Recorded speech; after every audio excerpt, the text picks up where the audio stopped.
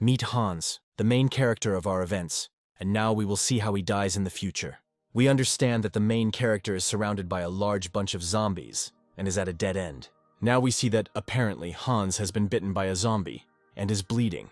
The main character cannot get up and understands that apparently this is the end.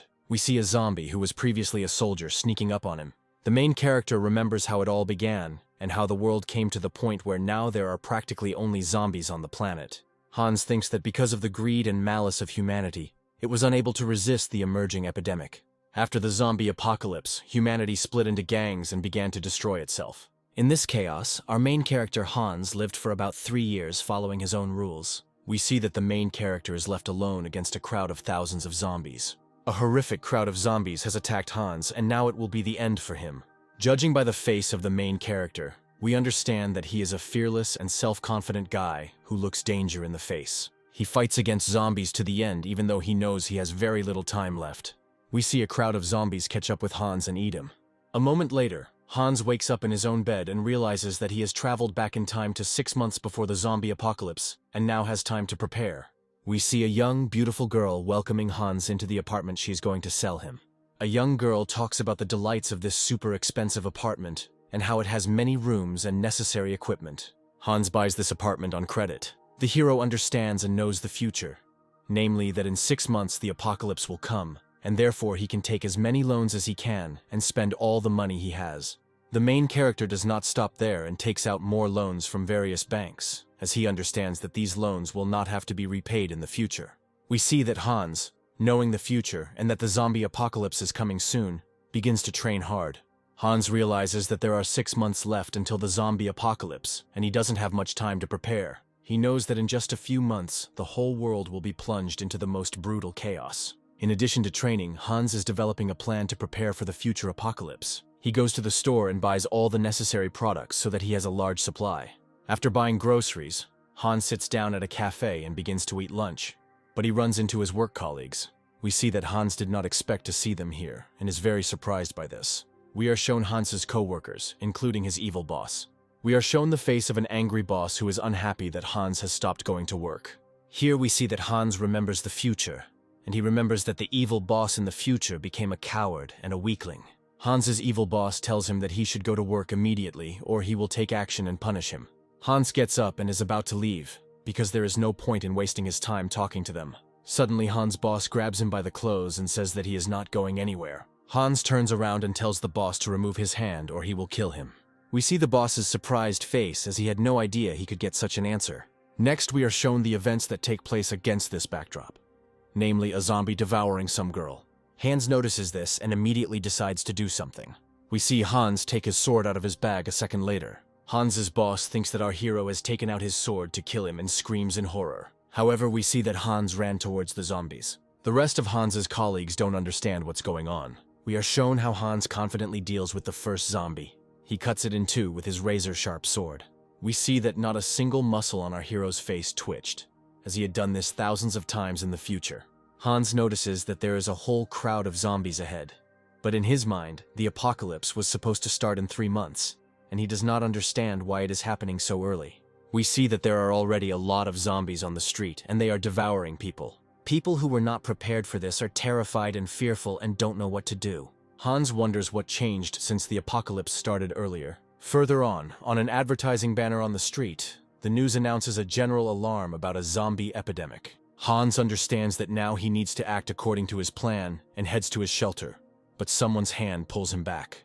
With a sharp movement of his hand, which he has honed thousands of times, he knocks down the one who tried to pull him back. He points his sword and realizes it's just a girl. The girl in question shouts that her name is Chong-mi and that she is his co-worker. Hans says he simply didn't recognize her, although he understands that, having lived 3 years in the future, he simply forgot his colleagues. Chong-mi asks Hans to help her get home. Hans looks at her and remembers her from work, namely that she is a smart and sweet girl, but Hans refuses her. To this, Chong-mi begs him to help her. Hans agrees, but warns that he will not help if she causes trouble along the way. Hans gives the girl a small knife for self-defense and tells her the best way to kill zombies.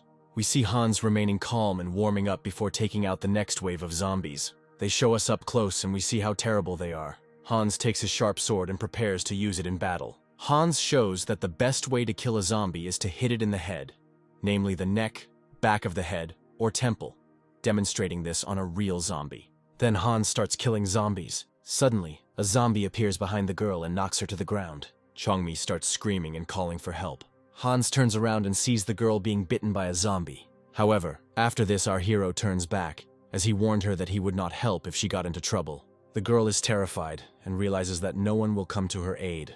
She begins to remember what Hans advised her, namely how to protect herself. Next, Chongmi strikes the zombie in the temple. We see that she overcomes him and kills him. With difficulty, the girl rises to her knees and looks forward. She sees Hans fearlessly cutting down zombies in all directions. We are shown that the young guy is very strong, agile, and calculating. The girl looks at all this and understands that if she wants to survive in this chaos, then she should be close to Hans. We are shown that Hans is finishing up dealing with all the zombies around him. Next, we see that these two are talking to each other. Hans asks if that zombie bit her and asks to show her the bite site. The girl understands that he saved her life, and she must fulfill Hans's request. We see that the girl begins to take off her clothes. We are shown that Chongmi has almost stripped off everything she had. However, our hero suddenly gets up and approaches her. With a sharp movement of his hand, he tears apart the bite site. He investigates how the zombies were bitten. Hans says that the zombie was unable to bite through the young girl's skin, and therefore did not infect her. The girl thanks Hans for his help and says that she wants to return to her family. Next, Chongmi asks Hans if he has a family. Hans thinks mysteriously and begins to remember. He remembers walking with his mother as a child. He remembers how good it was to hold her hand and be close. However, Hans replies that he has no family. Hans says that from now on he will go alone and that the girl needs to move on. Chongmi asks Hans to walk her a few more kilometers, but he refuses her. Finally, he gives her advice to avoid large human camps, and not to gather in groups of more than 20 people, so as not to cause a wave of zombies. Hans explains that a zombie wave is a phenomenon in which the noise of human camps with more than 20 people around them causes an army of thousands of zombies to gather. He says that if Chongmi wants to survive, she needs to be in a small group of people, half of whom should be trained in fighting. Finally, Hans also advises the girl to take care of herself. We see our main character come home covered in blood. We understand that his apartment is fully prepared for the apocalypse, since during this time, Hans has collected everything he needs. The apartment has food, water, and necessary supplies. Hans gets out of the shower and begins to rest and think about how he still has time to save the world from the future apocalypse. He especially thinks about a dangerous gang of people that will form in the future, and will be called the Soul Survivors Alliance. In the next scene, we are shown a hypermarket with food products and furniture.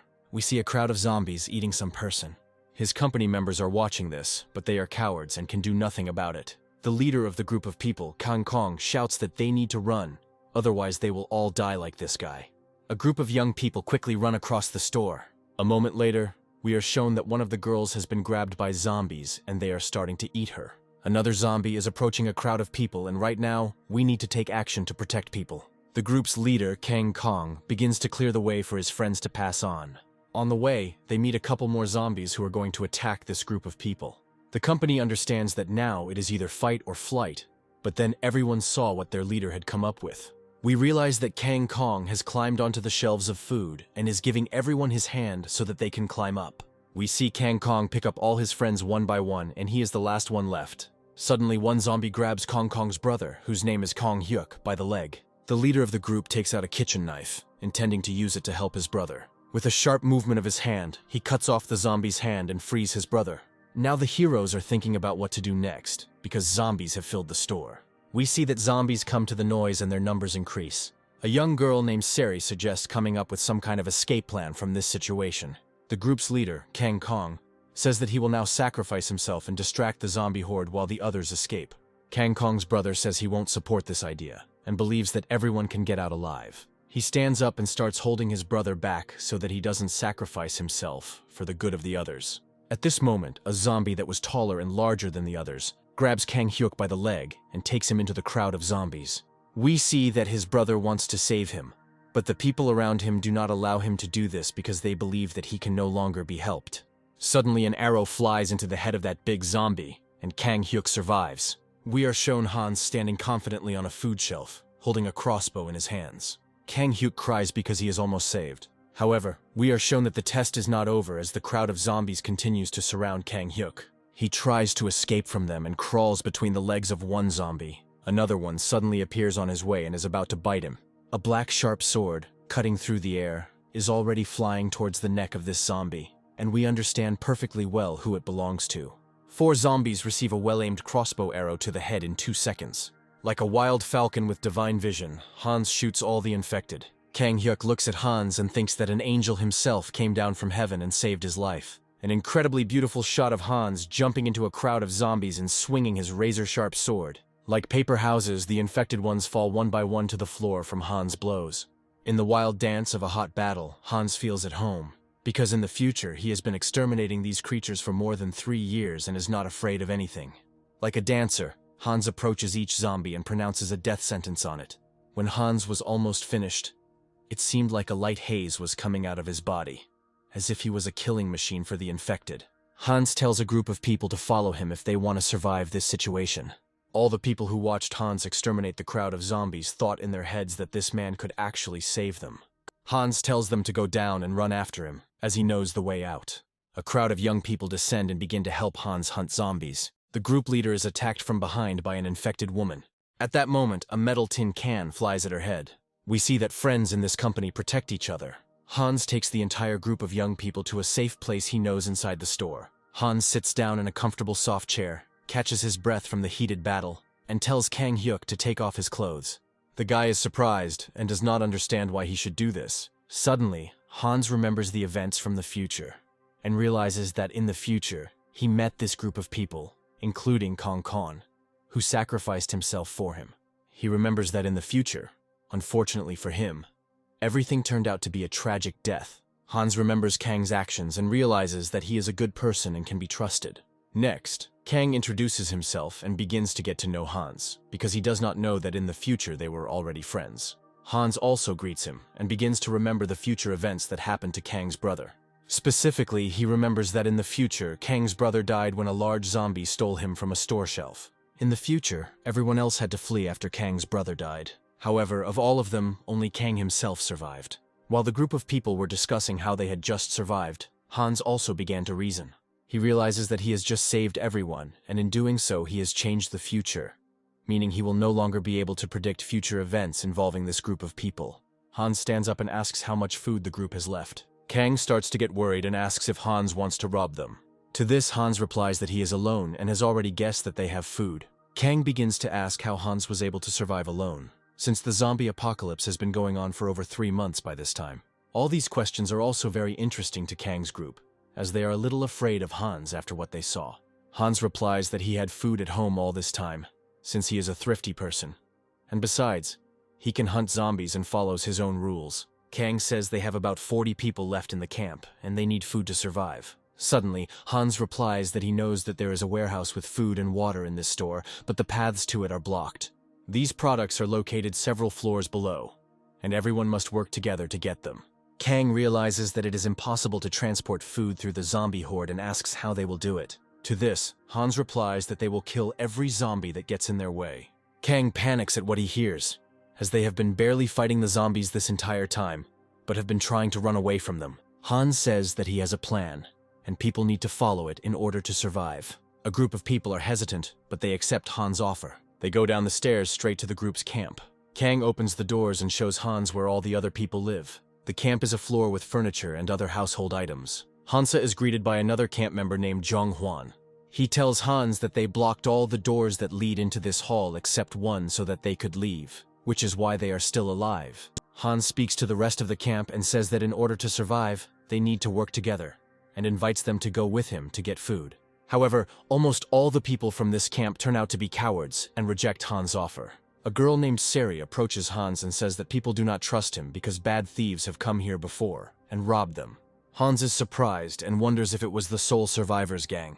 He remembers that this gang of cruel thieves and murderers who ruled the streets in the future. However, Sari says that it wasn't them, and that these people also took 6 girls, including her sister. Hans says he doesn't yet understand how he can help in this situation. At this, Sari begins to take off her clothes. We see that the girl has a very good figure, and she continues to undress. Hans yells at her, asking her why she is doing this. Siri replies that she wanted to satisfy Hans that he helped her. Hans says that he will find her sister as soon as he has the chance, as he hates thieves and is ready to kill them. The girl is surprised and does not understand why he needs this and why he refused the offer to satisfy him. Hans replies that his mission is to save this world of bastards and freaks like those people. Next, we see a dialogue between Hans and Kang, who discuss how to motivate the camp to start fighting against the zombies. Hans realizes that Kang doesn't know what to do yet and decides to do everything himself. Hans begins to tell Kang his plan, which is not yet revealed to us. In the next scene, Kang is speaking in front of the people and is about to give Hans a chance to speak. However, turning around, he sees that he is not there and has gone somewhere. Suddenly, the door to the camp is opened by Hans's foot, who is holding an infected monster by the hair. He throws it into the hall and everyone sees it. The crowd of people starts screaming in fear and horror, as they are all cowards, but Hans offers them to practice hunting monsters. The first person to volunteer is a beautiful girl, Siri. Hans likes this and calls her over to him. He shows her a pair of specially made bracers to protect against zombie bites, and asks her to put them on. Siri wears special bracers and looks rather ridiculous in them, and she also wears heels like a real beauty. Hans shows exactly how to kill zombies. He says that you always have to be prepared and that zombies are quite slow and clumsy. Hans shows exactly how to finish off the infected, and that there is no need to be afraid or hesitant when doing so. They show us that they have dealt with one infected person. It was Siri who managed to finish off the zombies under Hans's supervision. We see that the zombie hunting training continues. This time Hans has to demonstrate his techniques on a former police officer. Luckily, this zombie still had a gun from when he was human. Minso also trains to defend himself by hunting zombies that Hans brings. She is shocked by how much she had to change herself to become stronger. We see that the training is taking place in public, and only 8 people out of the entire crowd are ready to fight. Hans's plan was for one group to block the entrance doors on the first floor, while the second group on the left took the food supplies. We see that our heroes are full of determination and confidence as they go about fulfilling this mission. Also accompanying them are the rest of the camp members who agreed to help. In the next stage, we see how brave young people begin to fight against the infected. Suddenly, Sari falls to the floor and loses her composure. At that moment, a terrible and scary zombie attacks her. Hans yells at her to pull herself together and start defending herself. He tells her to take out her knife and attack the zombies. Hans then realizes that if he doesn't do something now, Sari will die. He jumps over the crowd of people and starts attacking the zombies. With a kick of his right leg, he knocks all the brains out of this monster. Then, with a somersault and extraordinary agility gained from years of training, Hans deals with another zombie. And now we see that, as if in a shooting gallery, Hans shoots a crowd of zombies with precise shots to the head. Siri was very impressed by Hans's latest demonstration of his fighting abilities, and even felt a little embarrassed. Then a group of people with Hans went to catch up with the remaining people. We see that the second group also completed their task and cleared the territory of zombies. However, Kang Kong stands up and says that he needs to admit something. Kang Kong removes the glove from his right hand, and we see that it is covered in blood. Hans is surprised by this, since the blood on his right hand is most likely from a bite. Kang says that he was indeed bitten by a zombie when they were killing more infected. Hans puts a gag in Kang's mouth, and that can only mean one thing. In the next scene, we see Hans raising his razor-sharp sword over Kang's hand. Hans understands that cutting off his hand is the only way out of this difficult situation. Hans cuts off Kang's arm and it is immediately bandaged. Zhang Huan carries Kang on his shoulders as he passes out. Another pack of zombies approaches the group of young people. Everyone decides to run back to safety. We see that they have returned to the camp and are knocking on the door. Upon returning to camp, the people around are surprised to see Kanga being carried in their arms. Hans then goes on to tell what happened. Some people start to criticize Hans for cutting off this guy's hand. Hans himself begins to worry about what he has done, but he understands that he had no other choice. Kang is placed in the infirmary and cared for until he regains consciousness. A few hours later, Hans announces that they have obtained food, and that they will now be in a room behind a locked door, and he will have the keys. All of Hans's supporters begin to carry food items inside this room. However, not everyone likes this state of affairs, and many are beginning to express disagreement. Hans explains that food will now be given out strictly per person to prevent hunger strikes, and that those who risk their lives must eat better. The crowd of cowards doesn't like this even more, since they will now get less food. Suddenly a diaper flies at Hans. Some hysterical mother with a child is yelling at him. Hans bends down and looks at what was thrown at him. He sees that there was baby shit in that diaper. Hans thinks and realizes that these people are ungrateful cowards. Next, a crowd of people runs towards Hans, who do not agree with the fact that he has become the leader of this camp, and that he now sets his own rules. At this point, Hans remembers how he offered these people to go fight with him, but they were all afraid, After this, we see Hans take his pistol out of his holster. In the next scene, we see a gunshot hole in the floor and a group of people who were afraid of Hans. He says that he is the boss here, and now everyone will obey his orders. Hans is confident in himself because he has already helped many of these people, and he is the only hope for survival of this camp.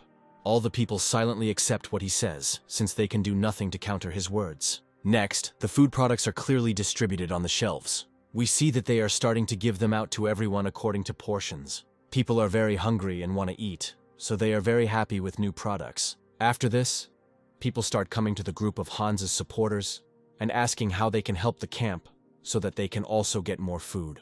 Hans realizes that his plan to unite people is working.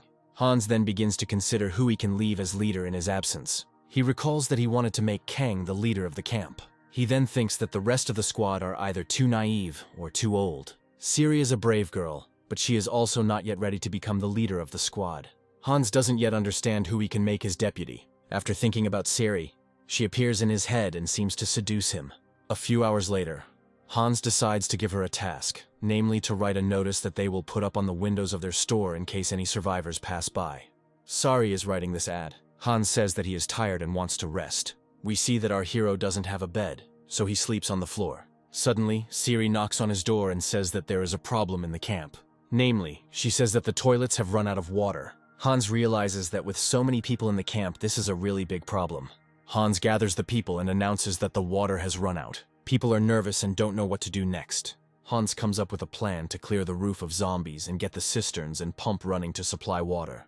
In the next scene, we see that our heroes have started to carry out the plan and are already clearing the area of zombies. Hans walks through the cleared area of the store and sees that the last zombie remains there. With a precise shot from a crossbow, he finishes off the last one. Everyone is happy that everything is going well so far. Evening comes, and Hans's squad begins to carry out the second part of the plan. He says he'll check out the parking lot first. Through the crack in the door, he sees a dangerous situation. Namely, in the parking lot leading to the pumps, there is a large number of zombies that even their group cannot cope with. Hans tells everyone that it will be very difficult to cope. Then Hans comes up with a plan and asks if there are any mechanics among the people. To this, the young guy says that before the apocalypse, he worked as a car mechanic for 4 years. Hans is glad to hear this and suggests a very interesting plan. We see that Hans's plan is making people nervous. In the next scene, part of Hans's squad is running from a horde of zombies in a parking lot. It turns out that their task is to distract the zombies so that Hans and the auto mechanic can find cars and block the zombies' path with them. Hans is already starting to look for a car to drive, but at first he is unsuccessful. He still manages to find one with the ignition keys in the passenger compartment. Hans tells the mechanic to prepare the car. However, he tells him that he needs to find a suitable battery. Then the two of them go looking for the battery, and they see the car they need and want to open it. There is someone knocking from inside this car. Hans opens the doors and sees something horrifying. It turns out that there is a little zombie girl sitting inside the salon. Hans thinks for a second, but does what he must. A moment later, our heroes are running across the parking lot with the discovered battery. A crowd of zombies is chasing them and trouble could happen. Hans protects the mechanic while he installs the battery. Hans understands that now there will be a battle in which he must give his best. We are transported behind the zombies, and from here we can clearly see how Hans begins to exterminate this crowd. Hans is getting very tired and his strength is almost gone, and the crowd of zombies is getting bigger. Hans gives his last strength to this fight. Now Hans is shouting at the mechanic to speed up, otherwise they will both die. It looks like everything could end very tragically for our heroes now, because the infected have already surrounded them. The mechanic shouts that he has finished fixing the car and they can go. Our heroes suddenly jump into the car, fighting off a crowd of zombies. Next, in the car, Hans and the auto mechanic destroy the rest of the zombie crowd much faster. Our main character drives very well and wants to get there in time for the others. We see that the second part of the group has also started the truck by this time. The truck must be positioned parallel to the exit, and Hans must cover the remaining gap with his car. This is what the passage looks like, which our heroes have almost closed. The mechanic who is sitting in the car with Hans shouts that they are going to crash. However, Hans keeps his cool and drives backwards. The trip ends with a sharp blow and the path for the zombies is blocked. Now we understand what exactly Hans's plan was. The third group of people, who had been distracting the main part of the zombies all this time, also survived by climbing onto the truck. They begin to finish off the last of the infected. Hans sees that they have one last effort left to make and joins them, cutting down the crowd of zombies from behind. So this battle is over and our heroes lie without strength. Hans says to bring the rest of the camp to the parking lot to help clean up the area. We see that the rest of the camp members have arrived at the parking lot. Hans shows them that they need to put all the zombie corpses in order to be able to stay here. Not everyone can stand this picture, and the girl starts to feel sick. Then people begin to clean up the area and remove the corpses. Hans discovers another warehouse with food products that apparently did not have time to be delivered to the store before the apocalypse. Everyone around was very happy about this. Next, people from the camp begin to deliver food to the appropriate room. Even beer is found in food products. And here is a young girl running towards the fresh air, because the street is visible from the parking lot. We understand that because this girl has been living in a camp for 3 months, she hasn't even seen the sky. While on the roof of the store, Hans notices a hospital and thinks that he needs to get there and get medicine for Kang. After this, people begin to burn the corpses of the zombies they killed. Then everyone returns to camp and celebrates the victory. Suddenly, an old man comes up to Hans and says that there is bad news. Namely, the old man said that Kang died. This leaves our heroes in complete shock. Hans goes to Kang's room and makes sure. In reality, Kang died from blood loss. Everyone begins to mourn the death of a good and worthy man from the camp. Kang's brother, who cannot cope with the loss of a loved one, feels especially bad. Kang's brother takes his body and takes it away, as he wants to bury it in the cemetery with his parents. Luckily for him, there are no zombies on this side, and he calmly takes his brother to the cemetery. A few hours later, inside the camp, we see a young girl handing Hans some soup she had just prepared. Hans tries it and really likes it. The girl is embarrassed and says that before the apocalypse, she was a cook. In the next scene, we see someone's hand reaching for food in a warehouse. Hans notices this and stops the theft. The woman turns around abruptly and groceries fall out of her clothes. She is afraid of Hans and says that she took the food for her child. Hans forgives her and says that they will get more food so that there is enough for everyone. The woman bursts into tears from the kindness of our hero, and after that, Hans leaves. In the next scene, we see that the old man has called an emergency meeting. He announces that there were attempts to forcibly take possession of 2 women in the camp. Everyone is shocked by what they hear. The old man says that the evil male members of the camp wanted to take Sari and another girl by force. According to the old man, Sari fought back and stabbed one of them with a knife. Everyone starts discussing how they will deal with these men and suggests different options. Hans suddenly rises from the table and says that in this camp, he will make the rules and there will be no equality. Hans states that the men who attacked Sari must be killed, as the knife is contaminated with zombie blood, and they will turn into zombies anyway, and they are bad people. They start arguing with Hans, and he agrees to a compromise and decides to kick the bad man out of the camp. This decision seems logical in order to reduce the number of people in the camp. Hans once again reminds everyone about such a phenomenon as a zombie wave. He says that the zombie wave may include mutated monsters that seek out large groups of people. Next, we see that Zhang Huan gives the keys to the room where the men who attacked the women are locked up. Hans says they'll just throw these guys out on the street. Hans opens the door with a key, but hears some strange sound behind the door. Upon opening the door, Hans and Yang are attacked by 3 zombies. Hans hits the first zombie with a sharp punch to the face. We see that the blow was so strong that Hans pushed away all 3 with 1 blow. After this, our characters deal with the transformed men. Apparently, they were transformed by cutting their hands with an infected knife. Hans gives the weapon to Yang and says that he will be his deputy. The protagonist says that he sees a real leader in Yang, ready to defend this camp. After this, Hans announces that he is leaving the camp for a few days to scout out the situation around him. In the evening, Hans begins to descend along the rooftops towards his house. We see that Hans has equipped his house as a real fortress, impregnable to zombies. He watches as the ditch he dug earlier works perfectly. Hans takes a shower and thinks that tomorrow he will try to find the bandits who took Sari's sister. In the morning, he is already running through the streets of the city and looking for the supposed place where the bandits might be hiding. And now Hans enters the building that Sari was talking about and sees that there really are bandits there. He attacks one of the bandits from behind and quietly eliminates him. Hans then scouts out the situation and sees that there are still bandits on the premises of the building, and he doesn't know how many there might be. Hans sees a hole in the wall in the form of a ventilation hole. He climbs inside and is going to get as much information as possible, and of course finds Sari's sister. Suddenly he notices the gang leader's office downstairs. His name is Boss, and he acts very selfish and arrogant. He interrogates some poor guy and punches him in the stomach. This makes the guy fall to the floor and not get up. The boss tells me to bring him a new girl so that he can play with her and have fun. However, one of his subordinates replies that the girls are already having a bad time and the boss hits him in the face. After this, the boss says that everyone must obey his orders, otherwise he will kill everyone. Next, the boss says that we need to visit the camp at the store to pick up food and medicine from them again. Hans realizes that boss was talking about his camp and decides that this gang must be eliminated. Suddenly, a silhouette of a man appears behind Hans. Hans senses this and turns sharply to repel the enemy's attack. However, the man kicks him in the face and a fight ensues between them.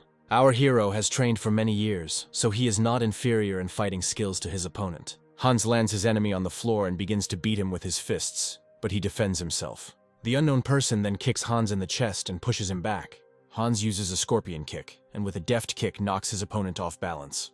After this, Hans takes out his pistol with a silencer and asks the man who he is. The stranger takes off his mask and says that he does not wish harm to Hans.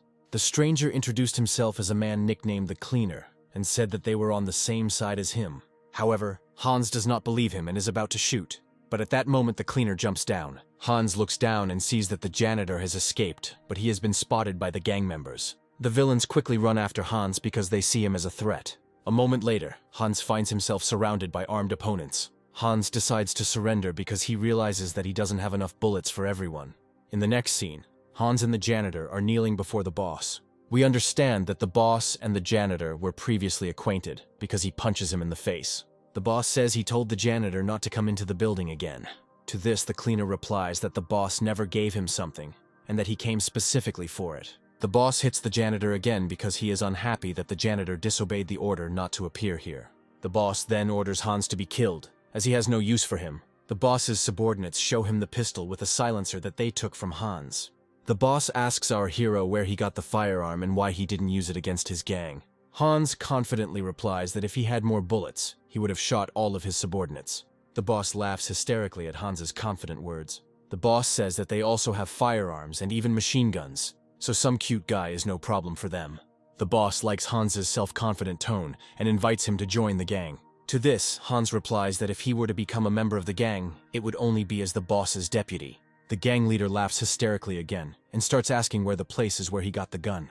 The boss says this is Hans' last chance to survive. Our hero with red hair says that he got the gun 4 days ago from a gun shop, which is 3 hours away from here, and that there are other weapons there. Hans convinces them that his words are true and that they can find machine guns and pistols for themselves, after which the bandits go to the store for weapons, and Hans and the Cleaner are left with one guard. The guard leaves Hans and the Cleaner alone because he wanted to go to the toilet. At this point, Hans begins to cut the rope that tied him. The Cleaner looks at this and does not understand who this Hans is and why he acts so confidently. We see that Hans's boot has a special blade. Hans frees himself from the rope and is about to kill the guard with a special wire. Hans climbs onto the ceiling and waits for the guard to return. Hans jumps from the ceiling onto the guard, knocking him over and strangling him. The security guard couldn't do anything because he wasn't prepared for such a situation. Hans takes the guard's radio. In the next scene, we see a gang of bad guys who came to the gun shop indicated by Hans.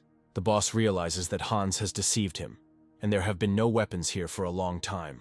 The boss calls the security guard Hans and the Cleaner on the radio and asks if everything is okay with them, and the voice from the radio station replies that everything is fine with them. The gang returns to their building to find that Hans and the janitor have escaped. Suddenly, boss realizes that Hans might have come to their gang to free the hostages. The boss calls the hostage guard on the radio and asks how they are doing. The hostage guard is a big guy named Steve who has a machine gun. Steve replies that the hostages are under control. At this moment, a voice calls boss on the radio and says that Hans is on the roof of the building. All the gang members go upstairs to find our hero. Next, the bandits find an abandoned radio station. One of the bandits picks her up and says that he will find the bastard Hans and kill him. At that moment, some object flies into the back of his head, killing the bandit. Turning around, everyone sees Hans with axes in his hands. Our hero swings another axe with the aim of killing someone else. With all his might, Hans throws another axe into the crowd of enemies and eliminates another gang member. Hans then runs to a place prepared for battle, where he has more axes hidden. Hans, having no weapons, begins to eliminate one bandit after another using only axes. With centimeter precision, Hans eliminates another bandit. Hans then goes into a melee attack and jumps into the crowd of enemies. While in the air, Hans manages to knock out another bandit with his foot. We see that our hero is surrounded by enemies, but he still hopes to survive and defeat them. Hans begins to be attacked by bandits, and he begins to eliminate the gang. While destroying one after another, our hero looks around and manages to repel attacks from behind. The fight continues, and Hans is not losing yet and manages to destroy about 6 people. We see Boss take out his gun and is about to shoot Hans. However, because he is surrounded by his subordinates, the boss is unable to fire a shot. Hans continues to eliminate one bastard after another. He has no equal in hand-to-hand combat, because in the future he survived for 3 years in such conditions. Hans then notices a rifle lying on the floor and jumps after it. Standing up, Hans takes the safety off his rifle and says that this is the end for all his enemies. The bandits see weapons in Hans's hands and literally wet their pants from fear. Hans pulls the trigger of his rifle and starts shooting all the bandits. However, the boss runs away from the battlefield like a coward, and Hans does not have time to catch up with him. We see that our hero has dealt with all the freaks. Suddenly Hans hears a familiar sound. He comes to the edge of the roof and is horrified. He sees that a huge wave of zombies has approached his building, eager to devour everyone in the building. Hans realizes that he has very little time left. He knows that among these zombies, there must be a mutant who is leading them all. Hans goes down into the building and sees that the zombies have broken through. Hans runs into another room and kicks down the doors. He sees that the guy whom Boss had previously interrogated and beaten was left here. Hans opens this guy's mouth. Hans begins to bring the big guy back to his senses so that he can save him. Hans asks who he is and what his name is and offers to go with him. The guy replies that his name is Jin and he is a good person and that he used to do martial arts. The main character cuts the ropes off Jin and saves him. Hans says that by working as a team, the two of them can survive this difficult situation. Next we see Hans and Jin fighting zombies together. Jin shows off his fighting skills and smashes zombies. He spins his air kicks like a true master of sports. From Jin's blows, zombies fly several meters and fall. Hans is surprised by this skill, and he likes that he now has a great partner. Jin says that Hans can count on Hans's help. At this moment we see the boss standing above and taking aim. The boss hits Hans' torso and wounds him. We understand that Hans is really seriously injured because he is bleeding from the mouth. Hans begins to lose consciousness and passes out. Meanwhile, we are shown the events that take place in Hans's camp. It turns out that a wave of zombies has also attacked Hans' camp, and without his main protector, the people are doomed. People are saved by leaving the main camp area, and Zhang Huang gives people time. Zhang Huang is abandoned by the rest of the people and they run away. However, the zombies penetrate even deeper into the camp, damaging all the barriers. We see that people were not prepared for this, because without Hans, no one was monitoring the situation. A horde of hundreds of zombies enters the camp and begins to devour everyone in their path. People in horror understand that they need to run, since they will not be able to fight against such a number of monsters. Suddenly, a zombie bites one of the girls on the hand. However, a guy saves her and throws the zombie aside. There are too many infected and it is impossible to resist them. All remaining survivors begin to flee to the basement. Luckily, the door to the basement is open and everyone starts running there. Miraculously, the last person manages to close the door behind him. After the zombie attack, we realize that there are about 15 people left in the camp. The girl says that she is feeling dizzy from stress, and the guy who saved her earlier starts to calm her down. The girl feels cared for and is touched by it. Also, another guy feels tired and is being consoled. Suddenly, he turns into a zombie because during the battle with the zombies, he was most likely bitten. Having turned into a zombie, he bites the first person he comes across. At this point, we are shown that the girl who was feeling unwell also turned into a zombie and bit someone on the hand. The situation is taking a very tragic turn. We are shown Hans coming to his senses. He suddenly hits Jin in the face because he doesn't have time to understand where he is. Jin flinches from the blow and says he's a friend. Jin tells Hans that he saved him from the boss and the zombies by dragging him into another room.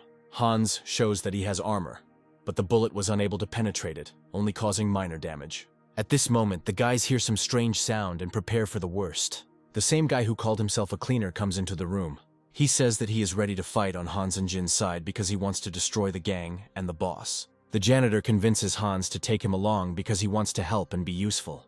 In the next scene, we see that the janitor actually fights well against the zombies. 3 guys confront a crowd of zombies and come up with a plan to escape from here. Jin also fights with all his strength, and we see that he is indeed a very capable guy with muscles. Hans comes up with a plan to escape this wave of zombies and calls everyone inside. We see 3 guys surrounded by a crowd of zombies. The glass begins to fail and crack under the pressure of the monsters. Suddenly, Hans shoots at another window and tells everyone to run after him. Hans makes a way for himself and his new friends. A group of zombies appears in front of them again, however. The cleaner says that he can handle them alone.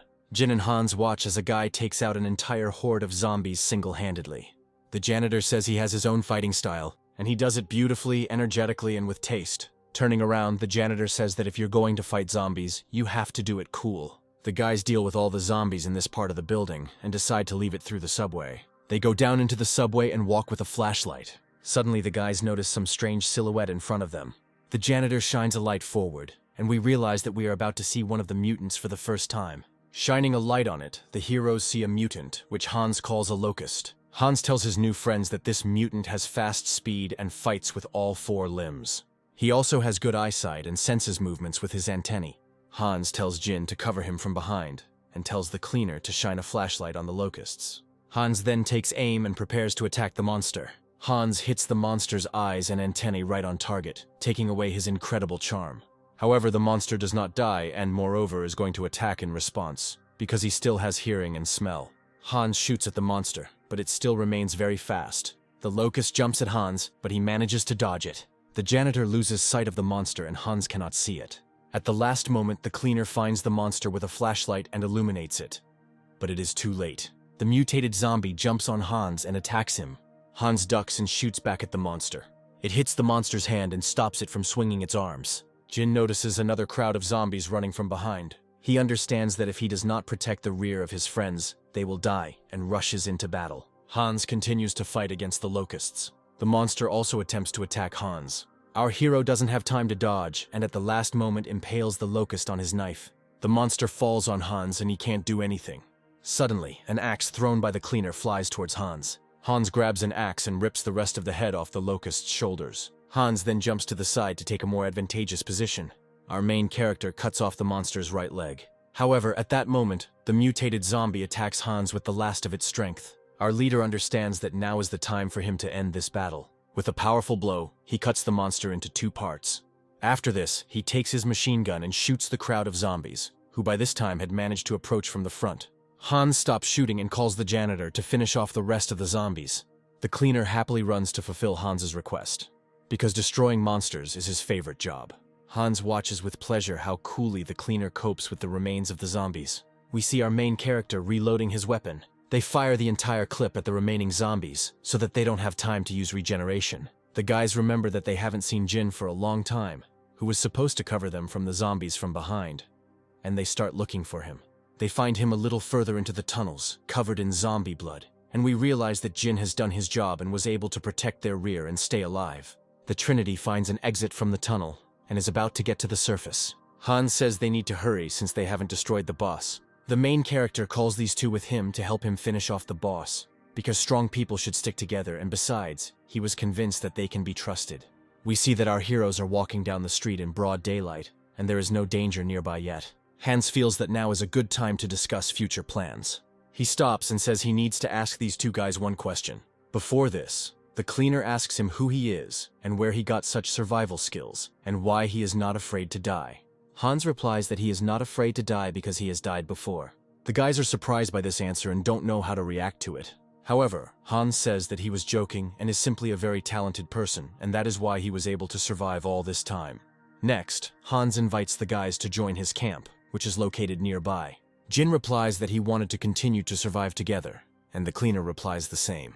Hans tells them that the camp has rules that they must follow, or they will not be able to live with the others.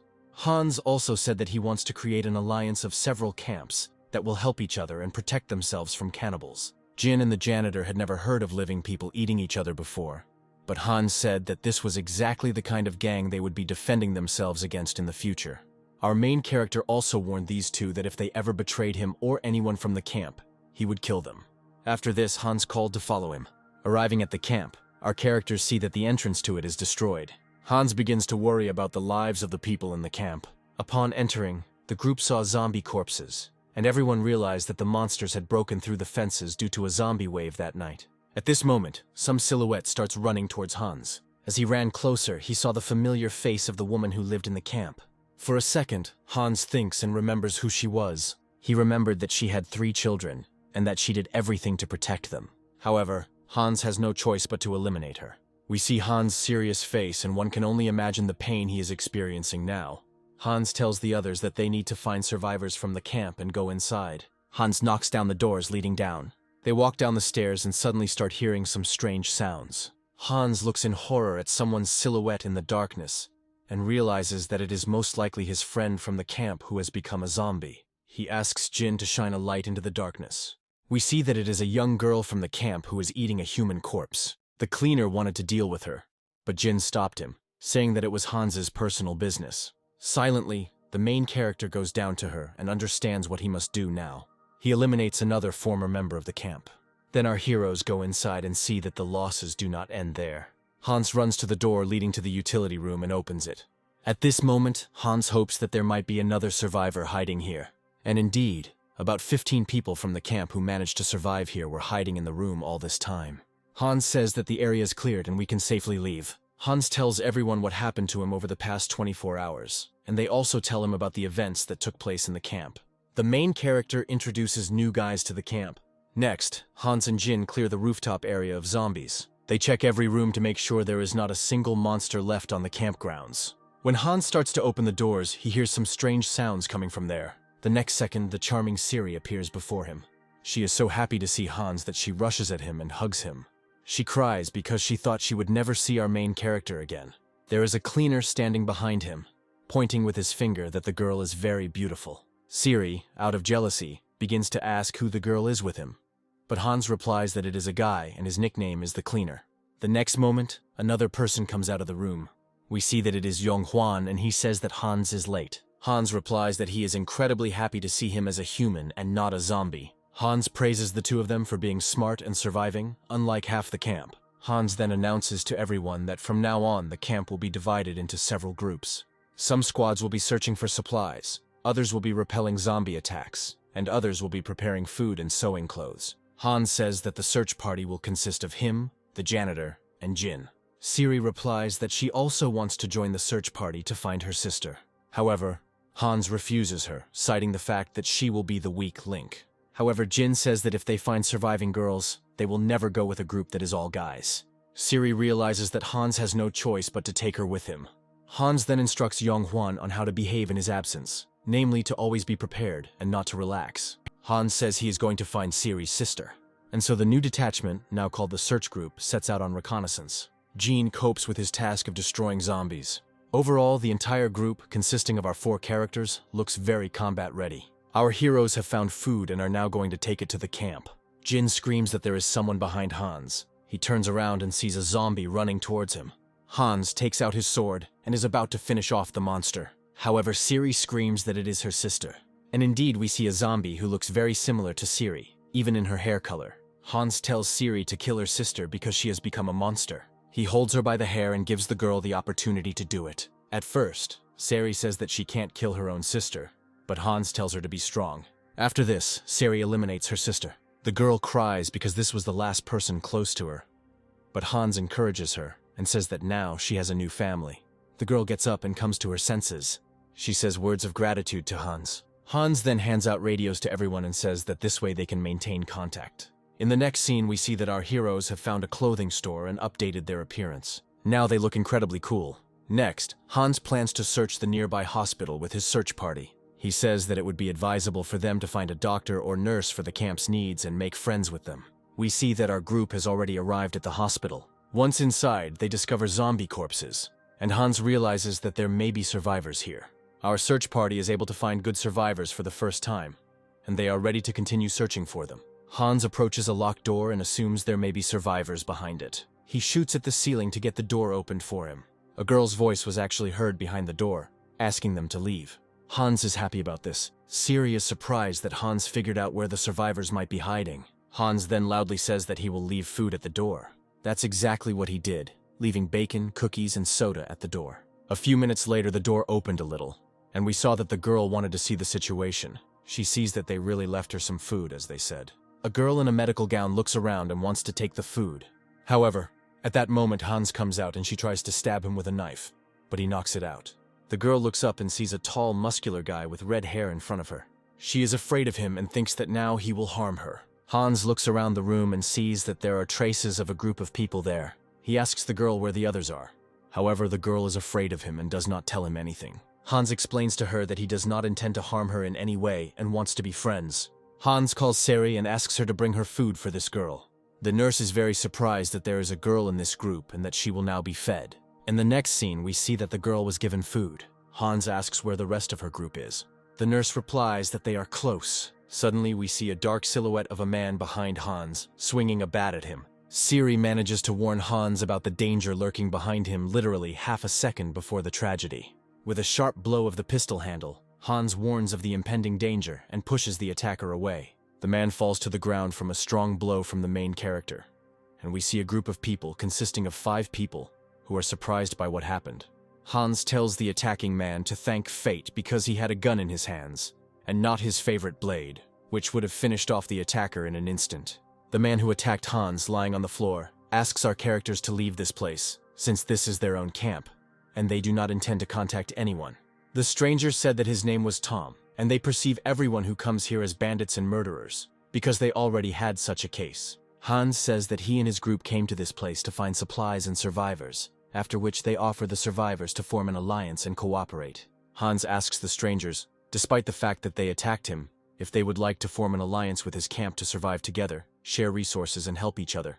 These people were very surprised by Hans's proposal, since they had only known each other for a few minutes, and had never met anyone as friendly as him before. The doctor then says that they do not want to contact anyone because they are afraid, because 3 days ago a terrible incident happened, after which they do not trust anyone and are going to leave this place. The doctor approaches the window opposite our heroes and is going to show them something. The doctor opens the curtains, and our characters see a sign on the window that was written in blood by some bandits, after which the doctor begins to tell what exactly happened. He says that about 3 days ago they were sitting quietly in their camp and wondering how they would find food, as they were already starting to starve without food. Suddenly they heard the sound of motorcycles outside the window and some shouts. They opened the window and saw a couple running through the streets of the city, consisting of a young girl and a young guy, who were apparently running away from some kind of danger. However, they were not running from zombies or monsters, but from evil people who had a terrible appearance and rode motorcycles. That gang had weapons of bats and sticks, and their number was about 20 people. They saw that the bandits had caught up with the young people and beaten them up badly for fun, all the while smiling and laughing as if it brought them nothing but pleasure. After this, the bandit tied the young man to a motorcycle and dragged him down the street, thereby killing him. At that moment, the camp closed the curtains so as not to see all the horror that was happening on the streets, and also so that the bandits would not see their camp. The camp members could not help those young people because they did not have the weapons or strength to do so. So they continued to just sit and be afraid. Suddenly they heard some noise in the window, and with great fear the man decided to open the curtains and see what was going on there. Opening the curtain, he saw the crazy face of the bandit, who looked at them and said that now they know where there are more people so that they can play with them later. After this, an inscription appeared on the window, which the bandits made with the remains and blood of a young guy whom they had just killed in front of the camp. Hans, after hearing this story, says that if this camp joins their alliance, he will provide them with food and protection from these evil people. In exchange, they will follow the rules he sets and cooperate. Hans hands the man a radio that they will use to communicate and interact between the camps. The man is surprised by such kindness of Hans, and does not believe that at the present time there are still normal guys left on Earth. However, they begin to negotiate cooperation, and the camp they found accepts Hans's offer to form an alliance with his camp. At this point, Hans sets another condition for cooperation, namely that their doctor must go with them to live in the main camp, since there are more people there and they need the help of a doctor. The men don't want to give up the doctor because he is their leader and their hope for medical protection in case of any injuries. The doctor says he agrees to move to the new camp on the condition that his people are provided with protection, including the fact that there are many zombies in this building that need help to deal with. Tom says that they don't have weapons, so they still haven't been able to clear the hospital territory of monsters. And that's why every second they are in danger not only from those bandits, but also from the zombies outside the door. Hans turns around and asks Sari to open the door leading to a hallway where a large group of zombies are located. The camp members scream in horror and ask not to do this, as they will not be able to cope with such a danger, and everyone in this room will die and be eaten. Sari slowly opens the door, behind which strange sounds are heard, and the camp members begin to hide in hopes of avoiding the emerging danger. However, they are faced with a view of a mountain of zombie corpses that the janitor and Jin had built while Hans was talking to the survivors. The cleaner says that Hans was in a hurry to open the door because they wanted to make a real surprise and build a whole tower or a beautiful large statue out of the zombie corpses. Hans tells the camp members that his camp members are very prepared, strong, and fearless people who are able to take care of not only themselves, but also other survivors. He introduces his search party to his new acquaintances, and people see that this is indeed an incredibly confident, equipped, and prepared group of adventurers who have the most serious intentions, and Hans says that now they will clear the hospital territory from zombies. The people from the new camp are shocked by what they saw and still cannot fully believe that these 4 people are capable of clearing their large building of monsters without even applying maximum effort. Next, we are shown that Hans's squad has moved into the hospital corridors to clear the area of zombies, which they are doing quite well, but too slowly, since the zombies are in the patients' rooms. Hans comes up with a way to speed up this process and shoots a pistol at the ceiling to attract monsters to the noise from the shot. As usual, the zombies react to loud noise and begin to emerge from their chambers directly into the hands of our cleanup squad. Hans, maintaining his usual composure, destroys one zombie after another, just like his comrades. Next, our characters go straight down the corridors and find a door that is closed by members of the camp with various mops and sticks, and they conclude that there are even more zombies behind this door. Hans says that they can't leave it like this and that the entire hospital area needs to be cleared, so they open the locked door. At this moment, a huge crowd of angry and aggressive zombies, who are very hungry and have already partially rotted from not having eaten anyone for a very long time, jumps on our characters from the open room. One of these zombies jumps on the cleaner, and he notices the danger only at the very last moment, when it is too late to dodge the bite. Hans yells at the janitor to duck down and kills the zombie, attacking the janitor with a precise shot to the head. However, after Hans's second shot, more zombies start to emerge from the chambers, thus locking our characters in a bad situation, since now they have no escape route. Meanwhile, the members of the new camp fight off zombies at the entrance to the room where they live, as Hans ordered them to provide protection from behind and gave them weapons to do so. Tom says that while Hans and his squad are clearing the main area of the hospital, they should guard the stairs they climbed and the rear. Next, we see our squad breaking through a crowd of zombies, destroying anyone who gets in their way. The cleaner displays particular fury and dexterity, whose axe eliminates any monster it touches. We see that Hans's squad managed to clear the hospital's Aspen territory of zombies, and now its inhabitants are safe and can exist in peace. Hans and his squad return to their new acquaintances and say that almost the entire territory is cleared and they will no longer worry about their lives. Hans then says that they will now return to their main camp taking the doctor, but will return here tomorrow with new food, clothing, and other necessary resources. During this time, Hans leaves all the food they took with them as a guarantee that his squad will return. Tom thanks Hans for his help and cooperation and realizes that the hospital camp was actually very lucky this time to have been found by such good people. The doctor takes with him medicines, drugs, and various medical devices to supply Hans's main camp, and our characters are about to set out. Suddenly, Hans is called by the main camp on the radio and is informed that military personnel have arrived at the camp, demanding that some of the camp's food products be transferred to them to support the active army. Hans is very surprised that firstly, after so much time, there is still an army left in their city, and secondly, that these people are so brazen as to take food from ordinary people. Hans says that they urgently need to move to the main camp, and that no food should be given to anyone until he arrives. Hans's detachment, together with the doctor, set out for the main camp, which was about a 15-minute walk away. Suddenly, Hans fires a pistol into the air, attracting the attention of a huge crowd of zombies located nearby. All the people are again surprised at how Hans is acting and say that he has just put them in great danger. Hans says he has a plan for what to do next and tells everyone to run to the main camp. All members of the squad except Hans flee to the base camp, leaving Hans alone, as that is what he said to do. We understand that Hans has come up with his next plan, with the help of which he will deal with the new threat to his camp. Just a few seconds later, he is surrounded by a huge crowd of zombies, which he lured by shooting into the air. After this, the main character also starts running to the main camp, but by a different route. In the next scene, we see the military standing near the food warehouse, waiting for Hans to arrive, as the people refuse to share their food in his absence. A few minutes later, a sweaty Hans approaches them, apparently having been running all this time to come up with his plan to resolve the situation. The soldiers introduce themselves to him and say that they are soldiers of the city's active army, and that they are hungry and demand that Hans's camp share food at any cost. Hans says they will share food if they answer a few of his questions. First, Hans asked which unit these soldiers belonged to and where their superiors were. This question put the commander of the soldiers, named Jim, in an awkward position. From his appearance, Hans understands that these soldiers have not communicated with their leadership for a long time, which is most likely no longer alive, and that now they are on their own, and most likely do not obey anyone.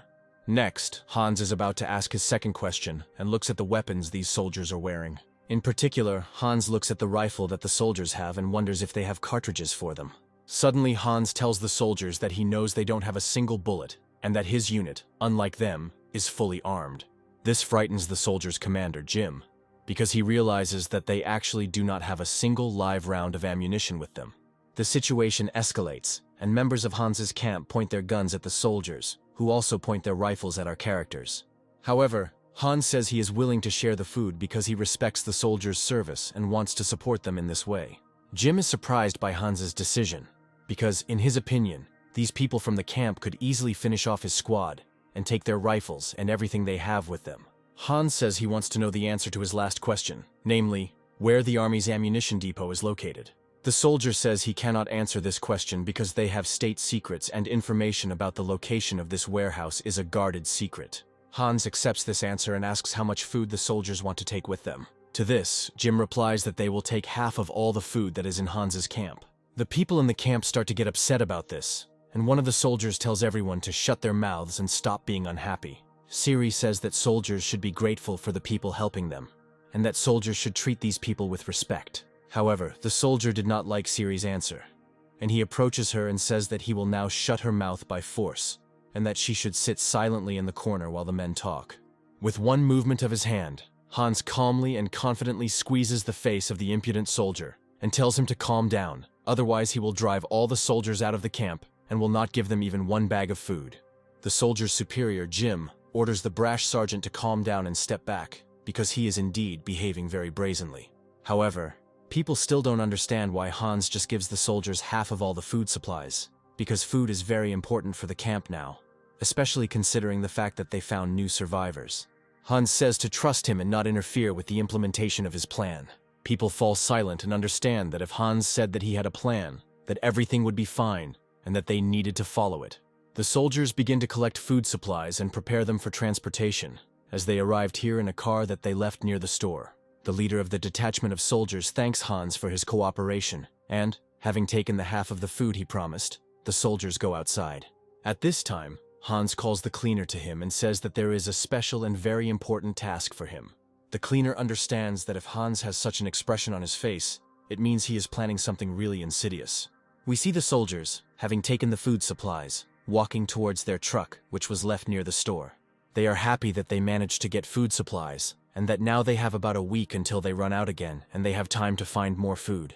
Suddenly, the military sees that in the place where they left the car, there is a huge crowd of zombies that has blocked the way, and they will not pass by them. The soldiers are very surprised by this, because when they arrived there a few hours ago, there were no zombies nearby, and everything was clean in this area. Soldiers begin to leave half of the food they take so that they can move faster and have a chance to survive. However, one zombie notices the sergeant and attacks him, and the soldier is forced to use force, creating noise in the process. The sound of the fight attracts the attention of several zombies who are standing at the edge of the crowd, and they look towards the soldiers. We see that a chain reaction has started, and now the entire crowd of zombies notices the soldiers and heads towards them to taste the meat from the military. The first one they come across is Private Clinton, who after numerous bites from the monsters will also turn into a zombie in a few minutes and join their crowd, of course, if there is anything left of him. The leader of the soldiers shouts to retreat, as they have no ammunition to resist the crowd of zombies, and this crowd is too big and can easily kill them. The soldiers take the food and run back to the store where Hans's camp is located, as this is their last chance to survive. In the background, we see the last seconds of an army private named Clint, who begs to be saved, but we realize it is too late to do so. The soldiers are horrified by this picture and throw food on the ground in the hope that they can run faster and save themselves from certain death. However, the soldiers on the rescue route see an obstacle in the form of trucks and understand that their path is cut off, and they will all soon die. At that moment, a volley of homemade slingshots made by members of Hans's camp is fired from the roof of the trucks into the crowd of zombies. The soldiers froze in anticipation of a miracle, and they began to hope that they would be saved by these people from the fate of being eaten by zombies. They see the silhouette of Hans and his squad on the roof of the truck, who says that he can save the soldiers, but to do so, they will have to fulfill several conditions. The soldiers are happy about this and say that they will do anything to survive in this incredibly difficult situation. Before this, Hans expresses his dissatisfaction with the fact that the soldiers left half of the food they gave them because it was very valuable. Jim apologizes to Hans for this decision, but explains that if they had not left the food, they would have died because they ran slowly with the boxes. Hans forgives them for the loss of food and says that in order to be saved, the soldiers will have to show him on the map where the army's ammunition and grenade depot is. Otherwise, he will not save them. Hans shows his pistol to the soldiers, showing that his camp is armed and will be able to save them if the soldiers agree to the condition. We see a huge wave of zombies approaching from behind the military, and they have only seconds left to give their answer. The soldiers look at our character's squad and realize that these people, led by Hans, are an incredibly strong and determined community that is capable of fighting back against any threat. The squad leader, Jim, agrees to Hans's conditions to show where the ammunition depot is in exchange for saving his life and the lives of his comrades. Hans descends from the barrier towards the soldiers along with the cleaner and Jin and begins clearing the area. The janitor, in his usual manner, takes on the right side of the crowd, chopping up all the zombies with an axe and making jokes while doing so. A calmer Jin takes over the left flank and deals with the monsters on his part of the territory, leaving them no chance due to his mastery of martial arts. The military are stunned by the skill and passion with which these two literally wipe out a crowd of terrible zombies in minutes and cannot believe their eyes, because in comparison to them, they seem like harmless boys. Hans, with a smile on his face, as if nothing had happened, approaches Jim and asks him to show him on the map the location of the ammunition depot he needed, as they had agreed to save their lives. The soldiers mark the location of the army depot on the map and ask to be allowed to leave, giving them at least some food. Hans says that he will only let the soldiers go if they leave all their weapons behind, and, what's more, he will now only give them 25% of the food he gave them initially. The military is shocked by this decision and asks why he is taking away their weapons and why he is giving them so little food to take with them. Hans says that this is the price for saving them and punishment for the impudence they showed when they came to the camp of ordinary people and thought that they would take food for free. The soldiers realize that in this situation they have no choice, and Hans had calculated everything too well. So they give all the weapons they have to the people from our main character's camp. Next, Hans talks to Jin and the cleaner, and now they understand what exactly the protagonist's plan was. Hans asks Yong Huan to increase vigilance on the borders of their territory, so that no one, including a military man, enters the camp without our main character's knowledge. And Hans also says that he brought a doctor to the camp. After this, he calls a girl from the camp and tells her to cook something very tasty to eat and feed the doctor, and also to give her the opportunity to rest. The girl perceives Hans's instructions as a particularly important mission, and declares with full responsibility that she will cope with the task. Hans shows the camp to the doctor, and says that very soon they will equip him with a medical facility in which he could work normally. The doctor thanks Hans for such kindness, and says that he likes this place, and will make a positive contribution to its development. A few minutes later, Hans leads a clearing party to make room for the military to retreat. He is met by a crowd of zombies who in the meantime are finishing off the remains of one of the soldiers, whom they managed to bite first. Hans, keeping an impartial expression on his face, walks towards danger, preparing his pistol for battle. A precise shot to the head, and the first of the crowd of zombies falls to the ground, thereby attracting the attention of the rest of the crowd. We see that the zombies heard a loud sound, move away from the borders of the camp and go further away from Hans. The soldiers leave the camp and wonder where the monsters have gone, because an hour ago there were about 100 of them here. Jin says that he and his squad, on Hans's orders, will escort them to the truck to keep them safe. The road of zombie corpses tells us that Hans led the bulk of the crowd away, allowing the military group and Jin to pass. Jin deals with the rest of the zombie horde without much effort, and leads the group of soldiers to their destination. Approaching the car, Jin sees that all the zombies around it have already been killed, and the area has been cleared of monsters. Hans comes out from behind the car and says that they were walking too slowly, and he cleared the way to the car himself. Siri, as always, is pleasantly impressed by Hans's behavior, and talks about how strong her feelings are for him. The soldiers load the food donated to them into a car, and prepare to leave for their camp. The leader of the squad of soldiers, Jin, thanks Hans for his assistance, and hopes that this is not their last meeting. The soldiers leave, and Sari says that she hasn't seen the cleaner for a long time and doesn't know where he went. Hans tells her to look at the roof of the truck as it drives away. We see that the cleaner has hidden on the roof of this car and is driving along with it unnoticed. Siri asks why this had to be done. Hans replies that this way they will know where this group of soldiers lives and whether they pose a threat to the camp, because if they are dangerous, then Hans will have to eliminate them. The cleaner on the roof of the car thinks that he will cope with the task assigned to him at any cost, since this mission is very important for the camp. Arriving at their camp, the soldiers begin to unload food supplies, and during their conversation we understand that the supplies are needed for the children they are guarding. However, at this moment we are shown that while the soldiers were not in the camp, someone attacked them and killed their comrades. We see that they died not from zombies, but from the atrocities of people, because one of the soldiers was brutally crucified on boards. The cleaner sees all this and understands that the situation here is very bad. He also discovers traces of motorcycles and realizes that this is all the work of the people they heard about earlier. From the inscription on the building's facade, the cleaner understands that the same gang was here as near the hospital. The janitor calls Hans on the radio and reports to him the information he has learned. Hans goes to check the walls of their shop and finds the same inscription written in blood. The main character realizes that this gang of bastards marks the places where people live in order to later return to them and mock people. Hans tells Yong Hwan to strengthen security, set up observation posts, and prepare to repel enemy attacks. Hans is convinced that these bastards will attack them sooner or later, and he will have to defend this camp, even if it means eliminating the entire gang. Hans shows this inscription to the rest of the camp and asks them not to tell other people about it for now. In his head, Hans thinks about the Sole Survivors Alliance, who in the future became the main problem for humanity and caused the death of hundreds of people, and that this gang may be somehow connected to the Alliance. Hans is talking to the newcomers to the camp, namely 3 guys and 1 girl. He notices that one of the newcomers, named Ralph, has a very powerful physical build and large muscles. Hans tells Ralph that he is to join a search party consisting of Jin, Seri, the janitor, and Hans himself, while the rest of the new recruits will be sent to the second camp at the hospital. Ralph says that the other newcomers are his relatives, and he is responsible for their lives, so he does not want to be separated from them. Hans says that it is a 15-minute walk from here to the hospital, and Ralph will be able to see them every day, and Ralph agrees to the protagonist's proposal. However, Hans asks Yong Hwan to keep an eye on all the newcomers and report to him anything interesting. The next day, Hans visits the camp at the hospital and brings them food and new clothes, which the people happily accept. Hans also gives the new camp firearms that he took from the military and ammunition for them. Tom says he thought Hans wouldn't come back, and he's now pleasantly surprised. Next, Hans's search party studies the map on which the soldiers marked the location of the weapons depot and says that they need to get to it.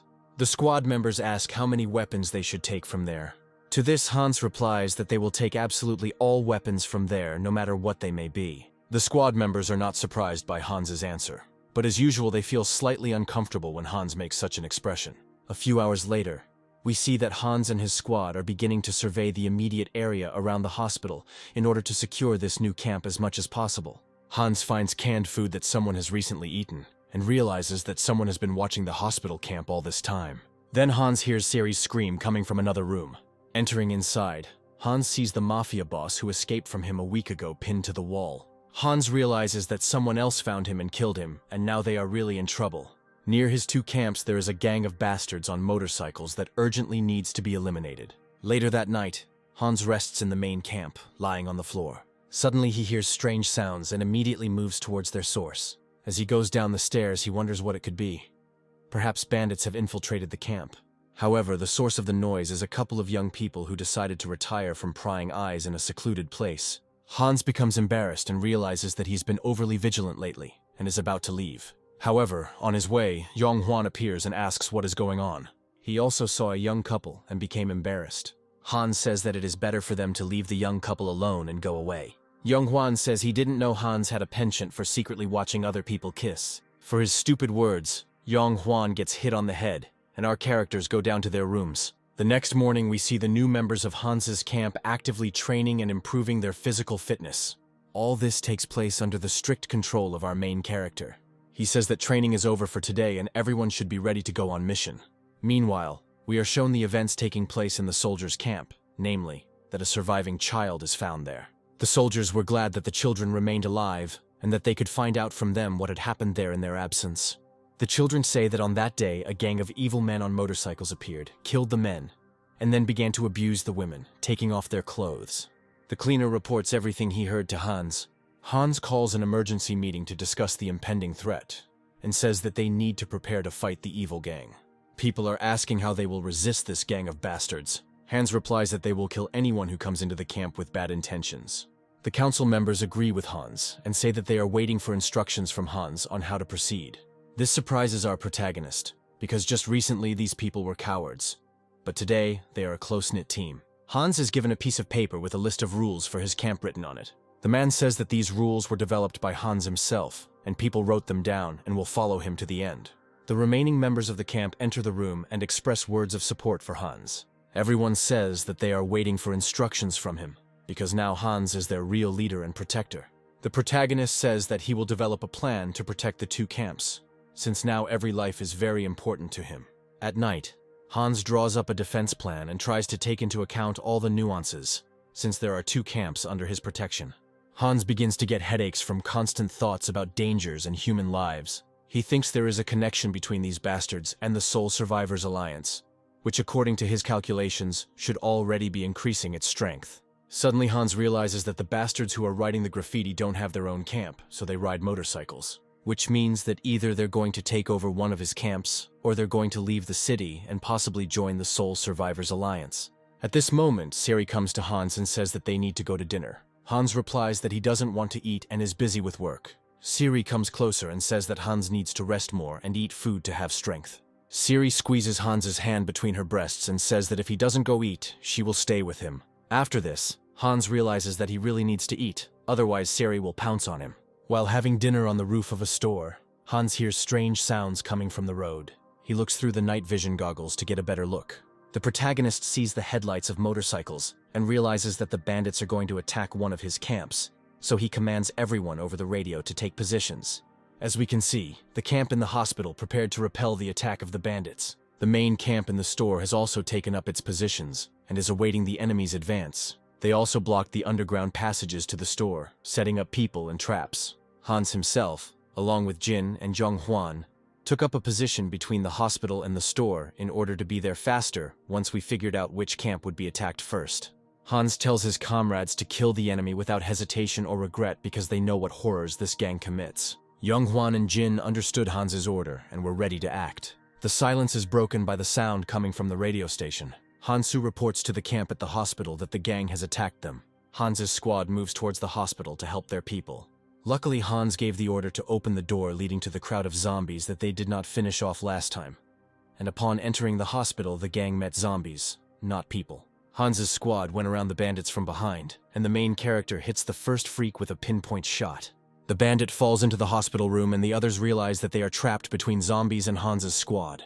The main character's squad suppresses the remaining enemies with machine gun fire. After this, Zhonghwan closes the doors of the hospital, and the characters wonder why there were so few enemies here. Suddenly, Hans is told on the radio that the gang has attacked the main camp.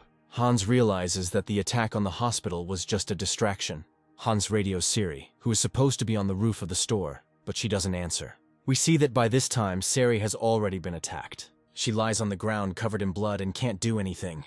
There's a bastard from this gang sitting above her and telling her that he's going to have a good time with her now. He licks his lips, realizing that he is about to have a lot of fun and that there is no one to help her. Hans realizes that the bandits most likely managed to climb onto the roof of the building using special equipment. Fearing for the lives of his comrades, Hans and his squad move to the main camp to finish off these bastards once and for all.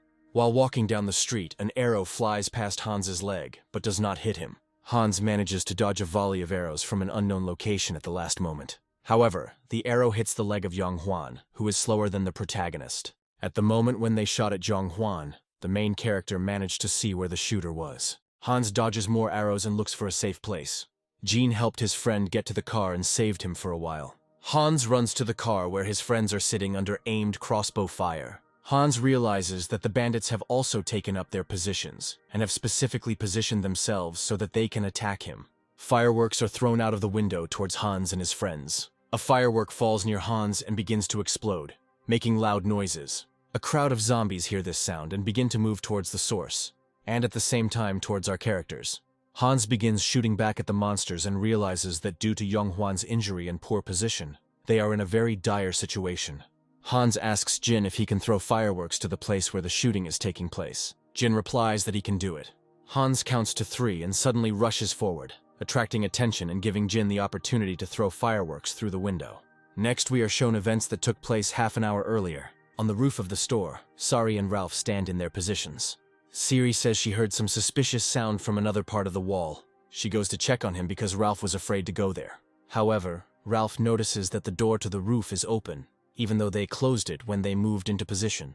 Turning back, Sari sees that Ralph is lying unconscious, and 2 bandits are standing behind him. One of them says that they are very lucky to have met such a beautiful girl with such a great figure. Siri realizes that she is in a very difficult situation, and she only has a few seconds to make a decision. The girl takes out a revolver with a sharp movement and aims it at her offenders. The bandits were shocked by the girl's behavior because they didn't know that she had a gun. Siri's first shot misses, and the tattooed-faced bandit moves out of the line of fire. The second bandit runs towards the girl with a bat, but for him it turns out to be a mistake. With a precise shot to the chest, the girl stops the insolent man approaching her. However, for a second she loses sight of the tattooed bandit and he knocks her down. Siri lies on the floor and cannot move because the blow to her head was very strong for her. The bastard starts to pull the girl's clothes off, and we understand that something bad is about to happen. Siri begins to resist, but he puts a revolver in her mouth and says that if she does anything again, he will kill her. Siri spreads her legs in front of the bandit and says that he can do whatever he wants with her. The bandit is surprised by this, but continues to undress the girl. Siri hugs the bandit and makes it clear that she is going to kiss him now. From the girl's expression, we understand that this was her plan. With both hands, she grabs the bastard's head and presses her fingers on his eyes. At this moment, she pushes the bandit away from her with a blow of both legs. Rising to her feet, the girl takes out a knife and realizes that now she must decide to commit another murder. Suddenly, she feels pain in her cheek and realizes that she has been shot. Luckily, the bullet only slightly grazed her face and she is alive. The blinded bandit shoots in all directions in the hope of hitting the girl. Siri suddenly rushes forward towards the bandit, wanting to finish him off. However, the bastard manages to grab her and stop our character's attack. He brings the revolver to the girl's head and pulls the trigger. But because he had been shooting before, he ran out of bullets. Having gathered her last strength into a single hole, the girl deals with her offender and puts an end to this battle. Never before had she been so decisive in her actions and confident. She looks at the defeated enemy and thinks that Hans taught her to be like this. At this time, the main character runs towards the bandit, shooting from the window, and gains time. Jin throws a firework towards the bandit and hits the window. However, at that moment, an arrow was already fired towards Hans, which flies at incredible speed. There is a split second left before the arrow hits Hans right in the head. However, time seems to stop around him, and Hans manages to dodge. The arrow misses the main character, and Jin notices this, not understanding how Hans managed to do this. The protagonist shouts at Jin to take Zhonghuan and go to the main camp. Jin follows Hans's orders and takes away the wounded Zhonghuan. At this time, Hans shoots the zombies and attracts the attention of the other monsters, giving his comrades the opportunity to escape. The bulk of the zombies actually run towards the main character. Jin deals with the rest of the zombie horde and heads to the main camp. Hans is in a state of shock from how he dodged the arrow, because as far as he understands, time really did seem to stop. His right hand is shaking, and his inner instinct tells him that he can now predict danger. Sounds are heard from above, and Hans comes to his senses, realizing that he only has to deal with the bandits. A minute later, a group of bandits comes down to kill Hans, but they don't see him. The main character cold-bloodedly shoots the bastards who came out. This is his revenge for all those whose lives they ruined. With the hand of a dead bandit, he closes the entrance doors to prevent zombies from breaking into the building. Hans slowly climbs the stairs and talks about the role he plays in the lives of the people in the camp. He realizes that there are real bastards behind this door, and if he doesn't kill them, they will destroy his camp. His hand trembles, warning him of danger. Suddenly, a zombie appears behind Hans, which our hero notices too late. The monster pounces on the protagonist's back and tries to bite through his armor. Hans knocks out all of the zombie's teeth with an elbow strike, and it flies away. Turning back, the protagonist sees that zombies have broken through the door and a whole crowd is chasing him. He closes the second door in front of them, finding himself in the same room with the bandits. After this, Hans blocks the doors by wrapping the shelves. At this moment, they start shooting at Hans with a crossbow, but he manages to dodge. Hans starts shooting back and hits the first enemy. The main character's intuition tells him that the danger has not yet passed. Another bastard appears to the right of Hans. Hans throws a gun at him and hits him right in the head. The next moment, our character jumps up and kicks the bandit, but he blocks the attack and flies to the side. The bandit does not lose consciousness and gets up to continue fighting. Hans takes out his favorite knife and prepares for the next round of their battle. The bandit asks why Hans doesn't turn into a zombie, because he was just bitten and should become infected. We are shown that Hans's shoulder is actually covered in blood, but it is from zombies. Hans knows very well what it feels like to be bitten by a zombie, and knows that he is lucky this time. Hans asks the bandit how they knew about his movements. The bastard tells him that they found a radio station with the same frequency and eavesdropped on their conversations. Hans blames himself for making such a mistake in transmitting information that almost cost everyone their lives. After this, Hans asks what exactly the bandits are doing in this city. The villain tells him that they are going to join the alliance of rural survivors. What he hears sends Hans into a wild rage and he loses control of himself. He lands blow after blow on this man, leaving him no chance. He angrily beats his enemy and sits on top of him. Hans removes the bandit's mask and discovers the man's identity. In the future, he had already met him when he became the commander of the 4th Punitive Squad of the Rural Survivor Alliance. He was also known by the nickname The Bully. It now becomes clear to Hans that he has influenced events in the present, and the future is beginning to change. He recalls that in the future, the Bully's gang dealt with the local mafia themselves, after which they left and joined the Alliance of Rural Survivors. Due to Hans's disruption of their plans this time, they were delayed in this city for several days, and now he has the opportunity to deprive the Alliance of a potential recruit. Hans recalls that in the future, the Bully, after joining the Alliance, became famous for his cruelty and craving for bullying people. The Bully killed everyone in a row, sparing neither girls nor children, and now he is in the hands of our main character, who, by killing him, can save thousands of lives. Hans doesn't hold back his emotions and continues to beat the bastard. The main character also remembers a situation from the future, when a bully threw one guy into a crowd of zombies and undressed his girlfriend in front of his eyes. These memories make Hans even more furious, and he reaches for the knife. However, the bully does not give up and hits our character with his head. After this, he grabs Hans by the head and slams him on the floor. However, it was too late, because Hans had switched to the mode of an Avenger who felt no pain. He knocks away the bully's hand and jumps to the side. The protagonist grabs a knife, but the bully starts running towards the window, realizing that he won't defeat Hans in an equal fight. The enemy jumps out the window in the hope of escaping punishment in the form of our main character. Hans thinks in his head that his mission today is to catch up and finish off the bastard. He jumps out of the window after the bully. Hans sees where the bastard ran and starts chasing him. Along the way, Hans deals with all the creatures that stand in his way. Both guys run into the courtyards of residential buildings and are left alone with each other. Suddenly, a bully with a stick in his hands attacks Hans from around the corner. The bastard hits our main character on the head with a stick, but he doesn't even move from the blow. The bandit froze in horror, not understanding why Hans didn't even blink from his blow. With a deft twist of his hand, Hans grips the handle and begins to act. He stabs his bully with a knife while remaining calm and cool. We see that Hans has cut off the bastard's ear, and he is screaming from the pain piercing his head. Hans slams his bully's head into the wall, and he passes out unconscious. After this, Hans throws the bastard into the crowd of zombies pursuing them, who have not eaten anything for a very long time. Hans watches as the monsters greedily take apart the bully's body and eat it. And after a few minutes, only memories remain of the bully. Meanwhile, Jin and the others climb onto the roof of the store and find Sari among the corpses of the attackers. She says that her life is not in danger, but Ralph still has not regained consciousness. We see that after a few hours, the doctor had already provided everyone with the necessary medical care, especially Zhonghhuan. Sari asks where Hans is now, since no one has seen him for a long time. Jin talks about what happened and says that he also hasn't seen Hans for a long time and doesn't know where he might be. Sari takes out a radio and tries to call Hans, but no one answers. Next, the doctor gives Sari an injection to stop possible blood poisoning. Night falls and Sari falls asleep due to stress and her fatigue. Jin thinks that Hans might be in danger somewhere, and at the moment only he can help him. Realizing his and his fellow comrades' duty to Hans, Jin decides to go alone into the unknown and find his friend. At this moment, Hans, somewhere out there in the courtyards of residential buildings, is trying to escape alone from the bloodthirsty crowd of monsters, so furiously trying to reach him. Being at a sufficient height, Hans assesses the number of monsters and understands that his current situation is very dire, and he has no plan on how to get out. We are shown how bad things are, and the scale of the problem really hits us. Hans is holding onto a thin pipe along the wall, which seems like it will soon give way and treacherously break. Hans holds onto the pipe with one hand and uses the other to cut off the hands of the zombies that reach out to grab him. Hans watches the sunrise and feels calm, and reflects that the second chance fate gave him was not in vain, and that he did enough to save many people, although he does not want to die.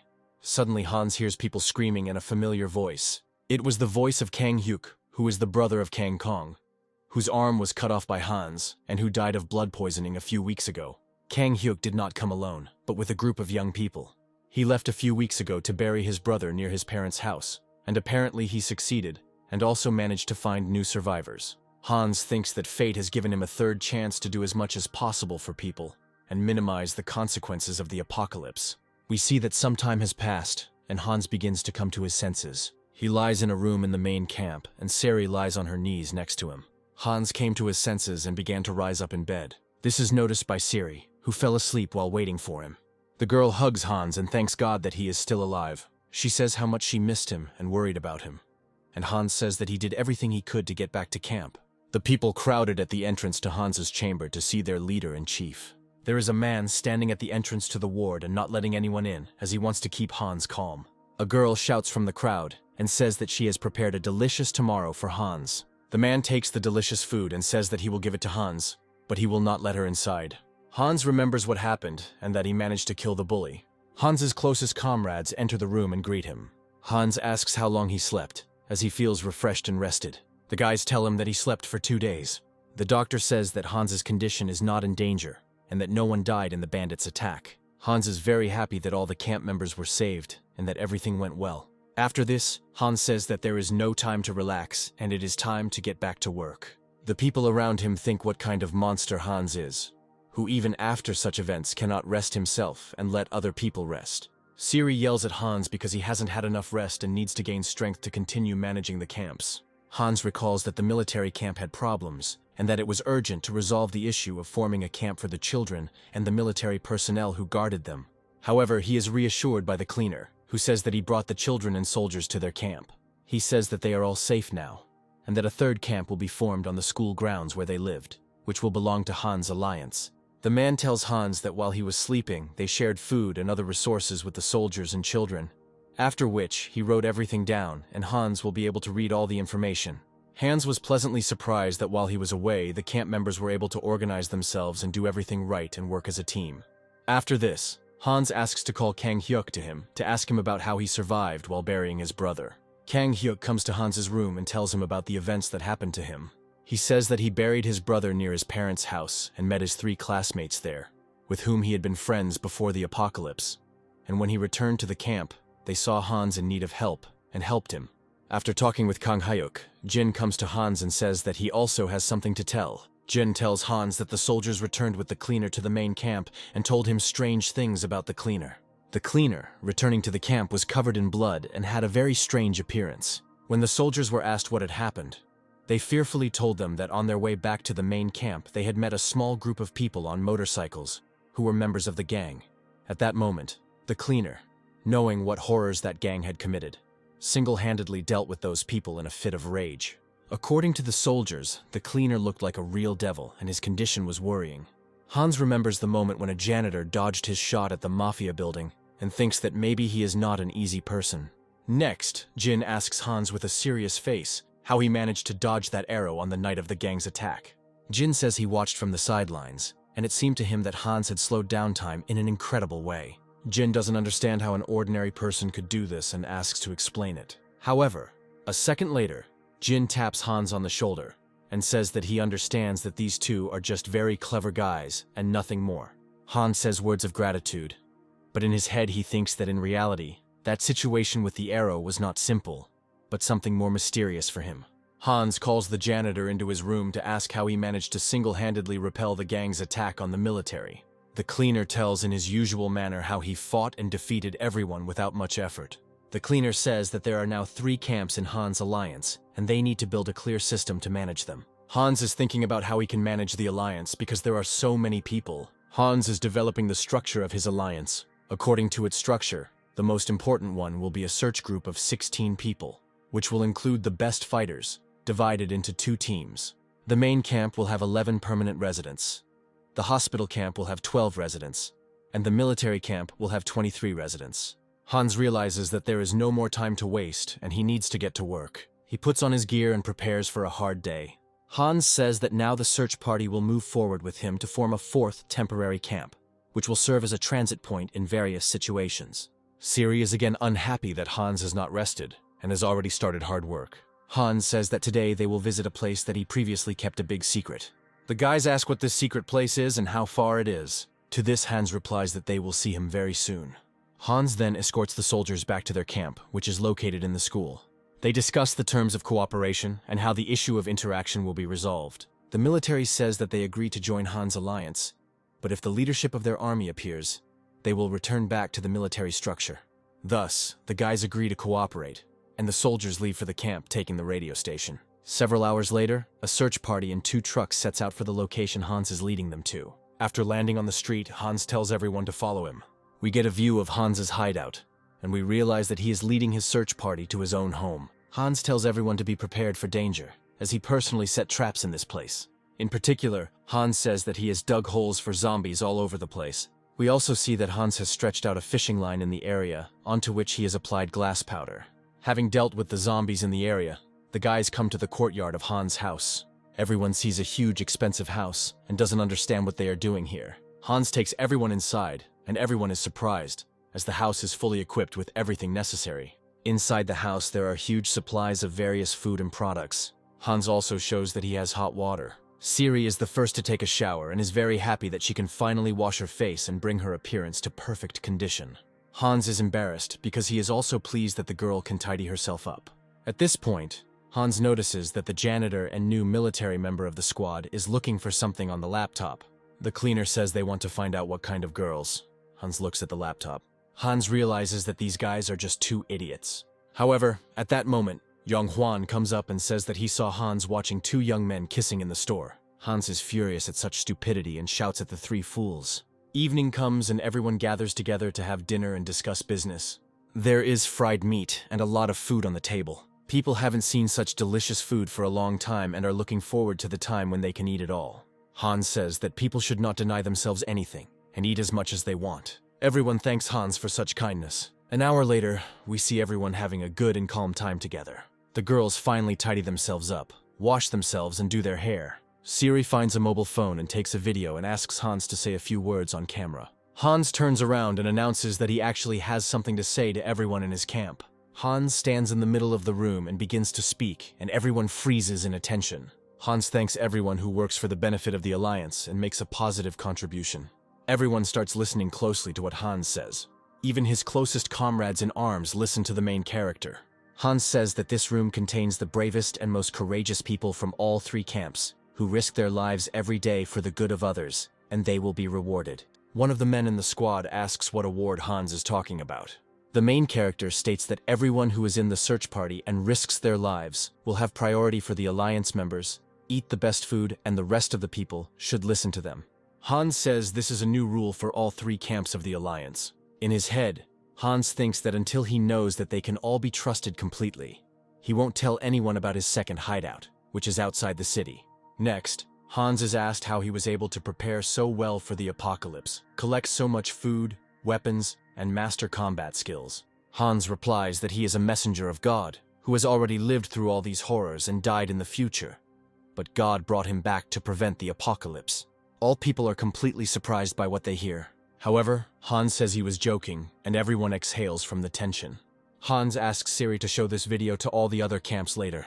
After this, the main character asks everyone to have a good rest, since tomorrow they will go on a mission where they must pick up ammunition from a military warehouse. Hans himself goes to sleep alone. The next morning, Hans's squad begins preparing for the mission. Hans calls all 3 camps on the radio and asks them to report to him on the situation. Hans is informed over the radio that all 3 camps are normal and that no incidents have occurred overnight. The squad arrives at an army ammunition depot and sees through binoculars that there are a lot of zombies there. Hans says that the number of zombies near the warehouse is too high and it looks like there was once a zombie wave here. He says that the army unit that was based here was defeated by a wave of zombies and apparently no one could survive in such a situation. After observing, Hans draws a diagram and asks everyone to copy it into their notebooks. Hans makes a plan where the squad will split into 3 groups, and he and the first group will go to the warehouse to get some ammo. The second group will go to the barracks to get ammo and supplies, and the third group will cover them. A few minutes later, Hans' first group enters the army warehouse, and the protagonist breaks down the door. Going inside, the soldier tells him that this warehouse is very large, since it used to contain ammunition for several army units. Hans is glad that they are so lucky, as the number of weapons here is colossal. Hans recalls that in the future he lived in earlier. He was also part of an army group until it disbanded. The first group has finished getting the necessary supplies, and they are going to rest while the others finish. Hans and the soldier sit down and talk. during which Hans reveals that before the apocalypse, he served in a special forces unit in the army. Then Hans is called on the radio and told that there is a problem. Hans's group arrives at the second group, which was taking ammunition from the barracks. They show him that there are a large number of zombies near the barracks, through which they will not be able to break through. Hans throws a grenade into the air. The grenade explodes on the ground, making an explosive sound. The zombies hear the sound and react to it as usual and move towards the noise. Hans says that the approach to the barracks is now clear, and they can pass. Approaching the barracks, they open the doors and smell an incredible stench. Everyone is amazed at what they see inside the barracks. They see 3 soldiers who look like zombies. Coming closer, they see that these are not zombies, but simply starving soldiers. Hans asks what happened here. The soldiers say that a wave of zombies has arrived and they are trapped here. Hans wants to open the doors in the barracks and asks what is behind them. The soldier asks not to open the door because there is a toilet there. However, Hans decides to see what is behind that door and opens it. A zombie soldier pounces on him. Hans stops him with a well-aimed pistol shot. Hans then points his gun at the surviving soldiers and says that he realized that they were eating their comrade out of hunger. However, Hansa is stopped by Kong Hyuk and asked not to kill the surviving soldiers. Hans says that these are no longer simple people, but cannibals, and they will not be able to live without tasting human flesh. Kang Hyuk asks to give these people a chance and still not kill them. Hans knocks down Kang Hyuk so that he won't interfere with him doing what he has planned. Kang Hyuk falls to the ground and 3 shots ring out in the air. We see that Hans did what he had to do. Kang Hyuk asks Hans why he did this. Hans replies that it was the only choice, even if it was difficult. Hans says that this world requires determination and fearlessness, and if Kang Hyuk does not want to become part of the new world, then he should leave the camp. Everyone froze when Hans spoke and did not dare interrupt him. Hans said that as a leader, he bears the burden of responsibility for the lives of all the people in the camp, and that if he makes a decision, the people must trust him. Hans calls everyone to leave the barracks, as it is no longer safe to stay here. Then Hans is called over the radio by the cover group. He is informed that the zombies have begun to behave differently, moving faster and more aggressively. Hans hears the familiar roar of a monster coming from the street. He realizes that there is a wave of zombies near the warehouse, and the guys are now in great danger. Hans also realizes that the zombie wave was there all this time, but was in a waiting mode until it saw Hans's search party. A wave of zombies, consisting of aggressive and fast monsters, begins to approach the barracks where Hans and his 2 groups were located. Hans shouts for everyone to retreat inside the barracks and close the doors. Everyone manages to run inside before the zombies catch up with them. However, the door does not close and the guys can hardly hold back the onslaught of several dozen zombies. Siri asks what people should do now in such danger. Hans begins to wonder which mutant is controlling this wave of zombies, and he is horrified by the fact that he remembers what sound he just heard. In his opinion, this wave of zombies could be controlled by one of the strongest mutants he saw in the future. The guys close the doors, but it becomes more and more difficult. Hans calls in a cover group and asks them to distract the zombie horde. The janitor accepts Hans's order and says that they will do everything possible to save their friends. The janitor, Jean, and Ralph move out according to the outlined plan. Meanwhile, a crowd of hungry zombie soldiers is breaking into the barracks. One of them breaks through. He runs straight towards Hans. With one movement of his hand, Hans stops this monster. Then more zombies start crawling into the barracks, and Hans fights against them. Hans says to put on masks for everyone immediately. Meanwhile, on the street, Jin's group begins throwing grenades into the crowd of zombies surrounding the barracks. Explosions are heard, and the crowd of zombies' attention is diverted from the barracks. Hans says that face masks are necessary because after explosions there are zombie remains in the air, and you can get infected through your mouth. Hansi knocks down the doors to the barracks and tells everyone that this moment is the last chance to survive. Hans leads everyone into a fight for life against a hungry horde of zombies, eager to tear everyone apart and devour every last bone. Hans bursts into the crowd of the living dead, and with sharp movements of his blade, instantly ends their existence. Confidently and with particular precision, he eliminates one furious zombie after another, leaving them no chance. The newcomers of Hans's search party watch in surprise as the main character fights. They froze and watched as Hans single-handedly exterminated dozens of furious monsters, and only one word came to mind. This word and this word is art. And it is as art that they see the fighting style of the main character. When Hans finished his round, there was not a single zombie left around him. Only their blood was visible on the mask on his face. The rest of the squad approached Hans and awaited his further instructions. Suddenly, Hans hears a sound coming from his right, and he turns his head.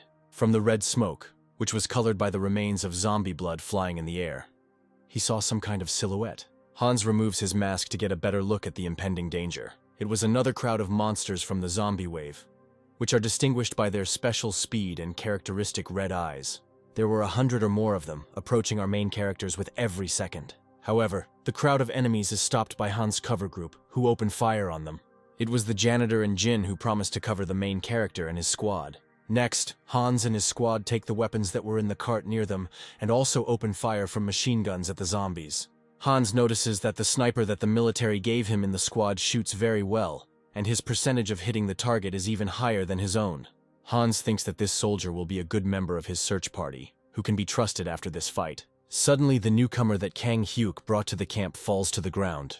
We see that he has very severe facial injuries, and he cannot get up.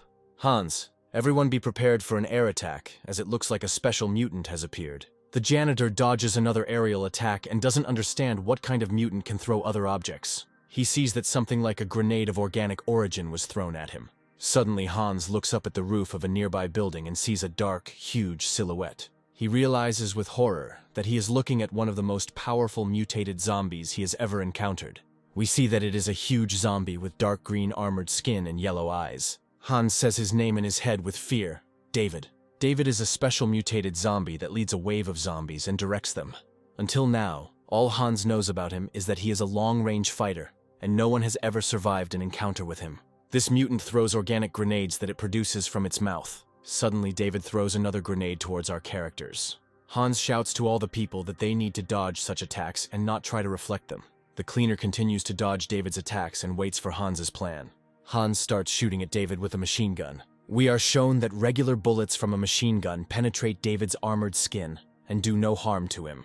David is very angry that Hans shot him, and now our characters will have a hard time. Hans shouts for everyone to retreat to cover, while he himself tries to buy time for his comrades to retreat. Hans is left to fight alone against the terrible monster, and tries to come up with a plan in his head on how he and the others can survive this difficult battle. David continues to throw his grenades, but now he is targeting the main character. Hans dodges these attacks but realizes that he can't do this for long. Hans yells at the janitor that the two of them need to retreat to discuss their next plan of action. Meanwhile, the janitor repels attacks from the other flank of the second wave of zombies and realizes that he really needs to retreat. David becomes very angry and is going to finish off our characters. Hans realizes that now is the time to run away and begins to move towards the weapons warehouse. The janitor joins the main character, and together they run away to the rest of the retreating people. Taking refuge in the building with the others, the characters have a few minutes to discuss a plan of action. Kang Hyuk provides medical assistance to his injured comrade. Siri asks Hans what he knows about such zombies and what they should do next. This question puts Hans in a very awkward position, and he begins to talk about what he knows about David.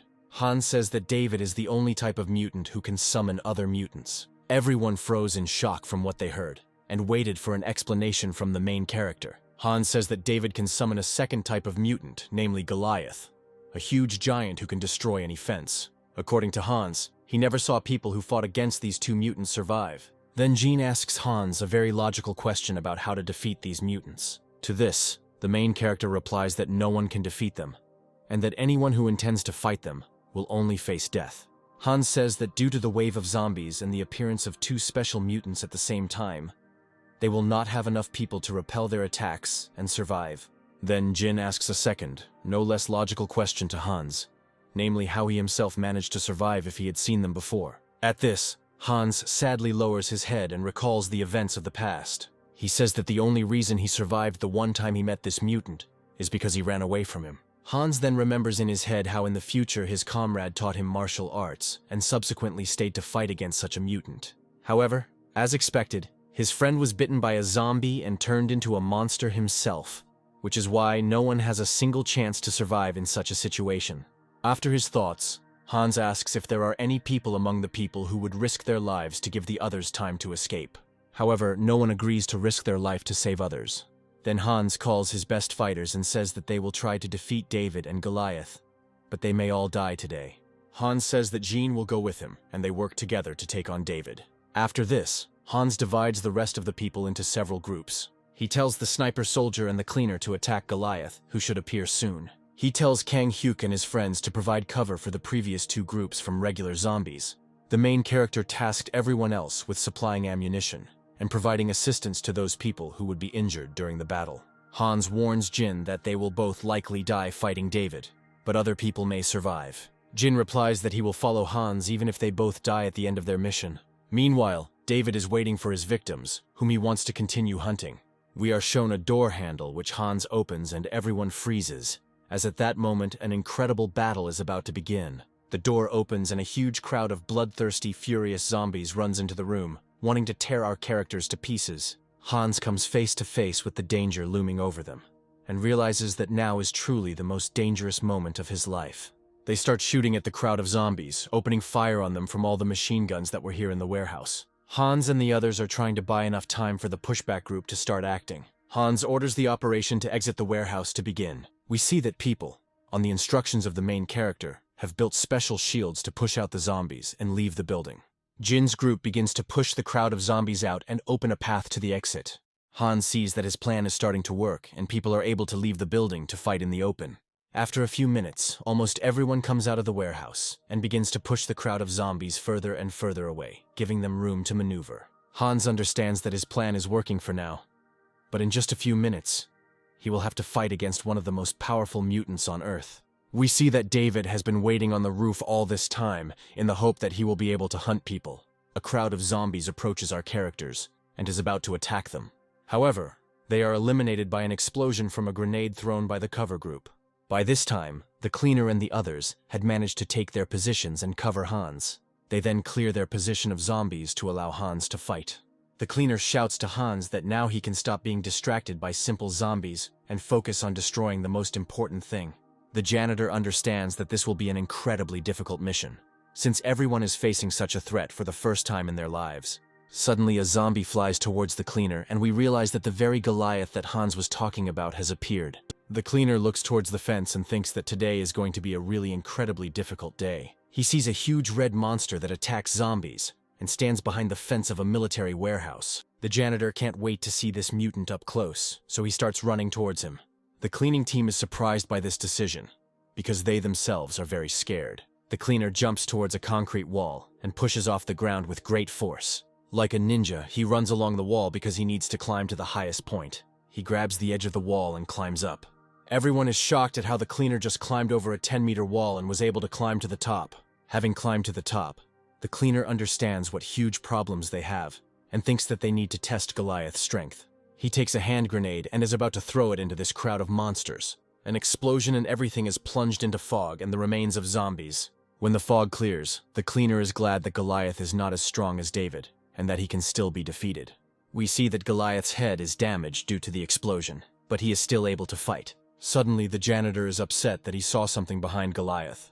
It turns out that Goliath is far from alone in the crowd of zombies, as there are about 5 more of the same huge monsters with him. The janitor realizes that he needs to buy as much time as possible for Hans to defeat his strongest enemy. He starts shooting at the wounded Goliath in the hopes of finishing him off at least. At that moment, another zombie thrown by Goliath flies towards him. The janitor dodges him and thinks that this fight is unfair and that he has the most difficult mission as usual. The cleaner calls the sniper to come up to his wall. The sniper climbs up the rope, taking his favorite rifle with him. The soldier sees that the mission will indeed be very difficult, since the slightest mistake could cause both of them to die.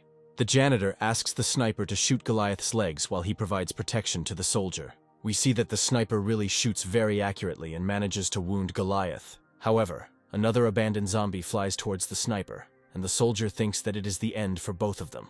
The cleaner grabs a flying zombie in midair and deftly turns it in the other direction. He throws it back at Goliath, telling him to choke on the piece of shit. The sniper is shocked by how brave and dexterous the cleaner turned out to be, and understands that it was not in vain that Hans trusted him. The janitor says he will protect the sniper and ensure that he can shoot Goliath. Meanwhile, Sari's group provides ammunition and weapons to those who are busy driving out the zombies from the outside. According to Hans's instructions, they must quickly pass on new ammunition so that the men can ensure that he can fight David. Siri says that it is getting very hot in the room and starts to undress. All the guys start looking at Sari because she has a very beautiful figure. Siri says that if they don't work well and stare at her, she will tell Hans everything. People quickly get to work because they are afraid of Hans. Next, we are shown the work of a group engaged in containing a crowd of zombies. Suddenly, one of them runs out of ammo and needs to go to the cart for more. He comes to the cart with cartridges, but there is no one near it. He also notices that the wire with which the man wounded in the face was tied is torn. Suddenly, an infected monster jumps on him from above, as he had been hiding nearby all this time. Siri hears suspicious sounds outside and goes to check it out. They show us that the guy has been captured, and they are already starting to eat him. Siri runs out into the street and sees this picture and understands that she needs to act. She kills the mutant, but it is too late and he manages to bite the guy. The guy begins to transform into a new monster. Since under the conditions of a zombie wave, the transformation occurs in a matter of minutes. The sound of a gunshot is heard in the air, and we see drops of blood. The transforming guy's hand falls to the ground, dead. We are shown Siri, who took it upon herself to stop the boy's suffering and prevent him from turning into a monster. At this time, Hans and Jean fight against David together using improvised means. David fights from a distance and does not allow anyone to get closer to him. Our guys hid behind a truck and are waiting in this position. They come up with a plan where Jean will distract David while Hans plants a powerful anti-tank bomb. Another organic grenade flies towards our characters. Jin reflects this attack with his shield, but it is destroyed. All that remains for Jean is to dodge the attacks of the special mutant and buy time for Hans. We are shown a powerful anti-tank bomb that is glued to the food cabinets. Hans set a special trap inside the building in order to lure a special mutant, David, into it. He calls Jean on the radio and says that he has managed to get ready, and now they need to act according to the plan. We see that these bombs are activated by pressing special mechanisms. Jin throws a hand grenade to create an explosion and distract David, so that Hans can escape the building unnoticed. The main character leaves the building unnoticed and will now fight on his own. He tries to see through the smoke where David has gone, but he doesn't see him. At this moment, another organic bomb flies towards Hans. Hans dodges her and runs to the side. Hans realizes that David is not an ordinary zombie, and that he can think through his attacks and combat tactics. David prepares another organic grenade to throw at Hans. However, at that very moment, a bullet from a machine gun hits his mouth. The color of his eyes changes to orange and the monster becomes enraged. It was Hans who shot him in the mouth, and now he thinks that most likely David was hit by such a stupid shot for the first time in his stupid life. David becomes enraged and is going to attack our main character and take revenge on him. Hans has a premonition that now he needs to prepare for close combat with this monster. David jumps into the air and approaches Hans to attack him in close combat. Hans dodges this attack, which he had foreseen. However, while dodging the monster's attack, Hans manages to leave a hand fragmentation grenade in its place. David notices that there is a hand grenade left in the place where Hans ran away from, but it is too late for him. There is an explosion and the monster's armored body is crushed by the powerful charge of the grenade. At that moment, Hans runs out of the smoke, realizing that he has 1 second to deliver his final blow. The monster froze from the damage and stood in one place, unable to move. Hans jumps out of the smoke and is about to shoot him in the head. To Hans's surprise, David has shrunk significantly in size after the explosion, but he manages to point the barrel of his machine gun at the monster's mouth. Hans pulls the trigger in hopes of ending this monster once and for all. However, David bites through Hans's machine gun with his teeth, preventing him from firing. Hans' machine gun explodes in his hands and now he is left without a weapon.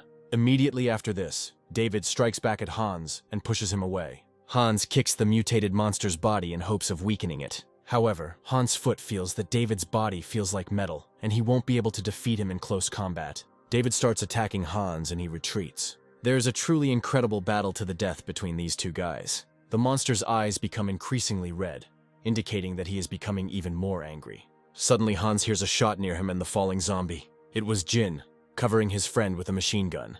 The zombie's body falls right next to Hans and he realizes that Jin just saved him. David doesn't miss the opportunity and attacks Hans, who is distracted at that moment. Hans manages to block the attack with his knives. The monster pushes Hans against the wall, preventing our hero from taking a favorable position and calculating his next move. Hans is horrified to realize how much weaker he is than David, and understands that in close combat, he will die within a few minutes. We are shown Jin's hand lifting a huge sledgehammer from the ground. David is hit in the head with a sledgehammer, which Jin delivered with all his strength. Despite the fact that Jin is very strong and muscular, he was unable to even move this monster. David is not interested in the Jin who hit him, and he decides to deal with him with one blow. David hits Jin with his hand and he flies back tens of meters from the blow. We see that Jin receives very heavy damage from the blow. At the same time, he flies far back and falls into some building. Jin is unable to move due to pain and injuries. Half of the zombies crawl towards him, still wanting human flesh. Jin notices this zombie, but it is too late for him. The zombie bites Jin on his left arm, and he is unable to dodge it. Hans is worried about Jin, but he can't help him because the distance is too great and he continues to fight with David. We are shown that the zombie has bitten off 2 fingers on Jin's hand. David launches his next blow at Hans, but he manages to dodge it. Hans realizes that if he doesn't defeat this monster, all members of his camp will die today. We are shown a confrontation between 2 of the strongest representatives of their species and a real fight to the death. The monster begins to breathe deeply and angrily, and we understand that he is going to finish off Hans because he is tired of playing with him. Hans senses danger and decides to dodge and distract this monster. David swings both hands at Hans and attacks him. Hans jumps to the side and has the opportunity to carry out his plan. He runs inside the building where he had recently prepared a surprise for David. The monster breaks down walls and runs after the main character, destroying everything in its path. At this time, Jin dealt with the zombie that attacked him. Jin realizes that if he doesn't do something now, in a few minutes he will turn into a zombie. Meanwhile, Hans runs around the room and tries to hide from David. David finds him and proceeds to destroy the entire building around him. Hans notices the detonator he hid and realizes that this is his last chance to fix the situation.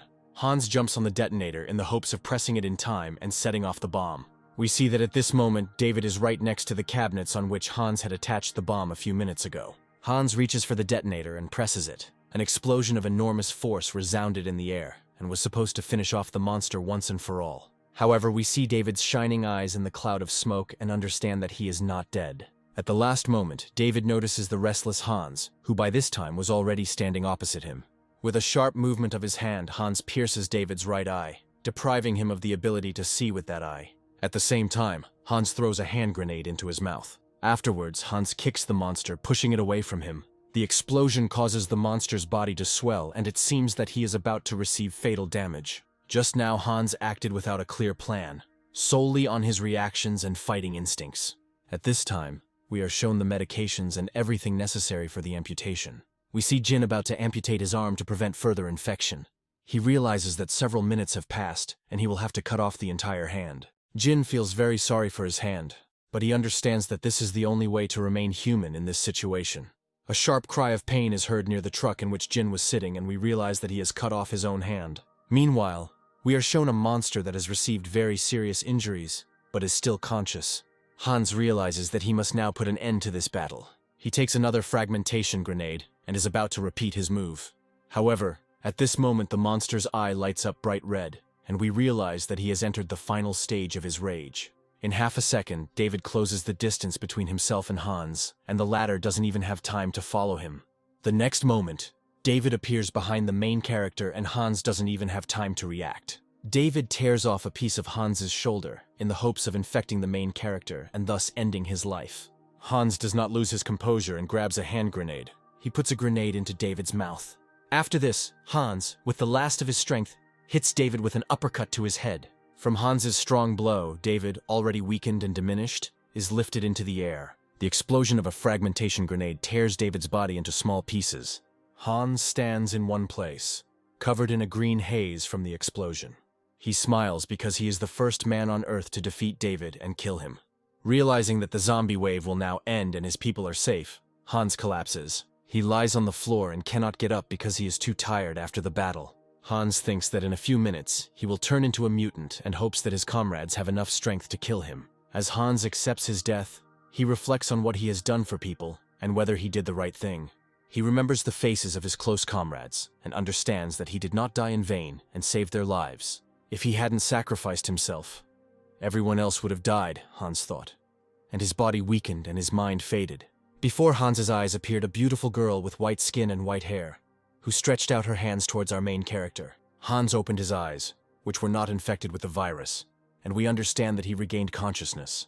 Hans rose in the same room where he fell dead. His right shoulder still hurt as much as before, which is why Hans remembers the events that happened in a few seconds. He looks at the time and sees that more than 2 hours have passed since he passed out. Hans goes to the mirror and examines his body for infected and rotten areas. He realizes that he has not turned into a zombie, and that he does not have any infection in his body. Hans puts on his battle suit and ponders how he managed to survive. He also remembers the moment when he was bitten by a zombie during a previous fight with a gang of bastards, and he also did not get infected.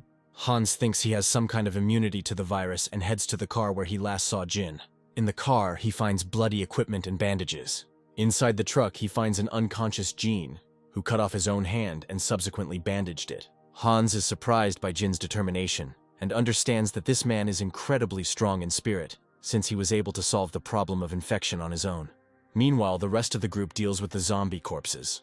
We see that the wave of zombies weakened after David's defeat and people easily dealt with them. Hans brings Jin to the others to find out how they are doing and to provide medical assistance to his comrade. Hans is informed that all zombies have been eliminated and the territory of the military warehouse has been completely cleared. The main character calls the janitor on the radio and asks how they dealt with Goliath. The cleaner replies that it was a very difficult task, but thanks to Hans's instructions and clear, well-coordinated work, they succeeded. We are shown how huge the Goliath was that the cleaning group fought. Then Hans calls John Huang on the radio to bring the doctor as quickly as possible. Hans explains to John Huang that there is a motorcycle in his hideout, which he must use to deliver the doctor as quickly as possible. Night falls, and we see that the entire group has reached Hans's hideout. All tired people sleep on the floor and replenish their strength. We are shown syringes and drained blood, and we understand that Hans's comrades shared their blood with Jin so that he could recover. We are shown Jin with his arm amputated and that he is still alive and conscious. The doctor tells Hans that thanks to the speed with which he was brought here on a motorcycle and the fact that people shared their blood with him, Jin will recover. Hans is also bandaged as he suffered significant injuries after the battle with David. He comes to the room where they have stored the received cartridges and weapons and understands that this is enough. Enough to counter any of the world's threats in the apocalypse. These supplies should also be enough to counter the Sole Survivors Alliance. Hans removes the bandage and looks at his wound and sees that it is almost healed. Hans cannot yet explain even to himself why he did not become a zombie, and decides that he will not tell anyone anything about what happened, and will keep it a secret. The morning comes a few days after the events described. Siri wakes up and we see that she clearly lacks sleep and wants to sleep much more. Also, a cleaner wakes up next to her and also complains about lack of sleep. Siri is surprised that the cleaner sleeps in the same room with her, since when she went to bed he was not in the room, to which the cleaner replies that he came later because he likes this room. We see that Hans's search party is about to move to a new camp, which will be a staging area for the elite search party. We see that the camp is a multi-story, expensive and stylish building. Everyone was very pleasantly surprised at what nice apartments Hans offered as a camp. The building has more than 10 rooms where girls and boys can live, as well as storage rooms and water. Hans says that in this camp, men will live 4 to a room and girls 3 to a room. Hans himself will live separately in his own room. Evening comes and Hans returns to his hideout to finish the move. While Hans was discussing the move with people, a doctor approached him and said that Jean had regained consciousness. Hans immediately ran to Jin's room because he was worried about his life. Having opened the doors, Hans calmed down, because now his comrade's life was not in danger. Jin was sitting on his bed, fully conscious and looking better. Hans asked how Jin was doing and how he was feeling. Jin replied that he felt fine and wanted a rematch of the battle with that huge monster. Hans says that he is sorry that Jin lost his arm in that difficult fight. The main character also takes responsibility for what happened. Jin replies that he holds no grudge against Hans, and that he will continue to follow him, as everyone owes their lives to our main character. Jin says that although he now has one arm missing, he has already figured out how to use it to his advantage. A doctor comes into the room with some drawings in his hands. The thing is that the doctor has already started developing a special prosthesis for Jin, and now he is told about it. Jin says that he doesn't need a regular prosthesis, he just needs a combat prosthesis. The doctor replies that it will be very difficult to manufacture, and that it will take several months of training for Jin before he can return to the search party. The doctor says that a combat prosthesis will interfere with Jin's daily tasks, and that it is better to abandon the idea. Hans orders the doctor to design the combat prosthesis exactly the way Jin wants it, because he deserves it. The doctor agrees and understands that he has a lot of work ahead of him. 2 months pass after the events just described. We see 2 people running down the street. They run into the created barrier and stop. The janitor tells the 2 people in the special device to put down their weapons and come forward to be examined and questioned. However, the 2 strangers say that they are not going to leave their weapons here and will still do as they please. The cleaner replies that if they do not obey his orders, they will both die. To this, one of the guys takes out a gun and starts shooting at the cleaner, and the second stranger starts climbing onto the fence. Suddenly, the sound of a sniper rifle shot is heard in the air, and one of the strangers falls dead. We see that the second stranger is also already under the sights of a sniper rifle, but he is not going to give up and opens return fire with his pistol. A second shot is heard in the air, and the sniper reports a precise hit on target for the second time. We see that this is a member of Hans's search party, who as expected has become a real sniper and a valuable member of the group. He has a specially equipped long-range sniper rifle that Hans got for him a few weeks ago. Then a motorcycle with 2 people on it approaches the cleaner. We see that it is Seri and Zhonghwan who have arrived, saying that there are less than 2 hours left until the general meeting of the camp leaders.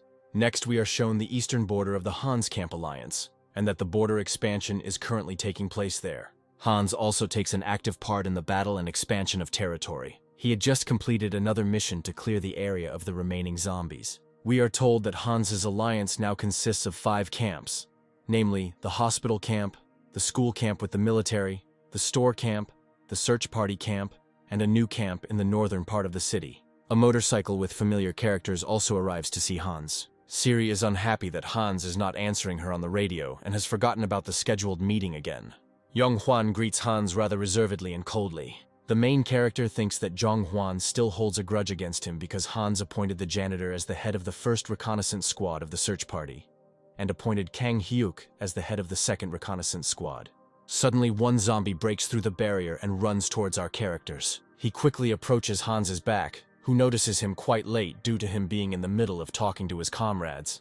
At this moment, a huge, strong blade crashes into the zombie's head. We see the facial features of a familiar character who says that Hans is losing his fighting skills because of paperwork. Our heroes were delighted when they saw who had just killed the zombie. It was Jin, who now had a metal combat prosthesis with a blade instead of his left hand. Jin says he's still getting used to the prosthesis, but he really likes it. Next, we are shown the meeting place of the 5 camp leaders, who have gathered to hold a planning council. Hans walks down a long corridor, and we see guards and understand that over the past 2 months, his alliance has developed a lot. Hans enters the room where the next meeting of the leaders will take place. Everyone got up from their chairs when Hans entered the room. Our main character commands everyone to take their places. He sits down on the chair himself and thanks everyone for waiting.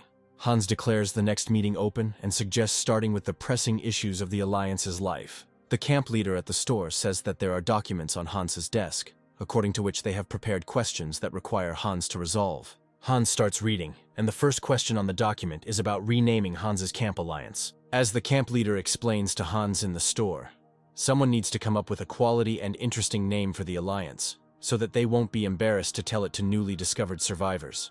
Hans makes an instant decision, and orders all 5 camps to collect proposals for a name for the alliance. As a reward for whoever comes up with the best name, Hans says he will give away a cool beer that he recently discovered with his search party. Everyone was very pleasantly surprised by this decision, because the beer he discovered was very rare and incredibly tasty. Hans appoints the cleaner, who is now the head of the first reconnaissance detachment of Hans's search party, to be responsible for resolving this issue. Hans is then troubled by the next issue brought up for discussion. Namely, the head of the hospital camp proposes to allow people to move freely between camps in a safe area. The head of the hospital camp explains this by saying that the area between the 5 camps has long been cleared of zombies, and people will really like it if they can freely walk around the city. However, Hans replies that the head of the hospital camp forgets about such a phenomenon as a zombie wave, which is formed when more than 20 people gather in one place. The head of the hospital camp, Tom, says that it is not known for certain what exactly causes the phenomenon known as the zombie wave, and that it is possible to take risks in order to give people freedom of movement. Hans replies that in this council, he is the one making all the decisions based on his experience, and Tom has never fought a wave of zombies, so he does not know what he is talking about. After which Hans warns Tom not to argue with him anymore. Tom lowers his head and realizes that he must agree with Hans and gives in.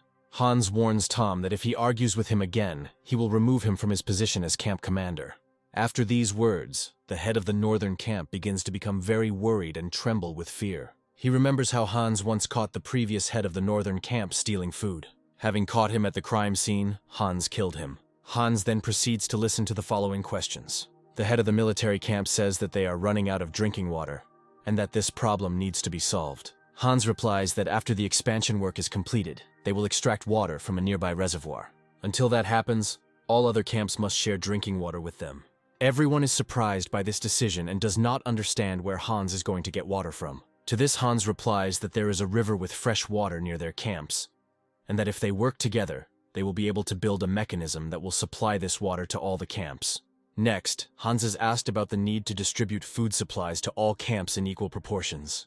Hans understands that at the moment, almost all food products are concentrated in one place. It is in the camp that the food and grocery store is located. and Hans has complete personal control over the food supply. He understands that if the heads of the camps gain independence from each other, then real hostility will begin. Therefore, Hans replies that there will be no distribution of food, and that everything will remain as before. He says that by receiving food, the camp leaders will gain independence from Hans, and he cannot allow this. Hans states that he is their only hope for survival, and all power will belong to him alone without reservations, including because none of the leaders risk their lives like he does. Therefore, they will follow his orders. Night falls, and we are shown the camp of Hans's search party, which is based in a cool, stylish building. We see that Hans is actually doing paperwork as the head of the entire alliance. The janitor takes Hans's documents and starts laughing at the protagonist's notes. According to the cleaner, Hans began to pay too much attention to paperwork and completely forgot who he really was. The janitor says that Hans needs to stop tolerating the camp leader's ridiculous behavior and just take them along on the mission. Comrade Hansa argues for this proposal by saying that the other heads of alliances are sitting in their offices and have forgotten what real danger is, and they need to be reminded of this. Hans thinks that the cleaner's proposal is quite interesting, and he should think about it and perhaps do so. Then the janitor turns on the radio and shows Hans that he recently heard an ad from some girls. The janitor turns on the recording of this announcement, and we hear the voice of a girl who says that the girls have founded a special camp to help women, and they call on everyone to come to a place near the station, while having a minimum amount of weapons and a white flag with them. Hans begins to remember the familiar voice and wonder if this announcement is a decoy, or if it is really as the voice says. Suddenly Hans remembers the voice from the radio and the events during which he heard it. It was the girl Jongmi, with whom Hans worked before the apocalypse and whom the main character helped at the beginning of our story. Hans is amazed that this young girl managed to survive in such terrible conditions. The cleaner asks Hans what they will do next, and whether they will respond to this announcement. Hans replies that he will not risk the lives of his men to test a possible trap and bait. After this, Hans clearly shows the cleaner the place where the radio invites him to come, and says that going there would be tantamount to suicide. Hans then asks the janitor to help him sort out the remaining documents. Morning comes and we see a camp near the store. Siri and Jonghwan arrive there and greet the local guards. They bring fresh news from the other camps to the residents of this camp, which is now printed in a small newspaper. Residents always look forward to news and love to read about new and exciting events. Next, Siri and Jonghwan head to the northern camp to also deliver newspapers. We see that the northern camp, which was the last to join Hans's alliance, is still poorly equipped. Siri gives newspapers to its residents, but one girl stops her. This girl says that she has some bad news for Siri, and she needs the help of the alliance leadership. We are then shown that a few hours later, Hans holds an emergency meeting with his elite search party, where he announces that the reconnaissance team led by Kang Hyuk has been ambushed. Jin asks how this happened and how Hans managed to find out about it. Hans says that a few hours ago, 2 people from Kang Hyuk's squad ran into the camp and told about the squad. According to the 2 guys, they were looking for survivors with Kang Hyuk and found a new religious camp. But the others were captured and the 2 of them managed to escape. Jin is nervous, as the 2 escapees could have been followed, and now the enemies will find out where Hans's camp is based. To this, Hans replies that he and other people searched the area and found no evidence of surveillance on the escaped alliance members. Now Jin asks what to do in such a situation. The main character explains that their enemies are now an unusual gang of robbers, but rabid fanatics, and the leader of their gang is called the Messiah. Everyone is surprised by such a name of the leader, and understands that most likely this time their enemies are real madmen. The cleaner does not understand the general surprise and asks why Hans is so excited. To this, the main character replies that groups of survivors who form a religious camp tend to become a very powerful negative community. He says that such people, blindly following their master, will kill and die for him, so it is very difficult to fight against them. The janitor then asks if Hans has a plan to free the captured Kang Hyuk and the others. To this, our main character responds that we need to assemble the entire composition of his elite search group. Hans says that they will free their comrades at any cost, and after that they will cruelly punish their offenders. Hans then suggests starting the mission and asks if anyone has any questions. To this, Siri raises her hand and says that they have a problem. Siri states that in the morning, a girl living in the northern camp told her about a very delicate issue. According to the girl, one of the members of Hans's search party pestered her and insisted on intimate relations in exchange for food. Siri says that this is a very serious case that requires Hans's attention. The main character is very angry and thinks that not a single day can pass peacefully in his alliance. Hans is furious at this news, and the first thing he wants to do is punish the offender. However, then he remembers that the guy that girl was talking about is, in his opinion, a normal man. He recalls that the guy trained hard for months to get into Hans's squad and showed real courage and integrity. Hans says he will solve this problem, but for now we can't be sure that the girl is not deceiving them. After this, Hans's elite search party moves to the place where Kang Hyuk and his party were captured. One of the squad members asks Hans why they are going this way. To this, Hans replies that by going along this road, they will remain unnoticed by enemy reconnaissance. Hans looks around the area and notices something. A cleaner comes up to him. A truly terrifying picture opens up for the two of them, namely a crowd of thousands of zombies who used to be ordinary people and lived in this city. Hans looks down silently and muses that it will take years to clear this city of monsters. Meanwhile, we are shown Kang Hyuk, who is being held captive. We see that 3 more people from his squad are captured along with him. An incredibly terrifying face approaches Hyuk and is ready to tear him to pieces. We see that the people who captured Kang Hyuk's squad tied zombies near them so that the people could not escape. Kang Hyuk faces the danger and hopes that Hans will save them this time too. Hans then recalls how they were captured. Namely, they heard the sounds of prayer coming from the church. When they approached her, a monk opened the door for them. The monk said that this place was holy, and Kang Hyuk's squad could enter it and purify themselves. People found this funny, but Kang Hyuk decided to go inside and check. The monk invited everyone inside and told them to leave their weapons at the entrance, as this was a holy place. Next, our characters were fed delicious food. On the surface, this camp seemed ordinary and there were happy people in it. However, Kang Hyuk had a bad feeling, and he understood that not everything was so smooth here. Next, Kang Hyuk asked the monk where people who undergo initiation go and where they are located. At this, the monk laughed and became more like some kind of devil. He said that all who undergo enlightenment go to heaven and no longer live in this world. At this moment, the head of this camp, whose name is Messiah, enters the church. Everyone kneels before him and begins to pray. The Messiah takes his place in the church hall. He tells everyone to sit down, and now another initiation ceremony will take place. The Messiah says that 2 girls have entered the camp and will soon finish their education. Kang Hyuk decides to explore the entire church building and asks how to get to the toilet. Next, Kang Hyuk begins to inspect the church building and sees that the passage to the upper floors is closed and there are guards there. Kang Hyuk decides to use the elevator tunnel. He crawls to the top floor to get all the answers he is looking for. Having climbed to the top floor, Kang Hyuk remains unnoticed. Suddenly he heard some strange sound coming from the street. He looked out the window and saw zombies outside eating a man. Kang Hyuk realized that someone had just been thrown out of the church window. He understands which room this could have been done from and is going to go there. Entering the room, he saw 2 men who were going to play with a young and beautiful girl.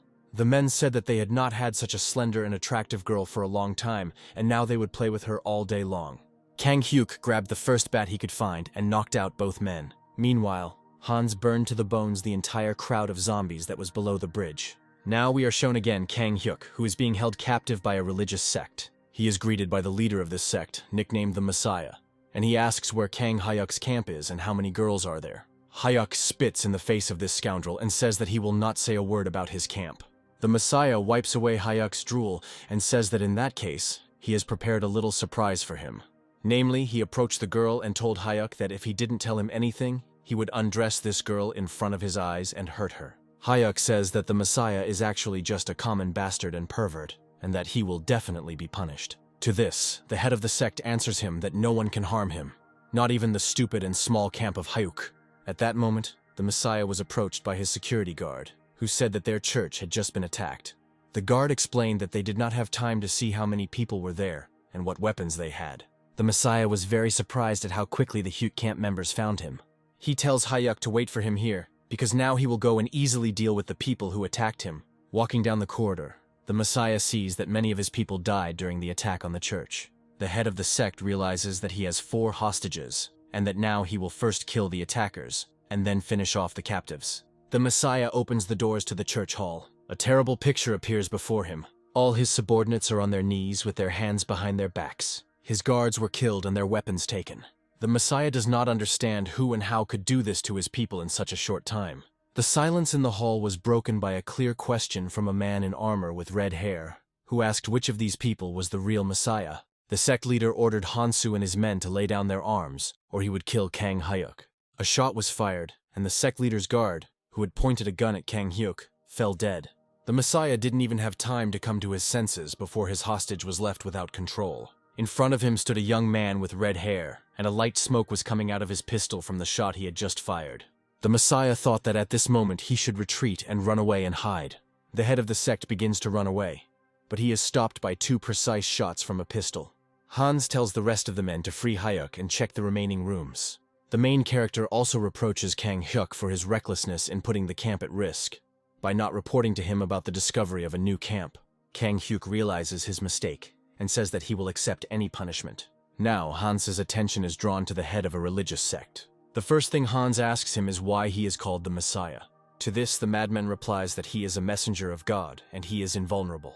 Hans grabs the head of the sect by the clothes and says that now he will personally check how invulnerable he is.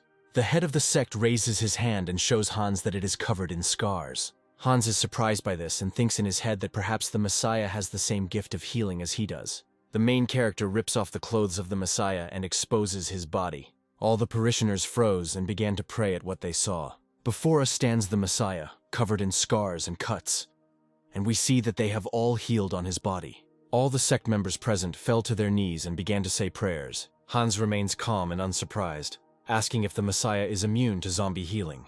The head of the sect replies that he is a god and is immune to any bites and damage. Hans abruptly grabs the hand of the Messiah, who has already tired him out with his pompous speeches. In cold blood and without hesitation, Hans cuts off several fingers on the hand of the head of this religious sect. Everyone screams in horror at this, because up until this moment, they considered the Messiah invulnerable.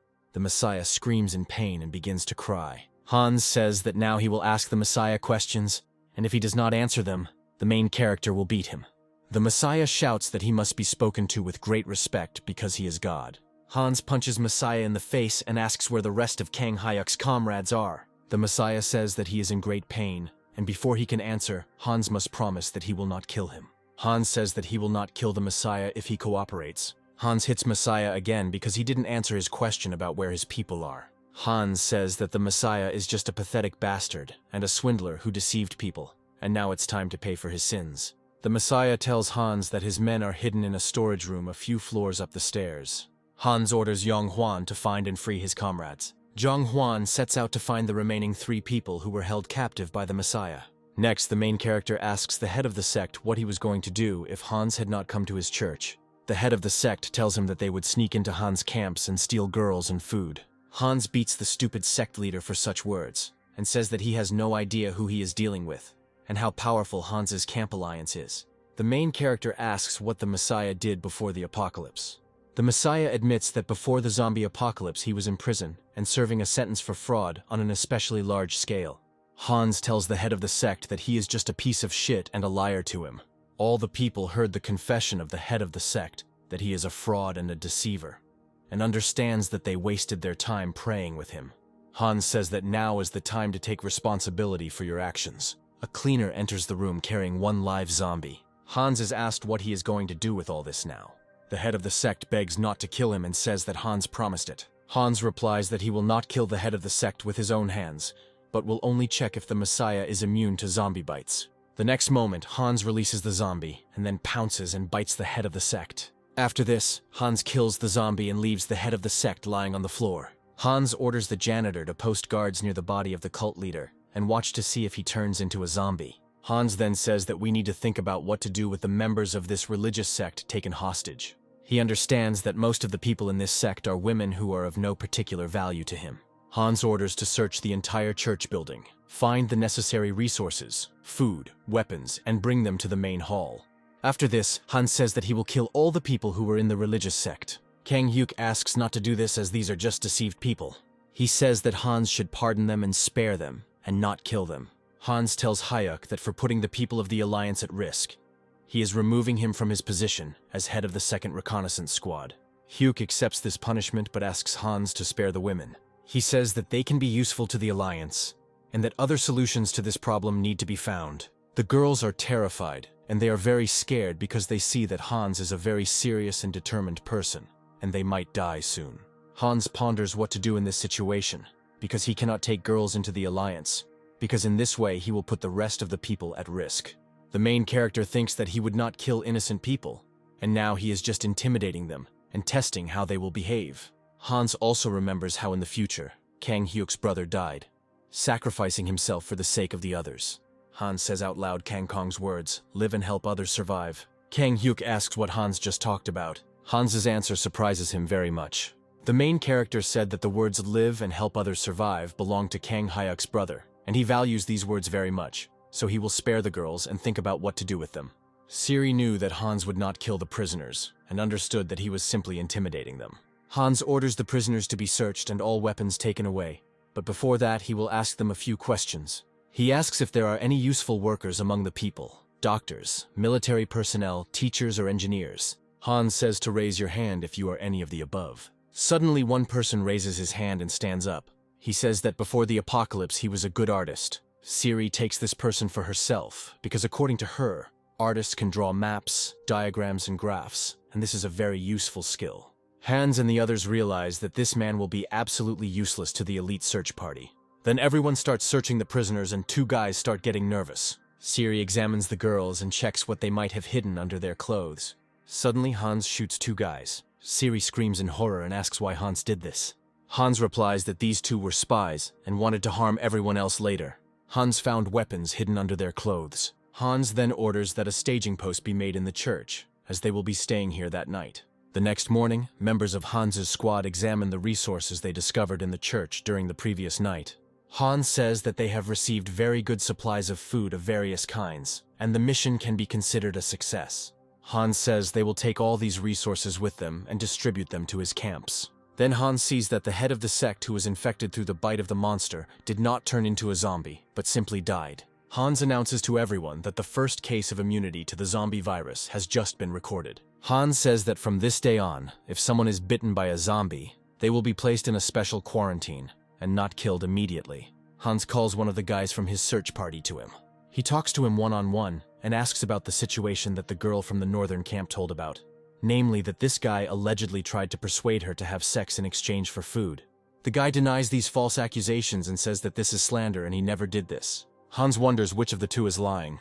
He understands that perhaps that girl from the northern camp deliberately deceived Siri and someone started an intrigue. Hans tries to understand who is doing this and why, and he understands that there is a hidden meaning in this situation. During the day, everyone is getting ready to move on. Hans tells all the captives that he recently heard an announcement on the radio that a camp of girls had formed near the train station. He tells the captives that they will escort them there, and from that moment on, the captives will live freely in this camp. Hans says that they have never met with representatives of this camp and now will be the first contact. The radio said that the girls in that camp could live peacefully and no one would touch them. The prisoners thank Hans for this decision, and for the fact that he saved their lives and, in addition, will accompany them to the new camp. Hans orders the team to begin moving out on a new mission to escort the prisoners. The janitor understands Hans's plan, namely that the main character will thus send the captives on reconnaissance for a possible trap. And if it is not a trap, then the captives will be able to live there, and Hans will not have to worry about them. Everyone moved towards the place that the girl had spoken about on the radio. The cleaner approaches Hans and starts a conversation with him. He praises Hans for his cool plan and Hans's good calculation. The main character tells him that the cleaner is not stupid either and understood everything, and that is why he trusts him. Everyone came to the appointed place. Hans gives one of the girls a flare and says that if this all turns out to be a trap, the girl should shoot into the air and Hans's squad will come to the rescue. The girl, on behalf of all the captives, personally thanks Hans for what he does for them. Hans commands everyone over the radio to take their places. Hans's search party splits into several groups and begins to check the surrounding area. Hans finds a closed door and is about to go inside. Behind the door, Hans discovers traces of human habitation and realizes that this is all a trap and they are surrounded. Hans is tense, but he understands that he has his best men and weapons with him and they will be able to repel the enemy. Suddenly, Hans hears someone's footsteps and hides. With a sharp blow to the face, Hans knocks down a man walking past. Then Hans immediately starts shooting into the darkness as he notices several more silhouettes there. In response, they start shooting at Hans with a machine gun. Hans understands from the sound that at least 2 people were shooting at him. Hans takes aim and starts shooting at the enemy. He hits the first person and we see that it is a man in ammunition. Next, Hans shoots the second man, who was also wearing a bulletproof vest. Hans hides behind cover again. After waiting a few seconds, Hans examines the situation and realizes that there were only 3 attackers. Hans calls the second squad on the radio and orders them to report to him on the situation. Suddenly, Hans hears the sound of a motorcycle and sees a biker approaching him. Because of this, Hans shoots at the biker, but hits his helmet and body armor. Hans understands that the situation is not simple and his enemies have normal firearms. The biker swings a sharp axe at Hans. However, the main character manages to block the attack with his machine gun. Next, Hans takes out his favorite army knife. The main character attacks his enemy with a knife and pushes him aside. Hans takes a fighting stance and asks the enemy who he is. The man in the helmet says that he will ask the questions, not Hans. Turning back, Hans sees that Siri has been taken hostage and is being threatened with death. Hans and his group are in a very bad situation. Hans says that he doesn't need Siri and they can take her for themselves. But in that case, he will kill everyone. Siri is offended by Hans for such words. Although in her head she understands that what he said is another of Hans's plans. The man in the helmet thinks that Hans is willing to risk everything just to kill them, and therefore needs to be careful. Suddenly, the cleaner calls Hans on the radio. He says that they just captured some old man who is the leader of the gang surrounding them. The man in the helmet is completely surprised and realizes that while Hans was buying time, his second squad surrounded their camp and won. Hannes announces that he has won this battle before it even begins and demands that they lay down their arms. The man holding Siri hostage says that they can't surrender just because the old man was captured.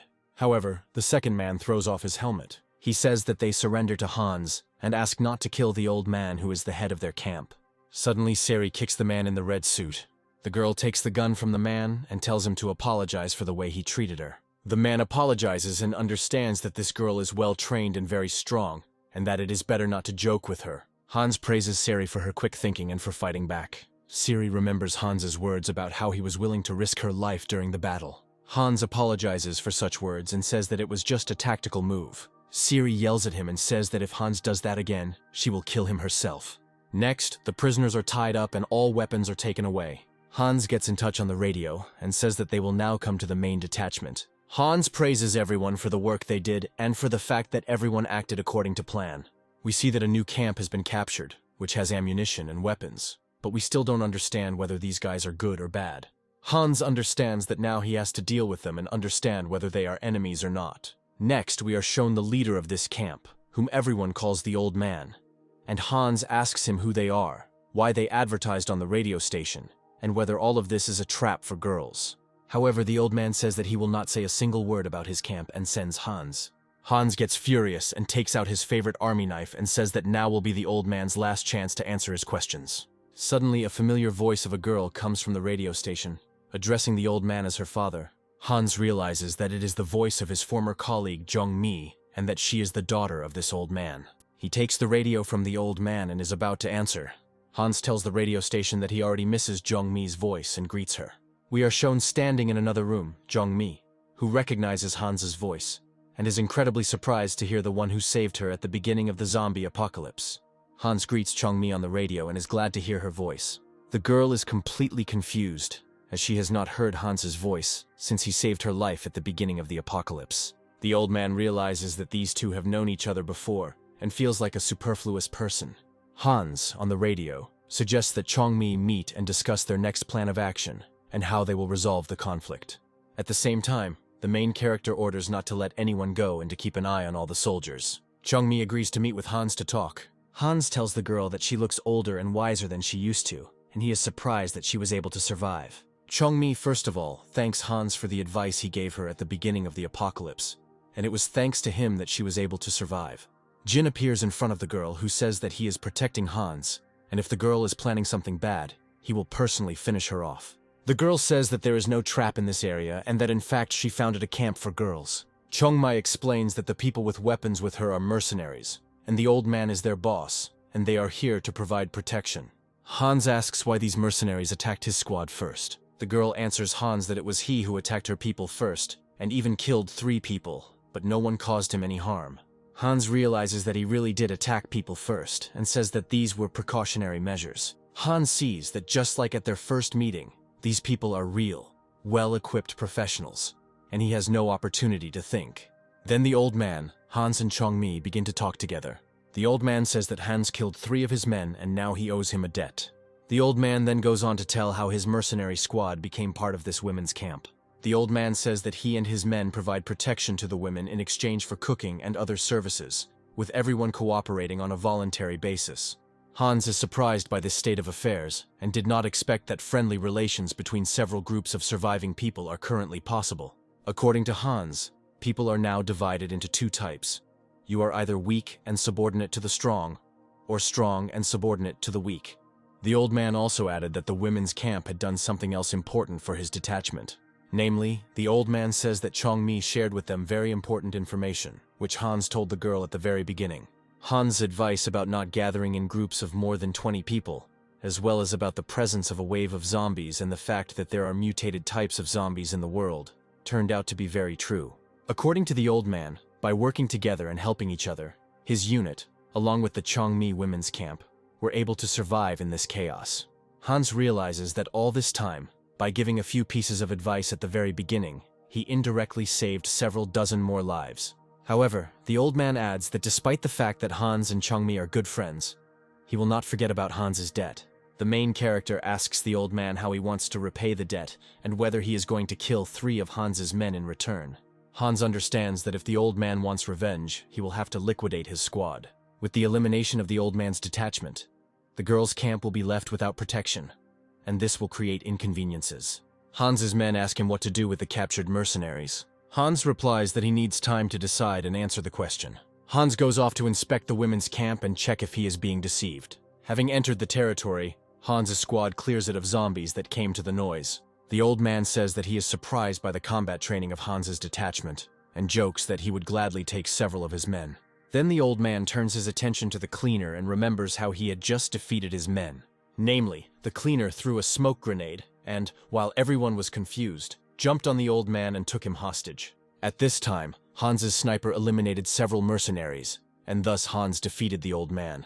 The leader of the mercenary squad understands that Hans and his squad are not a simple gang, but very trained and organized people. Changmi and Hans walk through the women's camp, and we see that the women there love and respect this girl. Hans is surprised that after all this time, the once weak Changmi managed to create her own camp and survive. Hans asks why she created a camp specifically for women.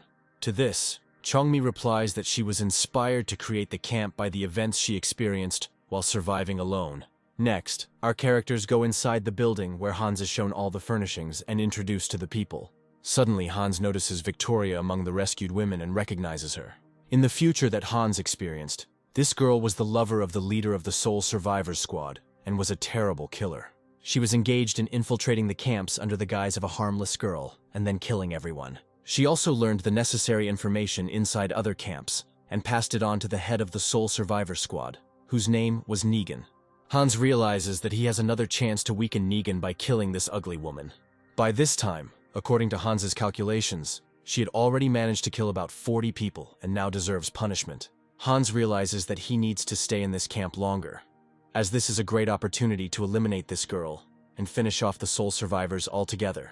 For now, for everyone around her, this girl is just a simple saved woman, and Hans decides not to tell anyone anything.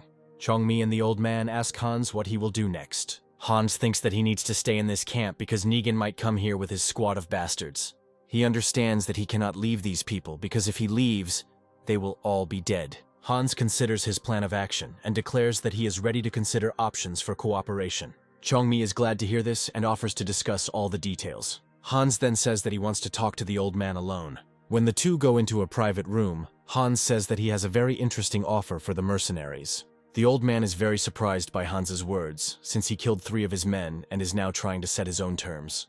Hans says that there is a danger in this world that is much more serious than his squad and zombies. The old man listens to Hans's words and becomes interested.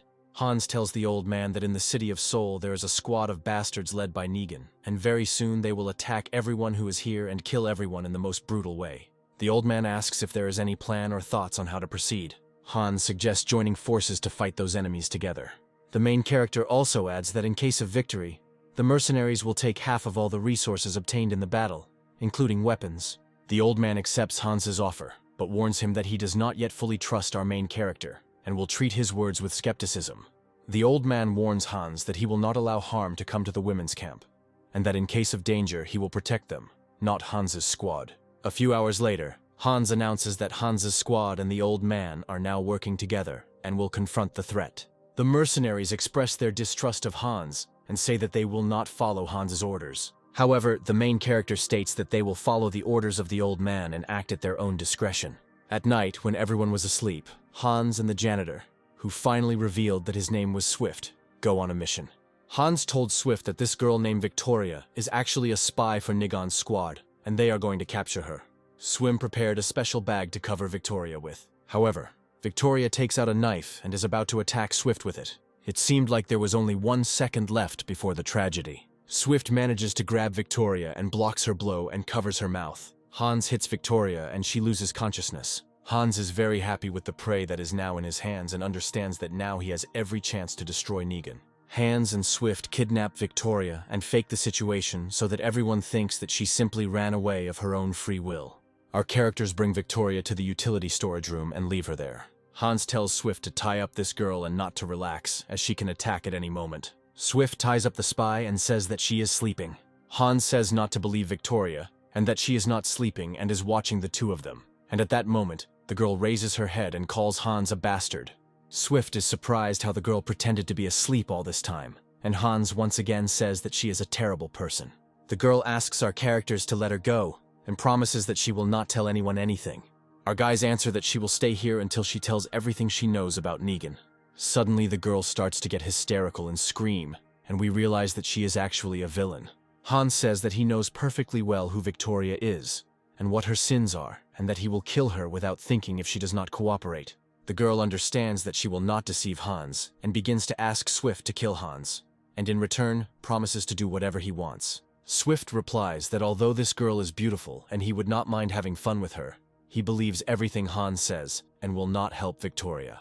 The girl understands that these two guys have figured her out and she has no choice but to tell all the information, but she decides to remain silent. Hans says Victoria will be locked here until she starts talking. Hans locks the room where Victoria is and decides to come to her once a day. The next day, Hans orders everyone to increase vigilance and security in the surrounding area. Hans is being dissatisfied with the mercenaries, because the old man is still being held hostage. Hans replies that the old man will stay with him until he understands that the mercenaries do not pose a threat to the main character's camp. The old man asks Hans to let him go since they had agreed to cooperate. Hans replies that until the old man's mercenaries prove their loyalty, he cannot let the old man go. The old man expresses dissatisfaction but agrees with Hans. That evening, Hans comes to Victoria again to ask if she is ready to share information about Negan. However, the girl replies that she will not tell a single word about Negan. Hans says that if the girl continues to remain silent, she will die and he doesn't care about it. Then Swift comes to Victoria and discovers that the girl is already unconscious. Swift thinks that Hans is being too cruel to this girl and decides to help her.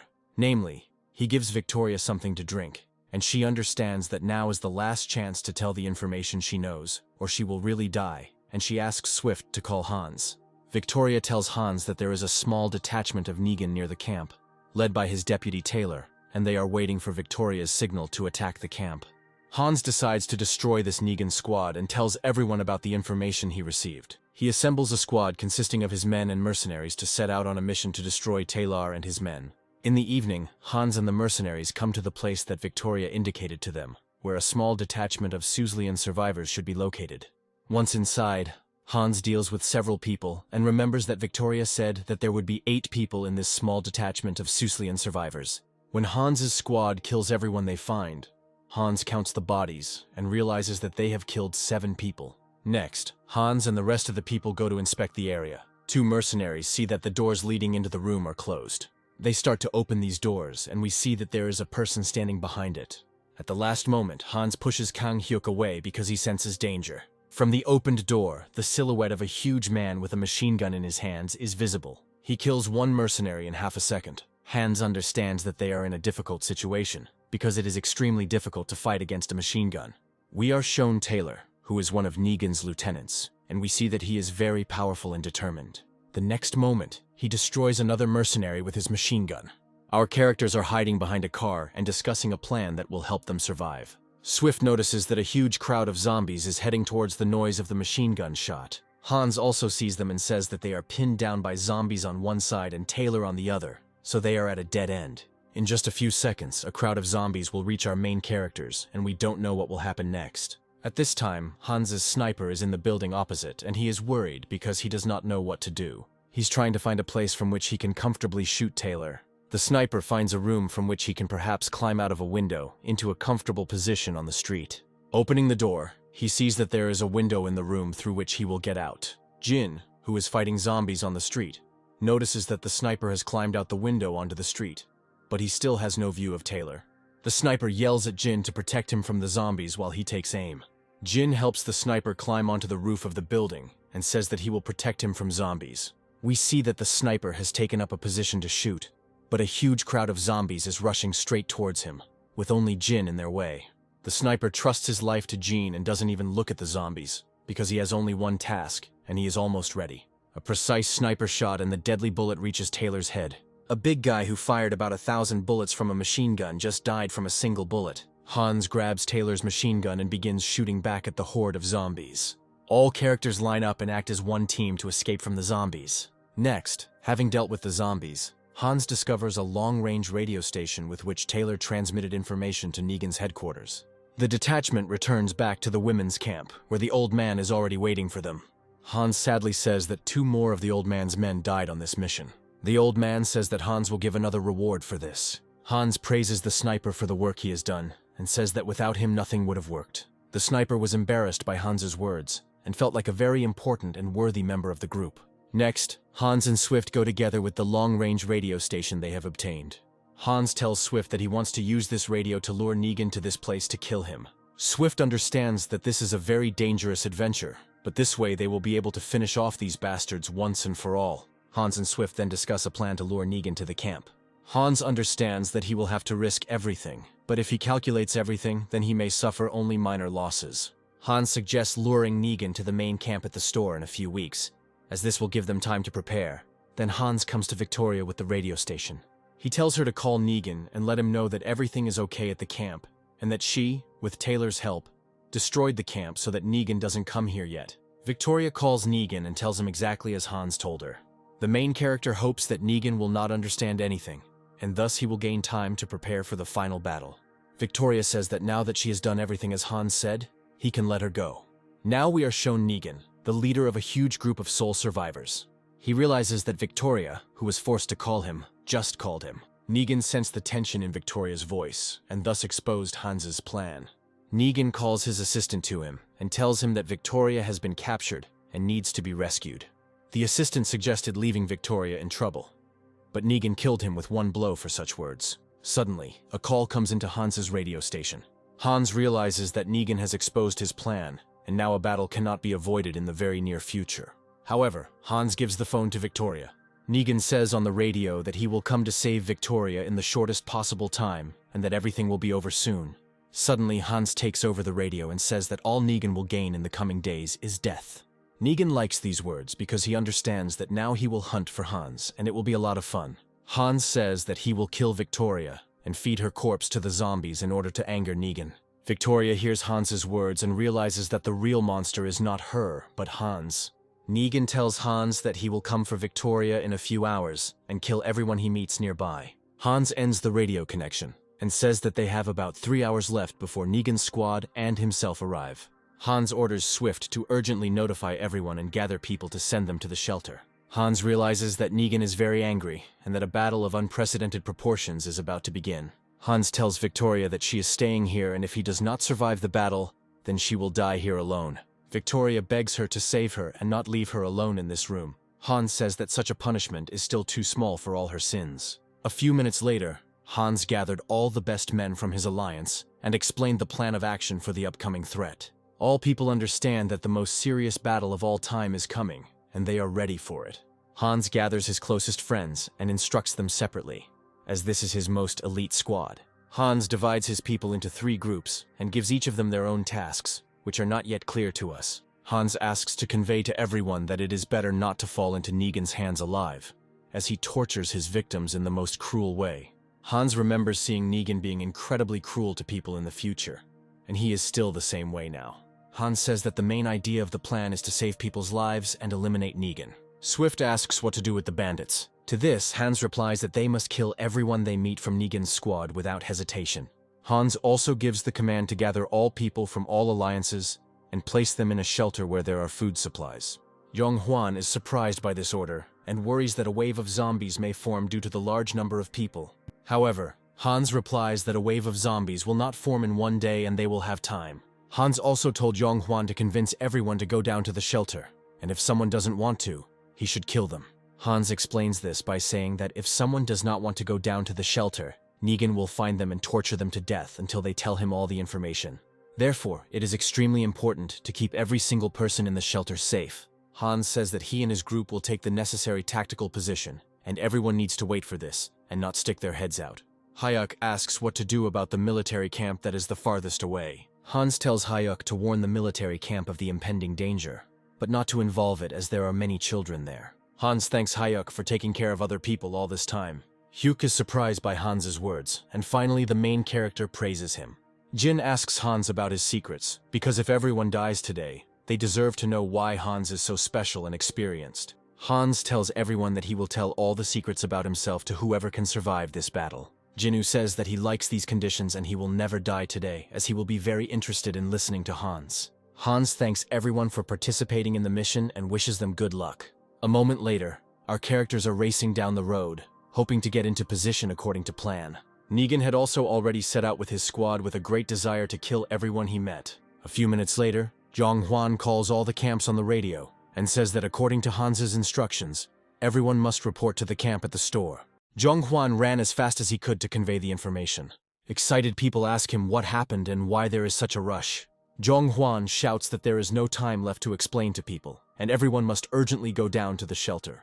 The old man asks to explain why such instructions are being given.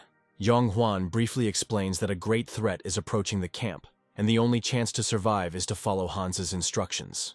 The head of the northern camp with the stupid haircut treats these words with distrust. Yonghwan tells him that he must obey and do as he is told. The head of the northern camp refuses to let his people down into the shelter. Yonghwan says that in that case, Hans ordered to kill anyone who refuses to do it.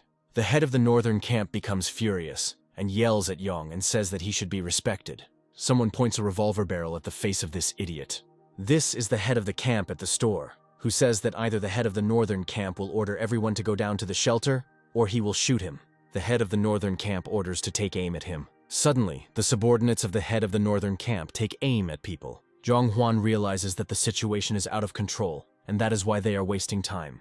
The head of the northern camp refuses to give in to this dispute. Yonghwan says that there are thugs coming here who will kill anyone they see, and only Hans and his elite squad know how to stop them. Hearing this, the head of the northern camp reluctantly agrees to make concessions and go down to the shelter. The head of the camp in the store agrees to go with him in order to find all the inhabitants of the camps. Next, we see how other people do not want to go down to the shelter because they imagine themselves to be independent. The camp leaders begin to persuade them, and Yong thinks that due to the waste of time, there may be casualties.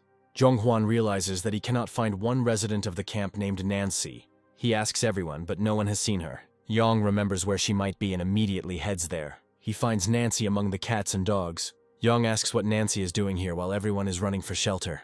The girl replies that she feeds animals that she loves very much. Yonghwan falls in love with this sweet and charming girl, and realizes that he must save her from the impending threat. Meanwhile, Hans checks the deployed groups on the radio. Swift reports that they are in position. Also, the old man's group of mercenaries took their positions according to the plan. Hans urges everyone to work together, otherwise everyone might die. Hans hopes that all his orders were carried out, and that everything will go according to plan. A few minutes later, the lookout spots a group of Negan's squad. As expected, Negan divided his men into several squads, each led by his deputy. Hans had calculated Negan's decision, and that is why he divided his elite squad into several groups to eliminate everyone one by one. The first squad spotted is led by Negan's red-jacketed second-in-command, nicknamed Fat Stan.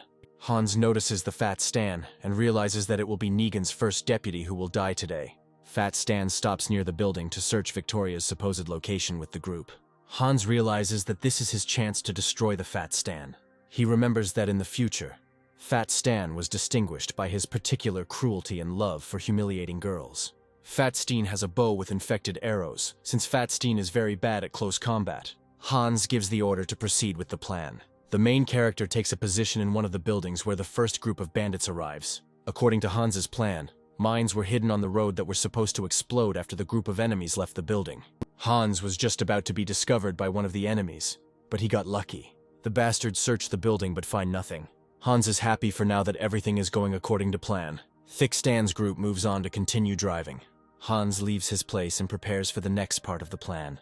He starts shooting at the group of Fat Stan and attracting attention to himself. At the moment when the group drove closer to him, Hans presses the detonator and the mines explode.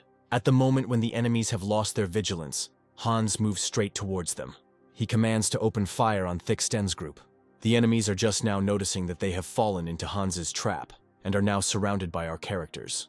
In just a few seconds, Hans's squad turns the group of bastards into a sieve. Fat Stan was also wounded by a shot from Hans, who deliberately did not want to kill him quickly. We see this fat, impudent face, and Hans tells him that he is going to die now. Hans tells Fat Stan that he came from the future to kill every member of the Soul Survivors Alliance and punish them for their sins, and Hans calls himself the Angel of Death. Fat Stan thinks that Hans has lost his mind and wastes no time in shooting him with his bow. However, due to the fact that Hans wounded him in the arm, the Fat Steen cannot even shoot normally, and his arrow falls to the ground. Hans orders to open fire on the Thick Sten, and the men pull the trigger without thinking. We see that Hans's group has managed to destroy the first group of enemies, and they are moving on to destroy every single one of them. Meanwhile, Swift took his position. He is not afraid, but on the contrary, he is eagerly awaiting the real battle to begin. Our sniper has also taken his position and is waiting for the enemy to appear. Suddenly, the next group of enemies comes into the sights of the sniper rifle. Hans radios everyone that there are 5 groups of enemies left, one of which is led by a man nicknamed the Hunter, and he has a pack of trained dogs. The second group is led by Negan's second-in-command, Samurai, who excels in close combat and has armor. The third group is led by a firearms enthusiast nicknamed Shorty. The Shorty always has a whole arsenal of ammunition with him, including a whole briefcase of fragmentation grenades. The fourth group is led by Negan's top deputy, Roxar, and the fifth most important group is led by Negan himself. Hans says on the radio that he is the only one who must kill Nigano. Suddenly, the sniper notices a new group of enemies and reports it to Swift. Swift calls Jin and tells him to get ready. Jin says he has taken up his position and is waiting for the signal to blow everyone up with explosives. Swift sees that there is no Negan deputy with this group of enemies yet. According to Hans's plan, Swift and Jean will have to eliminate one of the squad leaders. Jean calls Swift and says that one of the previously planted mines has gone off and several bastards have just been destroyed. Next, Jin climbs inside the truck and moves on. He notices that several bastards have entered the building and searches it. The sniper confirms this information, and Swift goes inside the building after the bandits. A group of enemies are examining the building and hear some noise. Suddenly, one of them is attacked by Swift, who cuts off the hand in which the bandit was holding a hand grenade. Swift snatches the severed arm and throws it into the crowd of enemies. We see a huge explosion and realize that several bandits have just been destroyed. However, not everyone died in the explosion, and they are going to find Hans. One of the bandits managed to see which room Swift ran into, and they follow him. Suddenly, Swift jumps out of this room as if he could fly. As if a ghost, Swift finds himself face to face with his enemies. The next moment, he destroys the first bandit, and after just a few seconds, he finishes off everyone who survived the explosion. Swift jokes that he just warmed up well before meeting a more serious enemy. At this time, Negan and his strongest deputies arrived at the outer borders of Hans's alliance. He looks around the area and likes it very much. Negan says he wants to kill all the inhabitants of this alliance in order to transfer his people here, and his deputies like this idea. Meanwhile, we are shown Jin lying in the smoke among the boxes. The bandits approach these boxes and try to find our character with an iron fist. At that moment, Jin gets up and fires a whole clip towards the attackers, killing them all. Jin gets out of the truck to search the bodies of the dead. He notices that one of the bandits managed to slightly wound him. Suddenly, a bandit appears behind Jin and commands him to raise his hands up. However, the bandit was surprised by Jin's metal combat prosthesis and begins to examine it. Jin doesn't miss the opportunity and knocks down his offender. Jin wonders how stupid you have to be to look at a metal prosthesis during a battle. The radio station reports that the leader of this gang is a samurai who showed up nearby. Jin immediately sets out to find the samurai. We are shown that by this time, the samurai had already managed to kill several people from the defense squad. He also took Ralph hostage and threatens to kill him. The samurai is found by Swift and Jean, who ask him not to kill Ralph. However, the samurai says that all of them are just pieces of meat for the Soul Survivors Alliance. And after these words, he kills Ralph. Jin gets angry and says that he will kill the bastard no matter what. He starts shooting towards the samurai with a pistol. However, as Hans said, the samurai had strong armor and Jin was unable to shoot through it. The samurai slowly moves into the shadows and disappears. Swift says that he personally wants to kill the samurai, and it will be a matter of his honor. Swift is very angry, and we see that now it will be a very hot battle. At this time, the residents still cannot agree to Hans's order to go down to the shelter. The head of the camp in the store was still able to persuade everyone, but it took a lot of time. People go down to a shelter that is reliably protected. This shelter has huge doors that are very difficult to break through. People hear that above there is a fierce battle going on between Hans's troops and the invaders' troops. Ordinary people are frightened by this situation and fear that they are now driven into a corner. The camp leader tells everyone not to worry and to trust Hans and follow his plan. One of the people suggests doing it his own way. He suggests leaving the shelter and going outside to confront the attacking group of bandits together with Hans. The camp leader explains that they will only interfere with Hans' group, and that they need to stay here. He says that if someone leaves the shelter and is caught, they will immediately find out where the others are hiding. The lieutenant replies that he is a soldier in the army and must protect people, not hide. A verbal altercation ensues between the two. The head of the camp in the hospital took the lieutenant's side and said that he also wants to get out of here. The head of the northern camp also says that he wants to leave the shelter, because if enemies come here, then everyone is doomed to death. He was surprised by this attitude of these people, since without Hans's presence, they began to behave too insolently. The camp leader in the store calls Zhonghwan on the radio and asks what the situation is on the surface. Zhonghwan replies that there is heavy fighting on the streets with a huge gang of invaders, and everyone is forbidden to leave the shelter. These words are passed on to everyone who came to the shelter. The lieutenant still does not agree with this position and says that he will now leave the shelter. The head of the northern camp, the head of the hospital camp, and the lieutenant come out of the shelter. The camp leader at the store realizes that they are putting everyone in a very difficult position by doing this. Meanwhile, Swift is engaged in a brutal battle against the samurai. Despite having armor, the samurai moves very quickly and repels Swift's attacks. Our character does not understand where this man gets such strength from, because despite the presence of armor, his blows are incredibly strong, and his speed completely amazes him. Swift tries to come up with a plan to defeat the samurai right during the battle. Suddenly, Swift strikes the samurai in the leg with his axe and jumps to the side. We see that pills are pouring out of the samurai's pocket. Now Swift realizes that the samurai uses steroids and drugs, and that is why he is so strong. Suddenly, Jin appears behind the samurai and kills the samurai with one blow to the back of the head. Jin says he's found this bastard's weak spot. The guys did an excellent job with the task. At this time, everyone in the shelter begins to become very nervous. The head of the camp does not let anyone out. Suddenly sounds are heard coming from the other side of the door. This is the head of the northern camp shouting, asking to open the door, but the head of the camp has forbidden anyone to open it. People disagree with this and ask to open the doors. People push him away and open doors. The wounded head of the northern camp enters the shelter. Now we understand that they went outside and were discovered, but they ran away. Following them, the head of the camp enters the hospital with a wounded comrade. A few seconds later, one of the enemies comes down into the shelter and says that it was not in vain that he followed the wounded. We understand that the shelter was exposed due to the carelessness of 3 idiots who went outside, and now everyone is in danger.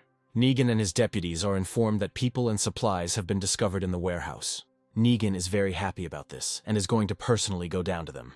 Next, the enemies discuss how big and organized this alliance is, and that this is a big booty. Negan and his subordinates head to the hideout. Once inside, Negan's subordinates bring in the bodies of the killed. Negan greets all the people and says that he is glad to see them. He realizes that Hans is not among them and says that he has a surprise. Negan explains that one of the men from the safe house in military uniform killed 2 of his men. He shows the wounded lieutenant to all the people. The lieutenant spits in Negan's face, but Negan says that he will kill 2 people from the shelter in exchange for the 2 people killed by the lieutenant. He takes the rifle from the soldier and says that if the soldier must die by his own weapon. The next moment, Negan beats the poor soldier to death with a rifle. Now everyone understands how cruel, inhumane, and unpredictable the leader of the sole survivors is. Negan lines everyone up and makes them kneel, then asks who is the leader among them. Suddenly, one of our characters stands up and points at her good friend Hans, and says that he is the boss here. Negan takes the head of the store's camp by the head, and is glad that thanks to the girl's betrayal, it was possible to identify the leader of these people so quickly. The head of the camp in the store is surprised that his people betrayed him so quickly, because he tried to save everyone, but they did not listen to him. Negan slams the camp leader's face into the floor. Next, Negan tells one of our characters to bring him the most beautiful girl so that he can mock her. Everyone was shocked by such words and froze in confusion. Suddenly, the head of the northern camp comes up with the idea that if he shows himself now, he will not be killed. He takes the girl's hand and gives it to Negan. Negan likes this girl and says that he would be happy to have fun with her tonight. Negan gives the order to search the entire area because they still haven't found Hans. Suddenly, an old man stands up and asks Negan for mercy for all people. Negan also punches the old man in the face for daring to speak. Negan says that all people are dogs to him, who will serve him until death, and he will enslave this camp. Then one of Negan's deputies comes down to the shelter and says that something interesting was discovered in the camp. Negan's deputy shows him Hans's notebook with horror. Negan reads what is written in it. He immediately orders that security be strengthened, and that Hans be found at any cost.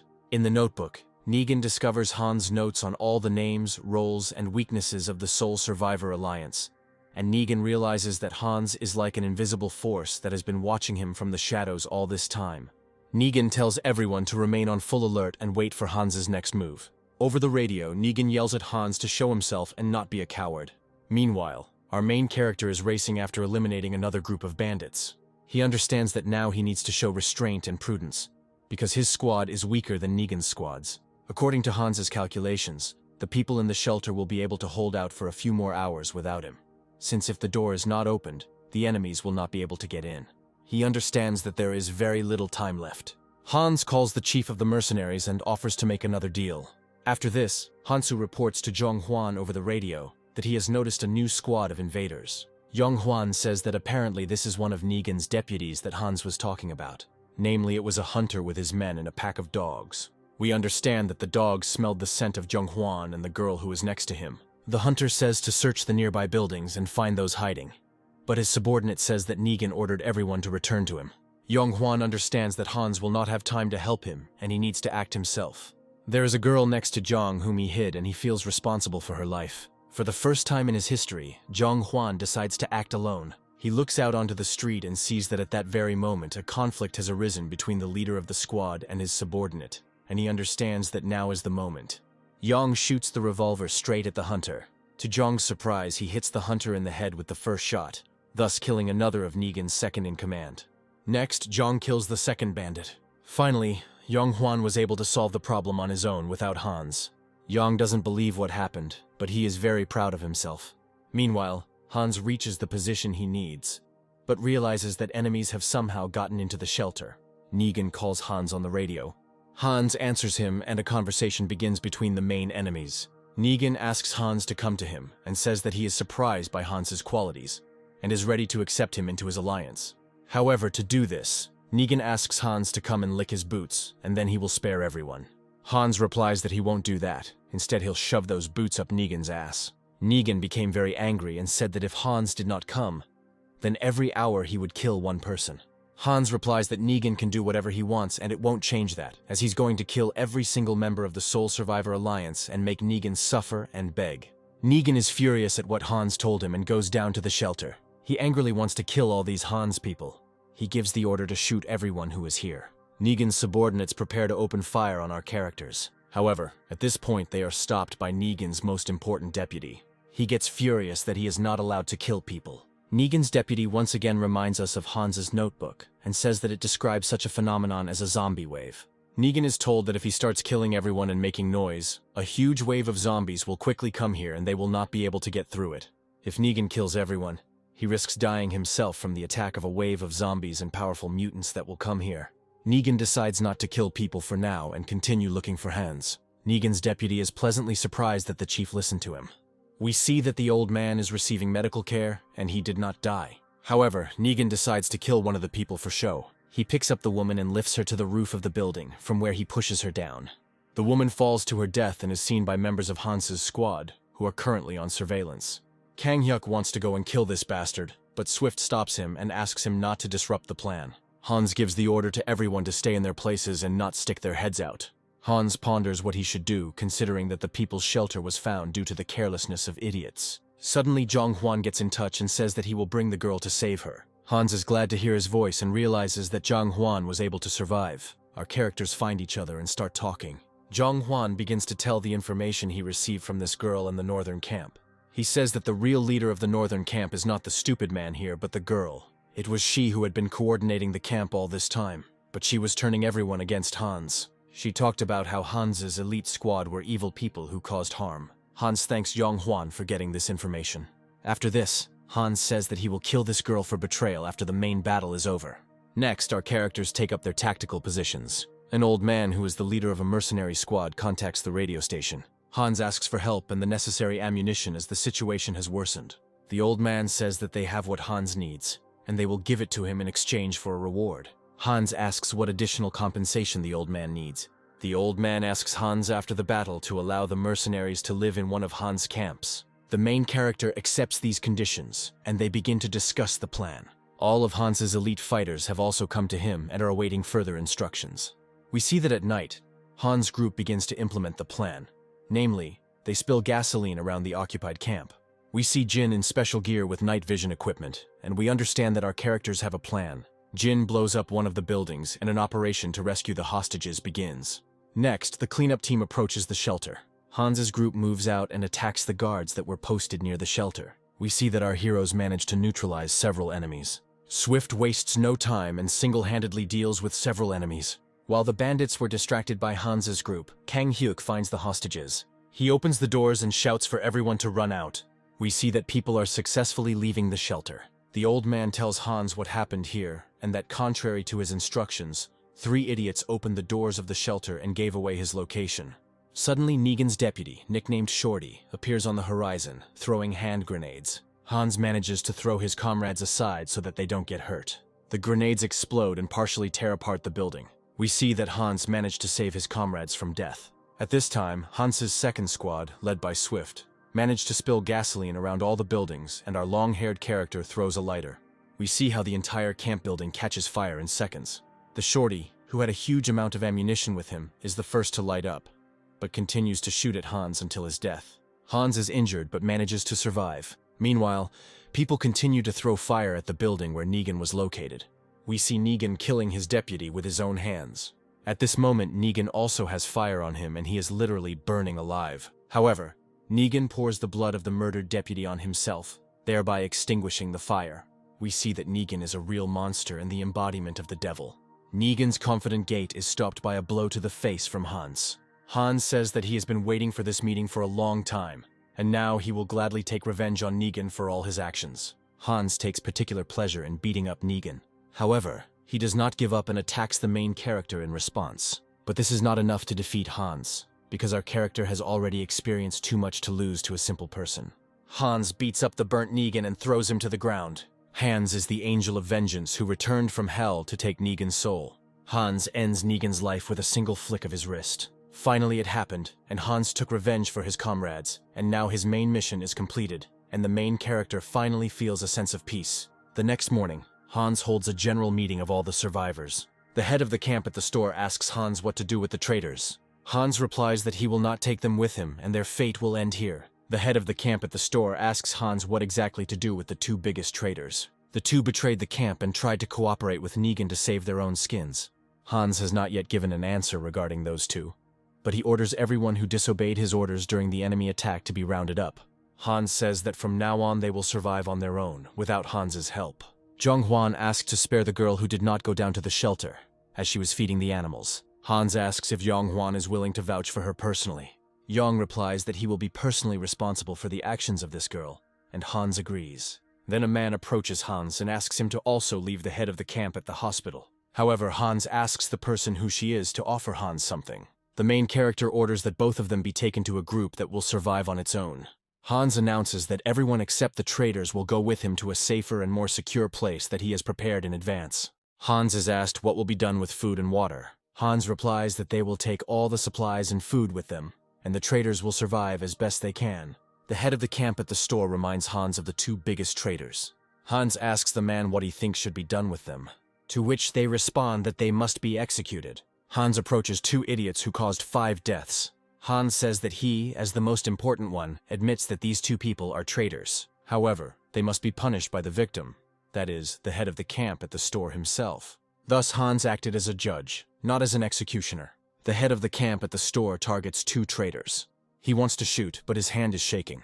He almost pulls the trigger of the revolver. However, he fails to shoot and lacks the determination and willpower to do so. Hans tells the old man and the mercenary chief that all these buildings now belong to him, and he can also take all the traitors to train them. The old man likes this reward and is glad that he now has a huge camp and new people. However, the old man says that he doesn't need these two traitors specifically. According to the old man, these two are cowards and will pose a threat to others for the rest of their lives. The old man says that unlike Hans, he is not as merciful. With his first shot, he kills the traitorous girl. The head of the northern camp begins to run away. However, the old man stops him with a second shot. The old man turns around and tells the new members of his squad that this will happen to anyone who betrays his mercenary squad. All the people are in shock and understand that now they will obey this person, and this will be their punishment. The old man thanks Hans for such a gift and asks what he will do next. Hans says that he and the people will go to the island that he prepared earlier, but the main character is counting on further cooperation. The old man agrees that he will maintain contact with Hans. The old man gives the order to gather all the traitors together and prepare them for training. We see that now traitors will be treated completely differently. They will be made into real men, and they will atone for their sins. The old man and Hans exchange information. Hans also gives the old man the explosives they found on Negan. Hans then passes on his knowledge of zombies and mutants written on paper, so that the old man can continue to protect his people and be more experienced. Hans thanks the old man for his cooperation and leaves to finish one more job. We are shown Victoria, who by this time has turned into a zombie. Hans didn't kill her and promised to return when it was all over, which he did. The main character suddenly sees cuts on Victoria's hand and realizes that all this time she was trying to get out and injured her hand, and the virus got into the wounds because the handcuffs were removed from the zombie. Hans didn't want to kill her, but fate itself decided what to do with this spy. Hans did not kill this zombie and leaves the transformed Victoria to rot forever in this room. He throws away the key to this room and joins his people. Later in the evening, all of Hans' men gathered on the roof of one of the buildings, where they formed a temporary base for one night. Jin makes a toast to those who died in this difficult battle. Everyone pours out alcohol as a sign of respect for the deceased. Then Hans gets up and says that he needs to tell something. The main character explains that he promised Jin after the battle that he would tell him his secrets. Hans says that he had already lived through 3 years of this apocalypse before, but died when humanity lost the war with the zombies and was reborn again. Everyone is shocked by how seriously Hans speaks. The main character continues his story and says that in the future, he fought hundreds of times against zombies, mutants, and people. That is why he knows exactly the information about mutants, their strengths and weaknesses, as well as information about the Alliance of Soul Survivors. Hans says that thanks to the experience he had gained earlier, he was able to help all these people survive. Hans says that since he killed Negan, he can no longer predict future events, since in the future he was unable to kill him. Jin says that all this time he guessed that Hans was some kind of angel. Hans says that they will now go to his last prepared place for survivors. The main character says that just a few days before the apocalypse, he took out a huge loan and bought an island, which he completely prepared. Hans invites everyone to follow him to this island. We see that Siri is crying from what she heard. She understands that Hans is the only person who is experiencing all these horrors for the second time, and has been losing his loved ones for many years. Hans says that now they can finally go to his beautiful place. Suddenly, one of the squad approaches Zhang Huan and asks how he managed to single-handedly deal with the hunter's squad. Yang Huan is very embarrassed by his fame. The thing is, this guy is a former journalist, and now he will record the whole story of what is happening to Hans and his people. He starts asking everyone about the funniest and most exciting stories that have happened to him before. Swift begins to tell how he single-handedly defeated Goliath and thus helped the entire camp survive. Everyone laughs at this because they remember that Swift was helped by other people. But the most difficult work was done by Hans. Everyone is laughing and having fun, and can finally relax for at least one day. A journalist takes pictures of Hans's people. It turns out to be a very interesting and memorable photo. The next morning, Hans and his men gather their supplies and say goodbye to the mercenaries. Hans hands the old man a note indicating the frequency of the radio station they will use to communicate. Hans expresses sadness about the old man losing his men in battle. The old man says not to worry about it, as Hans gave him 20 men from whom he will make soldiers. All the other mercenaries are also not offended by Hans. Suddenly, Hans notices that Chongmi has approached him. The girl hints to Hans that she likes him. She asks to take her with you. However, Hans refuses her, as he understands that this camp needs a leader in the person of Chongmi, and that she is the one who can organize it and keep this camp decent. Hans leaves and says goodbye to everyone. Chongmai shouts after Hans that she hopes to see our main character again. Hans leaves with his group. A few hours later, we see Hans's squad clearing the area of zombies. Hans is thinking about how everyone will get to the island, and he wants to cut off all the roads that lead to it. He looks into the distance and we see a truly beautiful landscape. The journalist also photographs all of this and admires it. The The journalist believes that in this way, he is writing a new history for humanity. Swift says that there is actually some sense to it. Meanwhile, the old man asks Hans what his plan is. Hans replies that before the apocalypse, he bought an island and prepared boats to get to it. Hans explains that there are 2 roads leading to the island, which need to be blown up, making it impossible to reach the island on foot. The main character explains that this tactic will protect them from zombies.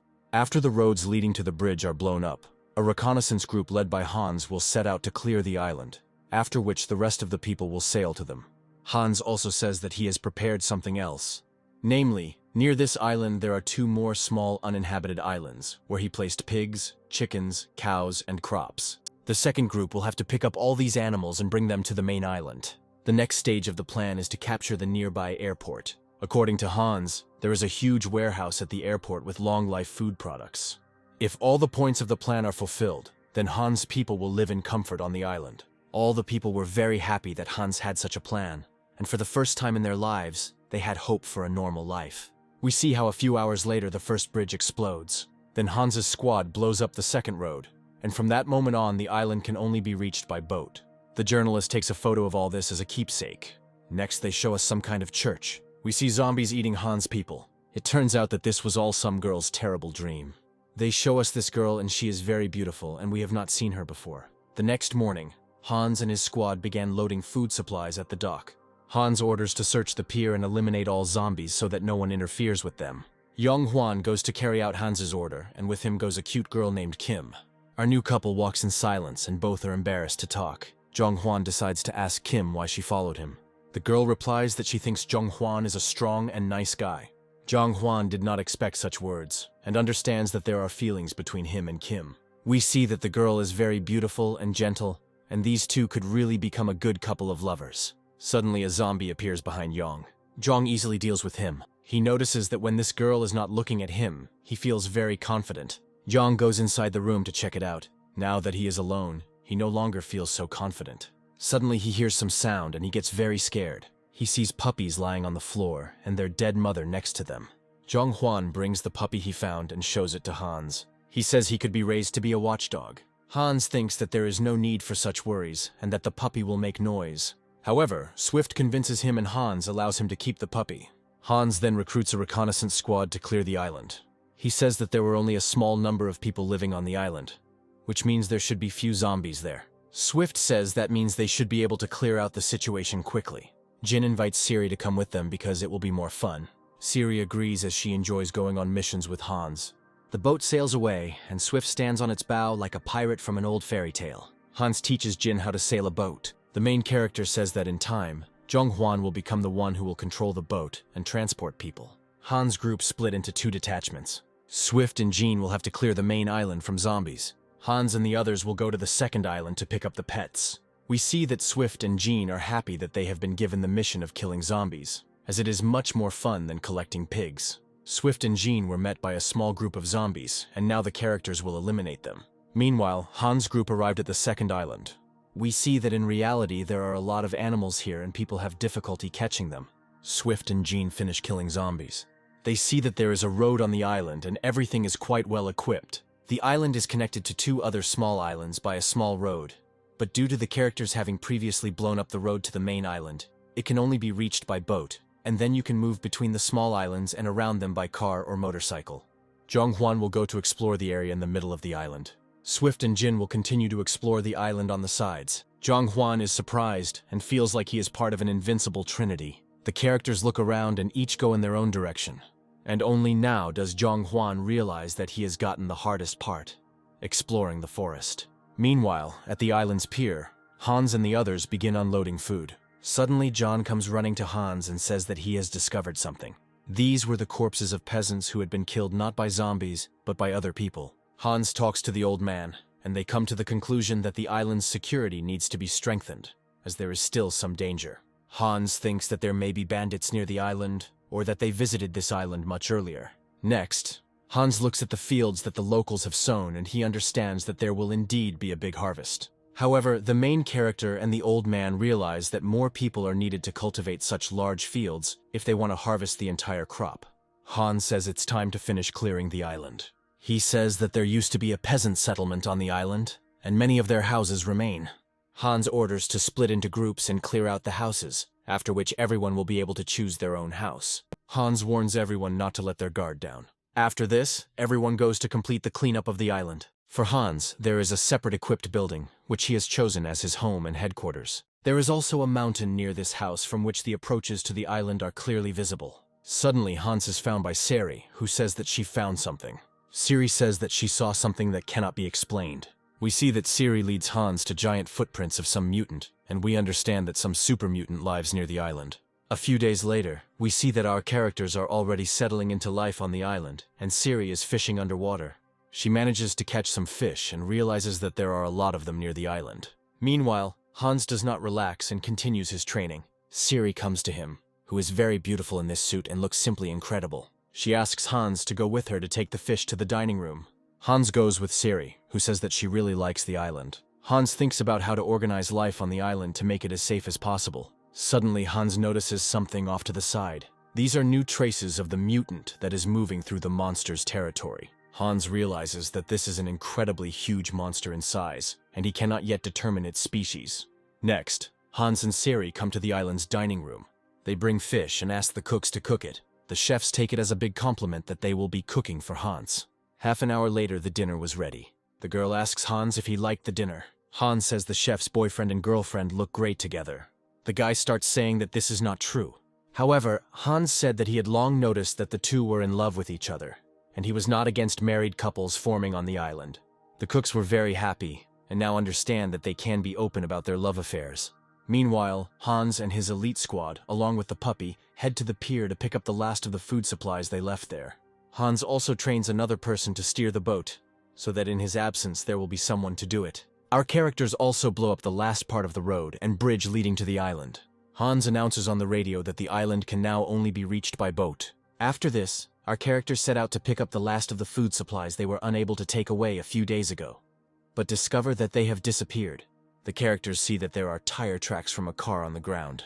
Hans tells the group that there was a whole group of survivors here consisting of several people, and now they must find them, kill them, and take their food supplies back.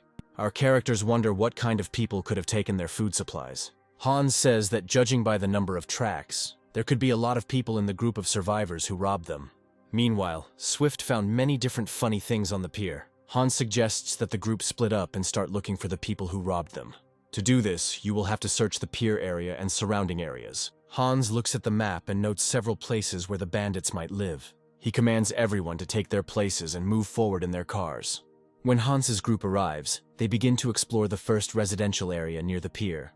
They notice a small group of zombies who may have also sensed the group of human survivors. Hans discovers a building near which there are the fewest zombies and concludes that since the area has been cleared of infected, it means there may be survivors here. Next, Hans and his group discover the corpses of the killed zombies, and the main character concludes that someone was distracting the zombies with empty cans of food and then killing them from a distance. Hans notices a dark silhouette in the window of a multi-story residential building. Hans says we need to split up and search this building. Swift says he finally has a fun job. Hans's squad sets out to search for survivors. Our characters encounter several zombies on the stairs to the building. Hans says that this means that not many people live here, since they couldn't even deal with the zombies in the building. Suddenly, on the radio station, Zhonghua says that he has found one person. Hans bursts into the apartment indicated by Yang and prepares to engage in battle.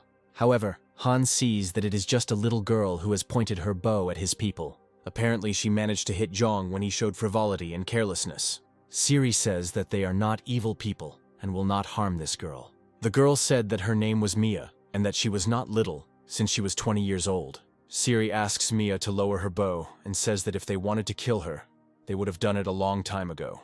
Yonghwan complains that Mia managed to hit him with a piece of brick. Mia says that everyone must leave her apartment or she will shoot people with a bow. Swift jokes that Mia has the same character as Hans. At that moment, Siri knocks the bow out of Mia's hands. Siri says this bow is not a toy for children. However, Siri later finds the girl's passport and is indeed convinced that she is 20 years old. Hans' men offer to let her come with them and that she will be safe. But Mia says that she is able to take care of herself and that she does not need anyone. Hans says that in that case they will leave her and go away. Siri asks Hans to stay and convince Mia to come with them. But Hans says that everyone must leave and leave the girl, and that is an order. Everyone understands that if Hans speaks in such a tone, then they need to listen to him. Hans's squad leaves the apartment of the discovered girl and abandons her. Mia sees that these people really didn't harm her and didn't even take her food. She asks to wait for her and talk to her. Hans turns around and asks the girl what she wants to talk about and that she kicked everyone out herself. The girl asks to take her with you. We see that she really wants this, and she will soon cry from loneliness. The girl asks Hans if his squad is really good people. Hans replies that she herself should have already realized whether they are good or bad. Swift tells the girl not to worry, and not to pay attention to Grozny and Hans, since he is their leader and he always shows seriousness.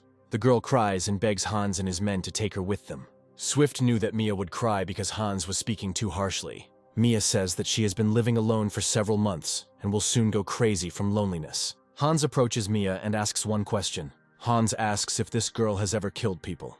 Mia is shocked by this question and feels uncomfortable. The girl replies that she has already killed several bad people who wanted to harm her. Swift is fooling around and scaring this sweet girl even more. Hans says that in that case the girl must promise that she will try to be useful to his camp and protect him. The girl promises this to Hans and says that she is ready to go with them. Hans' squad welcomes their new member and the girl is told to pack her things. Hans warns her that he always keeps an eye on newcomers. Hans asks the girl why she was alone all this time and did not leave her apartment. The girl says that her brother left the apartment several months ago, but never returned, and all this time she was waiting for him. The girl also says that all this time she survived by throwing empty cans from the balcony, shooting zombies with a bow, and then going down and looking for food. Hans said that he understood this from the very beginning, and explains that Mia will be safe with him and his people. Next, our characters arrive at the pier. Hans asks the new girl if she has seen any group of people near her house. Mia says that a few days ago, an army column drove past her house, which was fully armed. Mia says she didn't see where they went next. Hans muses that they shouldn't look for these military men, as no one knows if they are good or bad, and fighting a fully equipped group of military men could cause problems for some. Hans orders everyone to gather in order to sail back to the island. All the people return to the boat and depart for their new camp. We are shown the headquarters of Hans's new camp. His good friend, an old man, comes to him.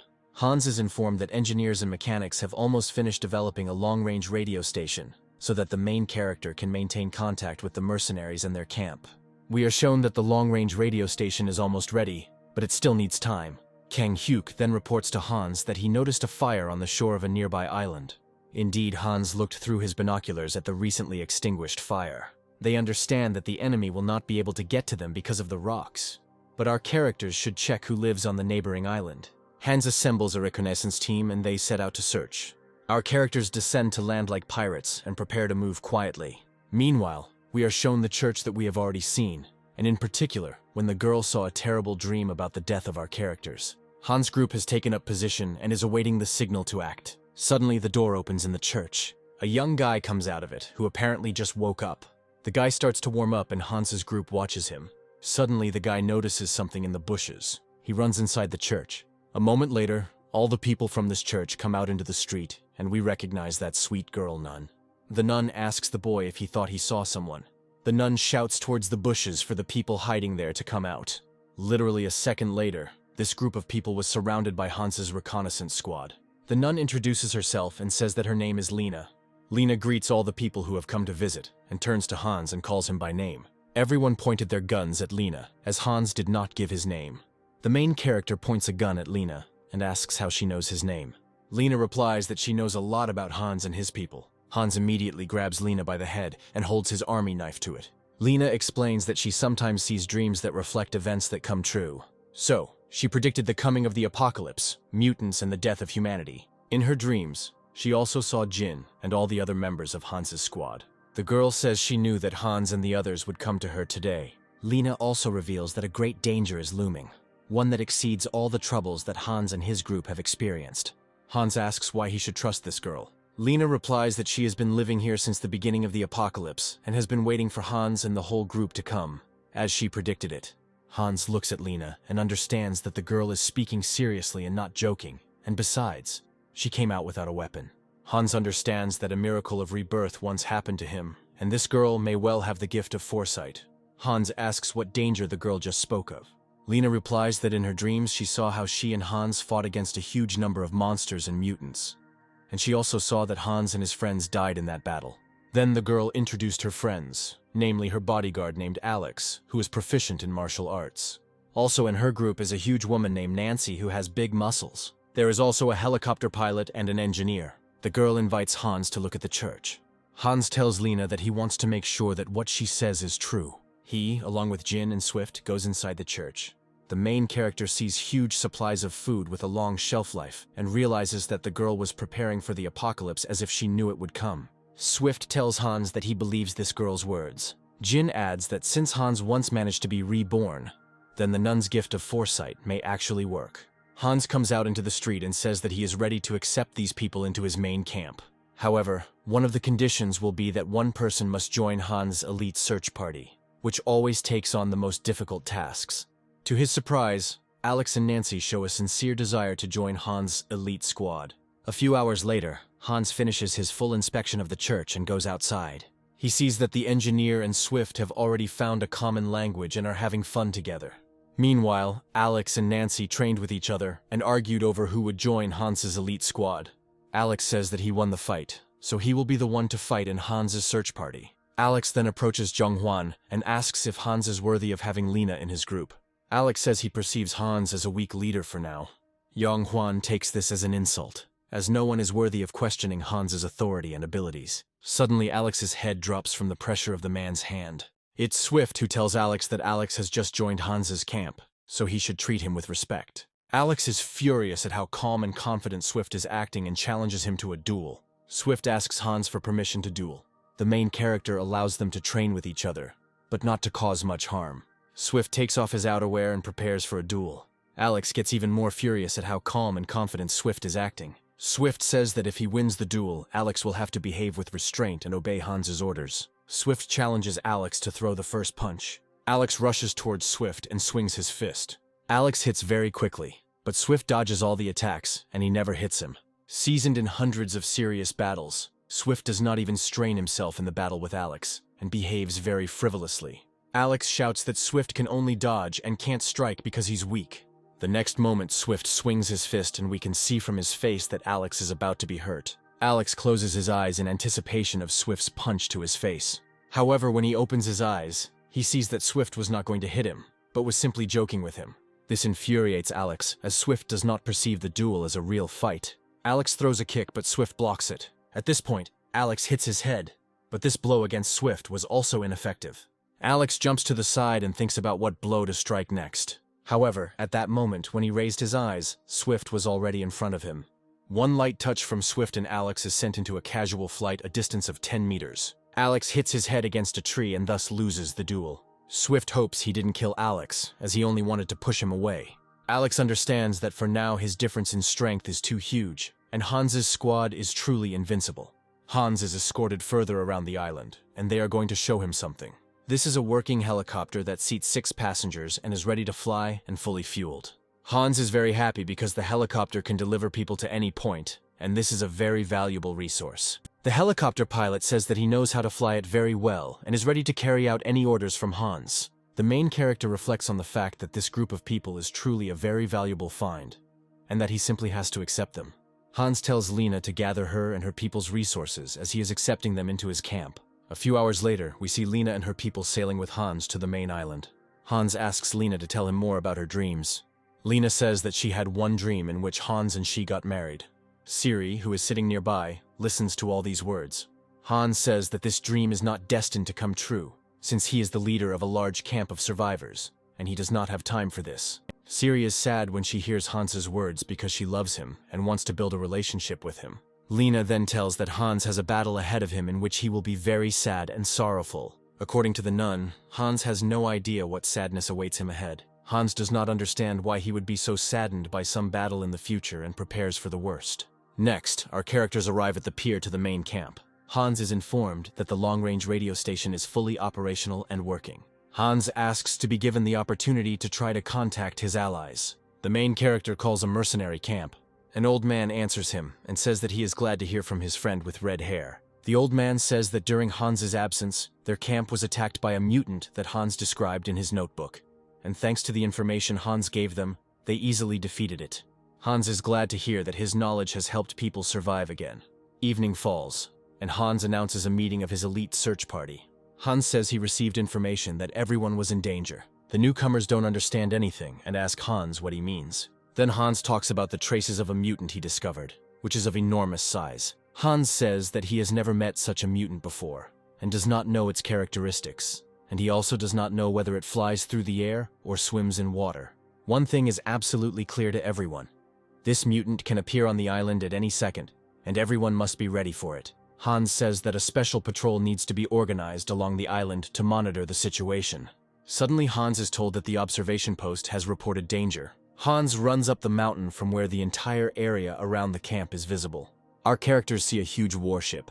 Everyone was shocked by what they saw, because until now they believed that the army had long been destroyed either by monsters or bandits. We see that this ship is very huge, and accordingly, there could be a large number of people on it. Hans notices the powerful weaponry on the ship, and realizes that this ship has enough firearms to destroy the camp. Hans orders everyone to take their tactical positions and prepare to meet the military. The main character did not expect such a development of events, and one can only guess with what intentions the ship arrived here. Early in the morning, an announcement is made from the ship that the army is about to descend to the shore. Hans and the rest of the men have not slept and are waiting and keeping a close eye on the ship. We see that literally in a few minutes, dozens of trained sailors are descending onto the island. After them, the sea captain exits the ship. Hans and his elite squad go to meet him. Hans thinks that now during the conversation, he will understand why the Navy came here. But Hans really does not want to fight them. The main character notices huge guns and a large number of people on the ship. He sees that the sailors are armed with the best rifles. The captain is waiting for Hans to come to him. Hans approaches the captain and says that he welcomes him to his island. The captain asks where ordinary civilians get such weapons. Hans realizes that the captain is very arrogant, and he doesn't like the fact that Hans's men are armed. Hans says that he is in order to welcome the sea army to his island, and they need weapons to protect themselves from the threat. The captain replies that now Hans does not need to fear a threat, because a huge army has arrived on the island, which is armed. The captain says that Hans and his men must surrender their weapons to him. Hans tries to speak calmly, and replies that they will remove the weapons while the military is on the island. The captain said that his fleet was on a special important mission, and they would stay on the island for a few days to rest. The captain keeps looking at Hans's armed men, and continues to express concern about the presence of weapons. Hans says that they will hide the weapons, but will not give them up, and this will be one of the conditions under which he will let the military onto the island. In his head, Hans thinks that if the military starts causing him problems or tries to take the island away, he will kill them all without hesitation. Hans leaves and tells the captain that he can only place his men on the island for a few days. Several hours pass and Hans continues to watch the sailors. He counts at least 100 sailors and sees what a huge amount of weapons they have. Hans orders Swift to keep an eye on everyone and not take his eyes off them. Hans looks at the ship and thinks that it would be nice to have such a huge means of transportation on water. Next, Hans comes to the dining room where his people are having lunch. The sailors greet him and say that they also want to eat. All the people are unhappy with what they heard, as they get this food in brutal battles with bandits and zombies. The military demands that Hans go to cooperate with them, since they are an active army. The cooks are shocked by what they hear, because they will have to feed about 100 people. Hans realizes that if he feeds these sailors for several days, they will waste a lot of food supplies. The main character realizes that he has enough food for his camp, but there are too many sailors. We are shown one of the junior soldiers running towards the canteen.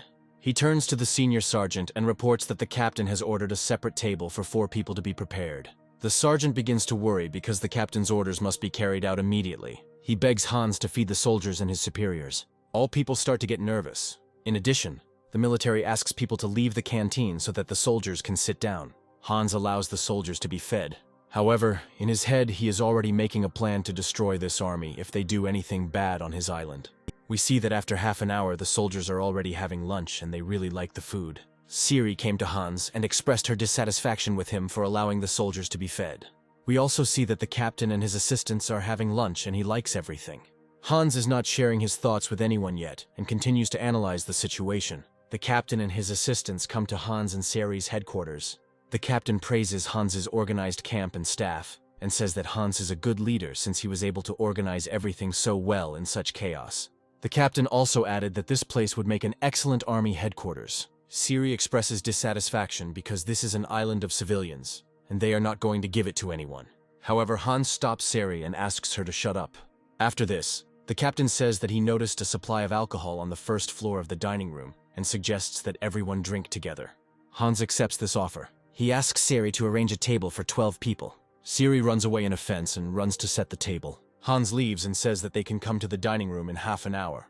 A few minutes later, Hans's closest comrades and the entire administration of this navy were already sitting at the same table. The captain thanked them for the opportunity to eat well and drink alcohol. Hans's comrades are sitting in tension because they don't like these military men.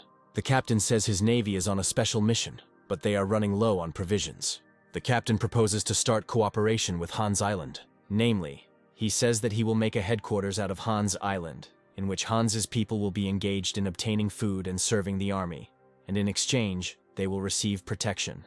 Hans sums up the captain's words and asks that the captain wants to take the island and supplies for himself, and in exchange he will protect all the people. The head of the navy shouts approvingly that Hans understood him correctly. However, Hans replies that neither he, nor his people, nor his island need anyone's protection. He says that the camp is well organized under the command of the main character, and does not require the intervention of the army. Hans added that the lunch and dinner he fed the soldiers was more of an expression of gratitude for the fact that the army fought the zombies until the very end until it was destroyed. In this way, Hans honored the memory of the fallen soldiers and no longer intends to cooperate with the army in any way. Hans says that after the captain and his subordinates finish eating, they must leave the island. The captain starts to get angry and we see that he did not expect such an answer. All of Hans's comrades begin to stand up to leave. However, the captain slams his fist on the table. He says that he does not ask Hans's permission, since he, being the head of the navy, is now the most important one here. Hans asks why the captain thinks he is the most important. The captain replies that, according to the laws of martial law, the army is the most important organ in the state. Therefore, only the captain will decide what and how will happen on this island. Hans replies that the army has long since disappeared, and no laws work anymore, and only force is now the most important factor. The captain shouts that for disobeying his orders he will execute Hans on the spot. To this, the main character replies that in that case the captain himself should be executed for such words. We see that the captain has not heard anyone speak to him like that for a long time, and Hans's self-confidence infuriates him. Hans tells the captain to gather his men and get off the island while he is being treated well. The captain finally starts screaming, and it seems like the situation is about to get out of control. Suddenly, Sari runs into the room and says that something happened outside. We see Swift lying on the ground in the street, screaming that the military is going to kill him now.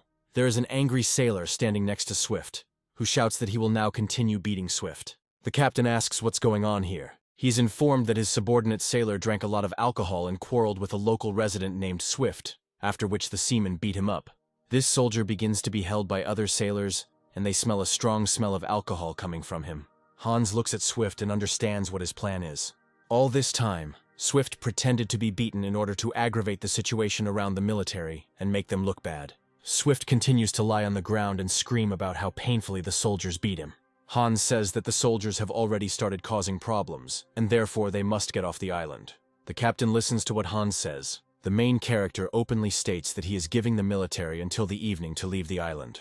The captain's assistant starts yelling at Hans and demanding more respect. Suddenly, screams are also heard from the other side. Hans goes to check what happened there. Kang Hyuk says that this soldier entered the house where the girl was. From the words of this girl, it follows that the sea entered her house and began to pester her. The sailor says that he just wanted to get to know the girl a little, and climbed into bed with her. People start shouting at the soldiers to leave their island immediately. Hans says that he is the leader of this camp, and listens to his people.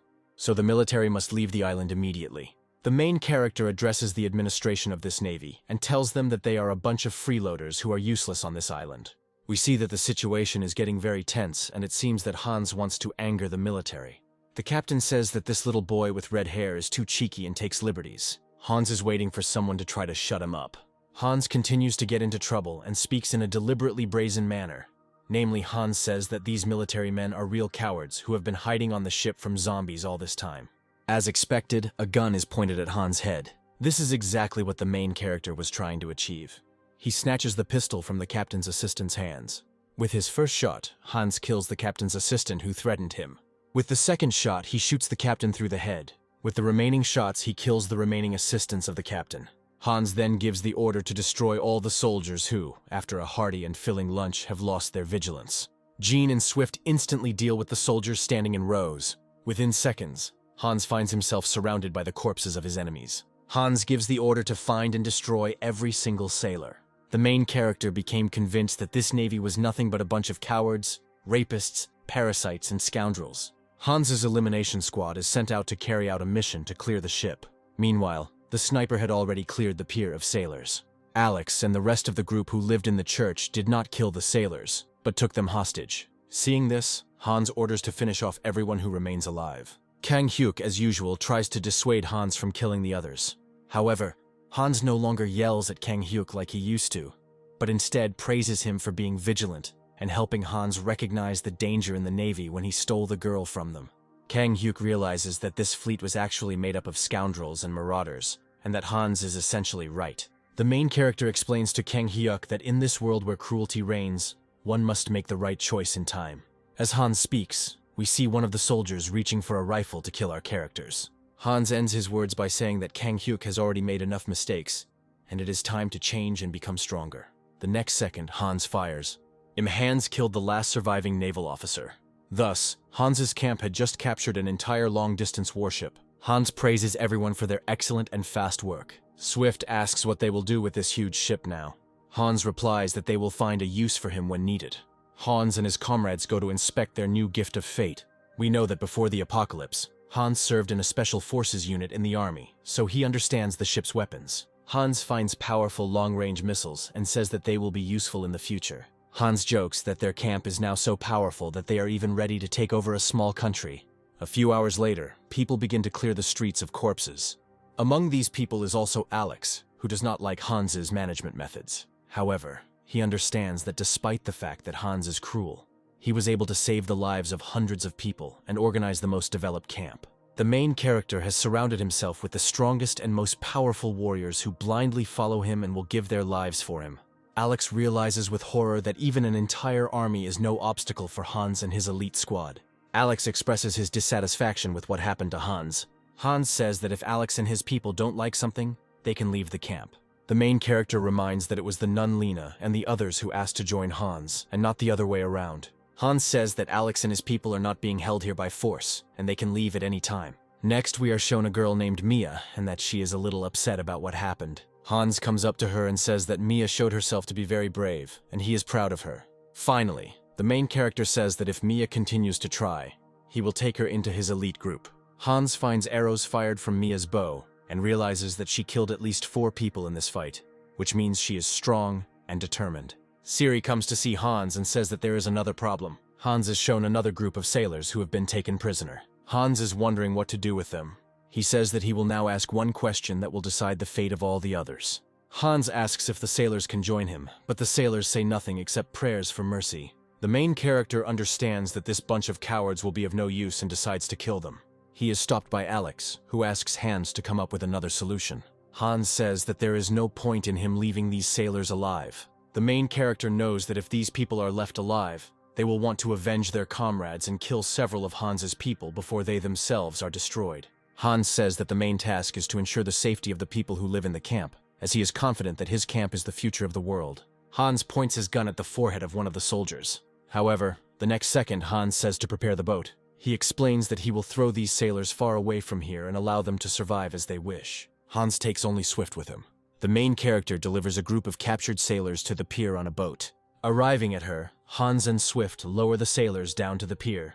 Hans then takes out a pistol and points it at the captured sailors. However, the next moment Swift pulled out a gun and shot them all. Swift explained that he knew from the very beginning that Hans would not leave these people alive, and that is why Swift himself had just shot them. Swift says that being a leader is a big responsibility and a heavy burden, and so he, as Hans's comrade, will also do the dirty work. Hans reflects on who he has become and the difficult decisions he has to make. Now Hans does not perceive himself as a good person. He sees himself as a resurrected angel of death, who gives life to some and takes life from others. We are shown another dream of nun Lena. In her dream, Lena finds herself in some kind of palace. A huge monster with a snake's head appears in front of her. This monster of high-rises is the size of a multi-story building. The monster spits out some kind of lump with something floundering inside. From this lump emerges a mutant, which Hans calls a locust.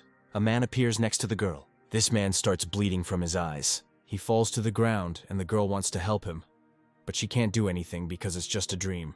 She leans over to the man and tries to ask him how he feels.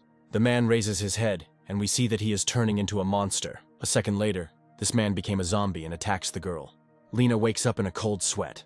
With horror, the girl begins to understand where the first monsters actually came from. Morning comes and our beautiful island wakes up. During the day, Lena immediately tells everyone about her dream.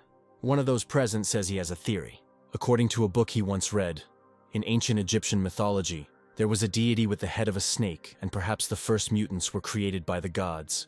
Hans says that all this sounds too funny and that we need to focus on more important issues. However, the girl wants to say something else. The nun says that by killing the Navy, Hans has reduced the life of the human population by another 100 people, and this is unacceptable. Hans says it was a necessary measure to keep everyone alive. Swift also enters the verbal altercation and comes to Hans's defense. However, Hans asks Swift to remain silent and give the girl a chance to speak.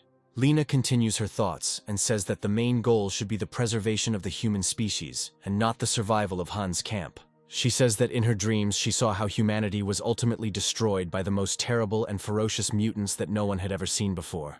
Hans thinks about Lena's words and realizes that there is some meaning in her words. He recalls how the zombie apocalypse began and comes to the conclusion that to this day, it is not known for certain where the first zombies came from. The girl also adds that she still sees in her dreams how Hans and his people die. A kind of mosaic begins to form in Hans's head, and he begins to build a theory that the entire apocalypse is controlled by a force still unknown to him. Hans is no longer sure of anything and does not yet understand who can answer all his questions. Hans asks when his death will occur in Lena's dreams. She replies that she saw all the people die after the harvest. After a few days, we see how active the training is. Jong-hwan asks why Hans trains everyone so hard. Hans replies that the most difficult test that the nun speaks of awaits our heroes, and they must be prepared for it. Jong-hwan believes Hans's words and puts in all his efforts in training. Hans watches the training camp and remembers his last conversation with Lena. She said that before the most terrible battle, our characters will face a test with a new kind of mutant shark. Then a girl runs up to Hans and says that an old man from a mercenary squad has made contact. Hans is happy to talk to his old friend. The old man says that a new camp of bastards has formed nearby, occupying the territory of Negan's alliance. The old man says that the name of their leader is Sean. According to the old man, Sean's camp is the remnants of Negan's empire, and so far it hasn't caused any particular problems. But the old man decided to warn Hans. Hans says that he knows Sean, as he has met him before. The main character recalls the events of the future he lived and his friend named Sean. It was Sean who trained Hans and taught him hand-to-hand combat. But Sean later betrayed Hans and died from a zombie bite. Evening is coming. We see that new traces of the mutant have appeared on the camp beach. We are shown a huge carcass with fins walking across the island. The mutant notices a house with a light on. We are also shown a huge crowd of zombies, and we don't yet know where it is. Next we see Jong-hwan, who is awakened by his dog barking. Jong-hwan calms the dog down, but he also hears some strange sounds coming from the street. He broadcasts information over the radio that he is going to go out and check out the strange sounds on the street. Jong-hwan puts on his gear and takes his weapon and goes outside. Friend, he notices something strange in the dark. He can't believe his eyes because of what he just saw. A huge monster with red eyes and a shark's mouth looked at him from the darkness. Jong-hwan immediately starts shooting at him with a rifle. However, the mutant doesn't even pay attention to him and runs towards the house. Yong runs as fast as he can to his home, screaming for his girlfriend to save herself. The mutant destroys Jong-hwan's house in a matter of seconds. The character froze and thought that this was all a bad dream. Suddenly, Jong-hwan sees a picture that is simply terrifying to the depths of his soul. The mutant devours Jong-hwan's girlfriend, and she screams in pain. A few seconds later, the girl dies in front of Jong-hwan's eyes and in the monster's mouth. It seemed that at that moment the meaning of life was lost for Yong. With great rage, Jong-hwan begins to shoot at the monster. The monster notices our character and approaches him. A huge mouth hangs over Yong and looks at him. Our character understands that he is powerless against such a mutant and can do nothing. The monster's mouth opens, and in a second, Yong's life will end just like his girlfriend's. A few minutes later, Swift and the others come running to the scene, unable to believe what they see. All that was left of Yong was his legs. Everyone understands that at this moment, a monster is wandering around the camp. Hans is having a hard time coping with the loss of his close friend. The main character also notices a zombie who used to be Hans' girlfriend. Hans kills her because he has no other choice. Hans remembers what a good person Jong-hwan was and realizes that Lena's predictions are starting to come true. He remembers meeting Yong, who was just a kind fat man back then. During the time he spent with Hans, Yong became a truly brave warrior. Swift tells Hans not to lose hope, and that everyone else will support him. Swift asks Hans to pull himself together and come up with a new plan, as it is still possible to save everyone in the camp. Suddenly, one of the people asks a question about whether if there is a mutant of such a high level, then a wave of zombies will come after him. Hans realizes with horror that this is true, but the wave of zombies cannot reach the island. Suddenly, Hans remembers the events of the future he experienced, in which a group of people escaped on a ship, but everyone there turned into zombies. Hans suggests that this ship could have been sailing the ocean all this time, and eventually it approached the island. That is why the mutant began to visit this island, as a wave of zombies is approaching. Hans's subordinates ask what should be done now. The main character says that he wants to climb up the electrical tower and survey the area. While he is gone, Hans orders the people to be placed in a bunker and an elite squad to patrol the island in groups. Next, Hans and Sari go to the tower. Hans climbs to the very top of this tower. Siri asks if Hans sees anything. However, Hans replies that the island is covered in thick fog and has poor visibility. Hans tries to examine the surrounding area, but he is unable to do so. Meanwhile, Swift reports that the people have been hidden in the bunker and the defense group has been deployed. Hans is glad that most people will be safe. Suddenly, a mutant of enormous size runs out towards the tower. People start shooting at him, but the bullets do not penetrate his thick skin. The mutant runs after Sari and wants to eat her. In the mutant's eye, we see a reflection of Hans flying towards him. He falls down rapidly and already has his combat bayonet ready. Hans plunges his bayonet into the mutant's eye and pierces it, and we see how huge the monster is in size, that Hans looks like an insect in comparison. Hans falls from the monster to the ground. He gets up and gives the command to everyone to open fire on the monster and shoot at the eyes. Hans's subordinates begin to fire with all the weapons they have. We see that due to the damage to the eye, the monster loses its composure. Hans prepares to throw a grenade into the monster's mouth. However, the monster slams its tail onto the ground, causing a huge cloud of dust to rise. In the resulting cloud of dust, the mutant manages to escape into the dense forest. Hans passes the information on to all the other people. Next, Hans decides to examine the area from a helicopter. He comes to the helicopter pilot and says that he needs to go up and inspect the shores of the island. The pilot turns on the helicopter and the blades begin to spin. The helicopter takes off and flies over the island. Hans tries to see the island's shore through his night vision goggles. He notices a ship that has already sailed quite close to the island. Hans realizes that this is most likely the same ship he spoke about earlier. Indeed, this ship is filled with zombies who can already smell the approaching smell of human flesh. Hans decides to destroy the ship before it reaches the island. He starts to spray gasoline from the air, which flows onto the ship. We see that gasoline is spreading over the entire surface of the ship. Hans realizes that all that remains now is to set this ship on fire. Hans ties Mia to the helicopter so she feels safe and can concentrate on the shot. Hans tells the girl that she will succeed, and he believes in her. These words make the girl feel calm and embarrassed. Hans lights one of Mia's arrows. The girl takes aim and is about to shoot a bow. We see an arrow flying over the ship and realize that there are thousands of zombies on it. The arrow hits one zombie and it catches fire. Within a second, the ship is completely on fire. Thousands of zombies are burning in this hellish fire. However, the ship continues to sail and does not sink. At this time, the radio station reports that a huge mutant has just escaped near the bunker. Siri says that there is no more time and we need to go back. Hans hopes that the ship will sink and begins to think about how to stop it. Now Hans begins to think that he made a mistake, and that he should have gone down to the ship and turned the ship's wheel. However, a moment later, Hans hears explosions. We see that the fire on the ship has reached the fuel tanks. Mia is glad that they succeeded after all. A ship with thousands of zombies sinks into the ocean. Hans broadcasts over the radio that he is already returning to the bunker to finish off the mutant. At this time, people are already standing in full readiness, waiting to fight back the monster. Swift sees a mutant standing in the distance and doesn't understand why he doesn't attack them. The mutants seem to be waiting for someone and froze. Swift tells Jean that without Hans, they are the only hope for the camp, as they are the only two other than Hans who have fought against mutants of such a high level. Suddenly, the mutant goes to the bunker and people open fire on him with all their weapons. They can't pierce the mutant's skin and only make him more angry. The monster moves towards the defense post at great speed. Swift prepares to engage in close combat with this huge and terrible monster. The next second, the monster destroys the protective barriers. Swift thinks this is his chance to attack the monster. He runs closer and wants to hit the monster in the leg. Swift swings his axe and hits the monster with all his might. Our character gets hit, but doesn't understand whether he caused any damage. Looking closer, Swift saw that the blade of his axe had broken on the skin of this monster. Swift understands that now the mutant will counterattack, but he will not have time to dodge. Swift is covered by Jean with a metal shield. Swift says that the situation is too complicated, and that they need to keep their distance, as the mutants can turn people into zombies if they touch them. Jin is well aware of the risks he is taking, but says that if anyone other than Hans can fight this monster, it is he and Swift. We understand that now there will be a confrontation between our two favorite characters from Hans' gang against the mutant. The monster makes its first quick paw attack. Jin hides behind the shield, but manages to notice that the monster is simultaneously attacking with its tail. Jin doesn't manage to dodge this attack and the monster wounds him. The next moment, the monster attacks Jin with its second paw, and he realizes that he won't have time to escape. At this moment, Swift pushes him away so that the monster does not kill him.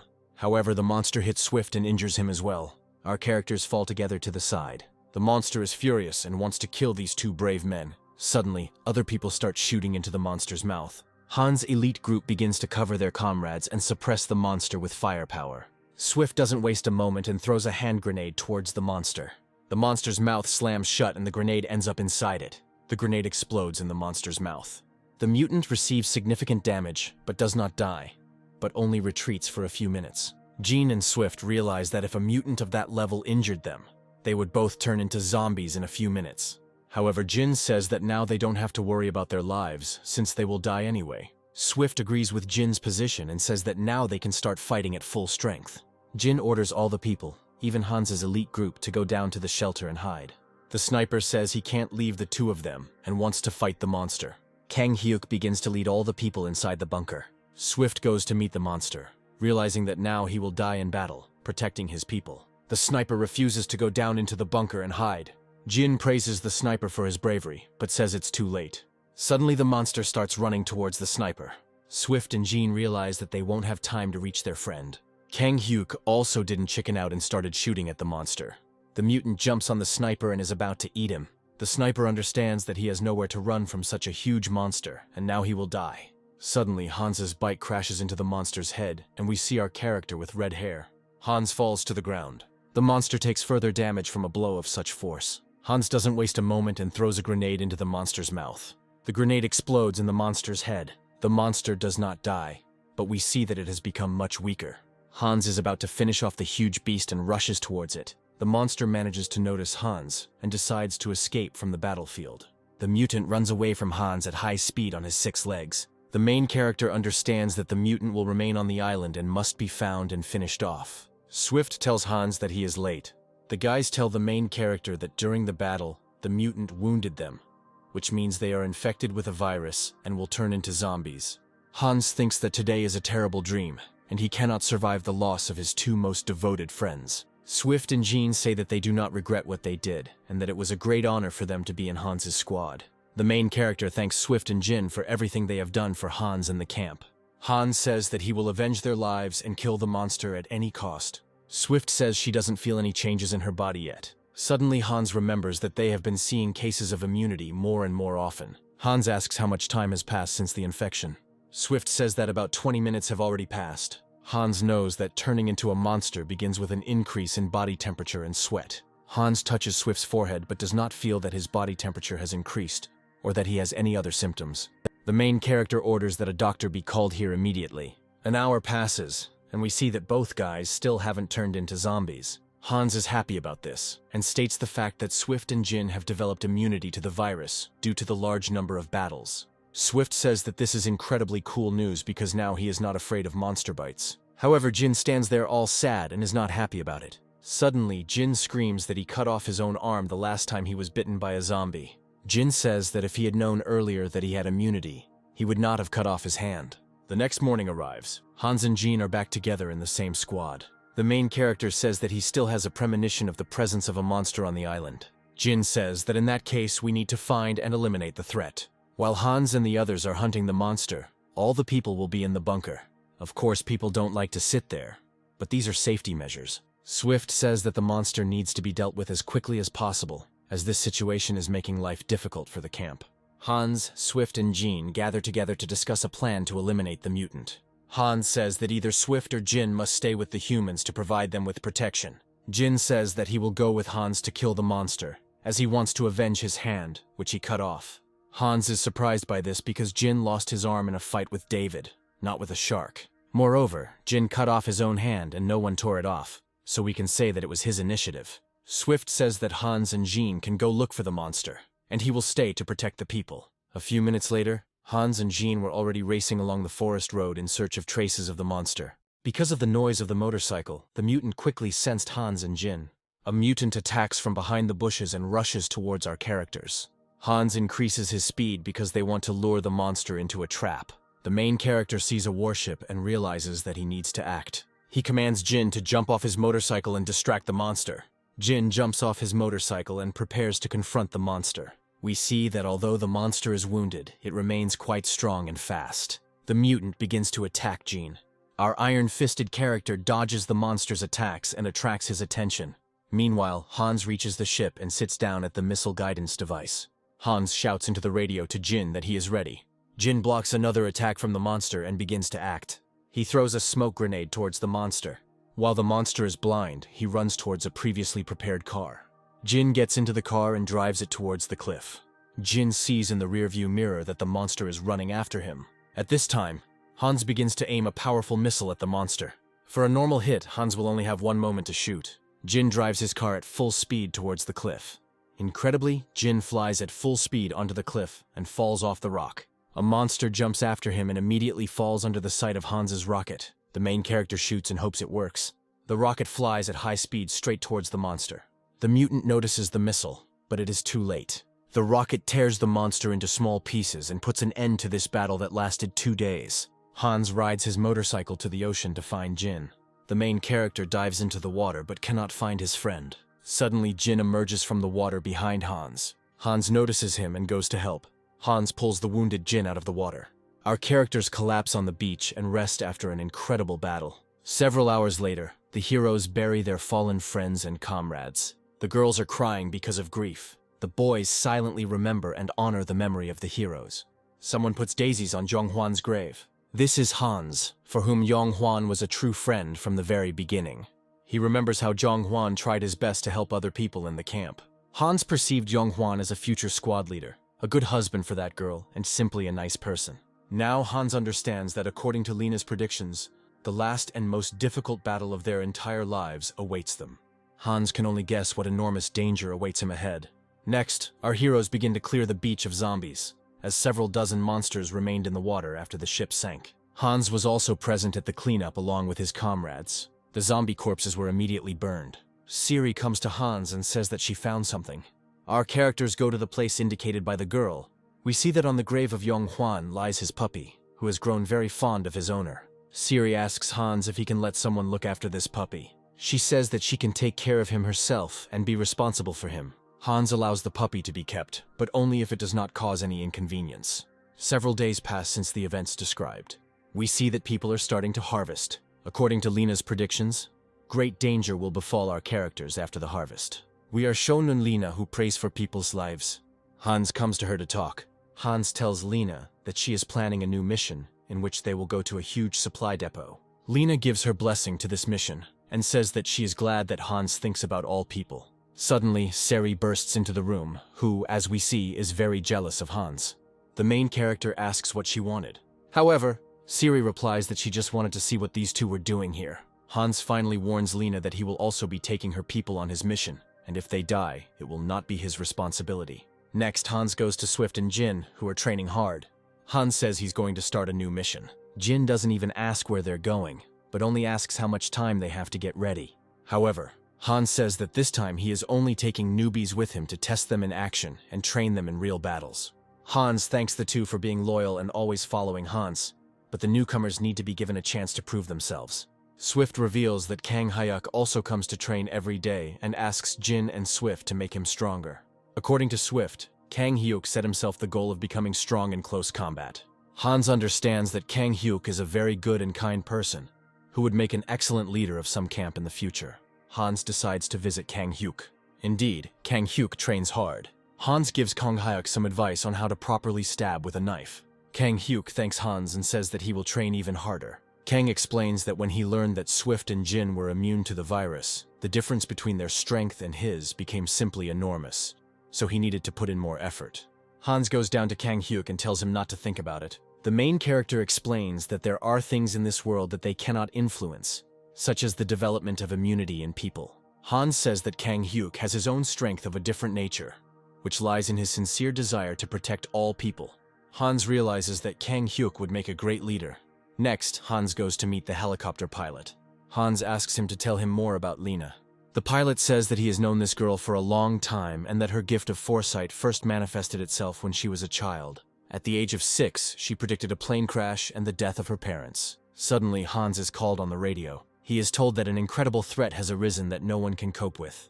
Hans comes to the camp, and the nun says that she saw a dream in which everything exploded. She explains that in her dream, she saw how a nearby nuclear power plant exploded, and an area for thousands of kilometers was exposed to radiation.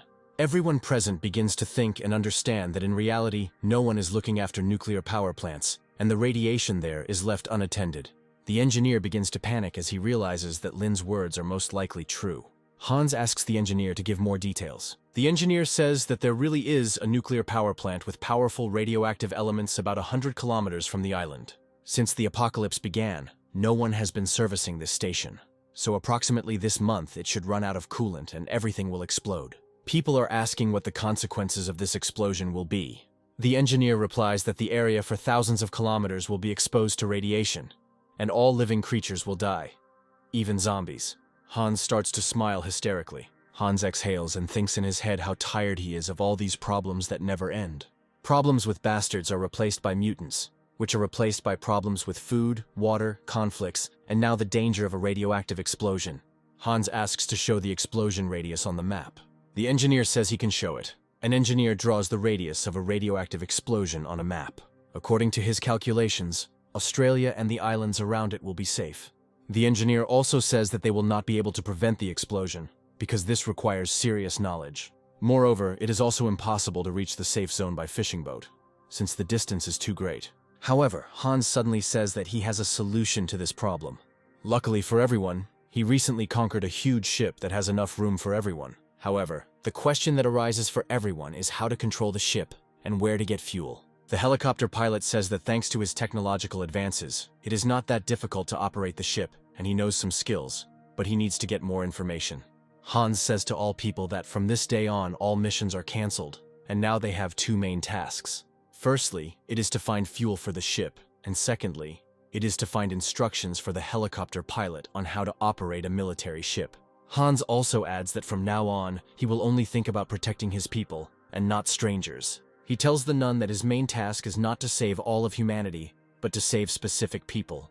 Swift really likes the events that are happening, and he is already waiting for everyone to sail on a huge, cool ship. The pilot says that he can help with the first task, namely finding the right type of fuel for the ship. Luckily for everyone, there is an oil refinery at the pier near the island, which has a warehouse with the required type of fuel. Then Hans says that all that remains is to find where the instructions for controlling the ship will be.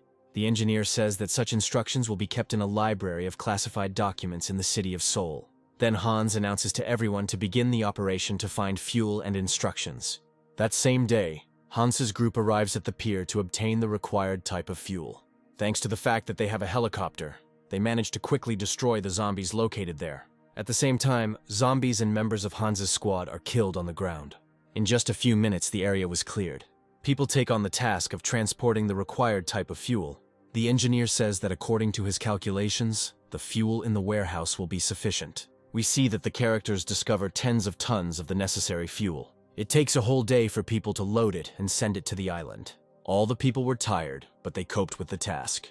Next, Hans and his elite group head to the camp of women and mercenaries. He is met by an old man who says he is glad to see him. Hans is also glad to see his old friend and asks how things are going. The old man says that over the past time he has trained several of Hans's men, and now they have become real soldiers. Hans says there is serious information that needs to be discussed. The characters go inside the building to talk, and Hans notices the man who used to be the head of the hospital camp. After several months of training, he became a real soldier and atoned for his sins of betrayal. However, the old man still keeps an eye on him and continues to train him. Hans tells the old man that he has a new deal to make for him. The old man asks Hans to tell him more details. Hans asks the old man to accompany him to the city of Seoul and provide protection. In return, Hans promises to tell information that will help the old man and his people survive, as incredible danger is approaching. The old man was surprised by such a conversation, and until this moment did not know about the danger. However, the old man rejects Hans's offer. Hans says that if the old man does not agree, he and his people will die. The leader of the mercenary squad feels that Hans is speaking more seriously than ever. The main character states that very soon, a disaster will happen that no one can influence and everyone will die within a zone of thousands of kilometers. The old man understands that Hans is talking about some kind of natural or man-made phenomenon, and all this is really true. Hans offers the old man one last time to agree to a deal. The old man accepts Hans's terms and says that the mercenaries will take him to the city of Seoul. Next, we are shown the headquarters of a mercenary squad. The old man's deputy enters his office. The old man orders to gather the best people for a mission in the city of Seoul. A few hours later, the old man tells them a plan on how they should penetrate this city. The fact is that now in the city of Seoul there are a lot of different bandits, and the most evil of them is Sean's gang. They settled in a huge stadium. This stadium was once used by the military, and therefore there are many weapons and equipment left there. The military was wiped out in the middle of the apocalypse and Sean took their place. The old man says that after Hans killed Negan, Sean gathered the remnants of all the camps and subjugated them. The old man also tells one of the most important rules for visiting Seoul. It is forbidden to shoot in this city, because there are millions of zombies there, and if there is noise, they will destroy everyone. Hans and the mercenaries set out. On the way they stop at a camp with which the old man maintains friendly relations. The old man says that they will ask for silent means of transportation in this camp. Hans and his men enter the camp. They see that the camp is in extremely difficult conditions and people are starving. Hans realizes that these people are in trouble because of the huge number of zombies and bandits. Our characters are greeted by the head of this camp, namely a girl named Maria. Maria says that she hasn't seen the old man for a long time and is glad to see him. Suddenly, a little girl runs into the room and runs towards the old man. We see that the old man loves her very much and misses her. Meanwhile, Maria tells us that Sean's gang is operating in Seoul and sets its own rules. According to Maria, Sean has taken over the remnants of Negan's empire and is creating an even larger camp. Maria says that Sean also came here and asked to join Maria's camp, but she refused him. Hans remembers that Sean was Hans's friend in the future he experienced. Hans also remembers the rest of Sean's squad, and as far as he knows, they weren't all bad, but they could have changed by that time. Finally, Maria asks Hans to promise that he will return to her since she liked him very much. Hans replies that if fate allows, they will meet again. Next, we are shown that Maria gave them electric scooters. Hans' elite squad now looks like a group of children, but they move silently. The sniper reports that there are a large number of zombies on the right flank.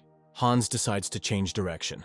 He commands everyone to turn right. Suddenly, Hans encounters a crowd of thousands of zombies on his way. He understands that they will not defeat them in close combat, and a new plan is needed. Hans tells everyone to climb onto the roof of a nearby building. Everyone goes up to the roof of the building. From here, Hans sees a terrible sight. This city is completely overrun with zombies and reeks of rot and blood. Hans says that we will have to find a way with the least amount of zombies and break through with a fight.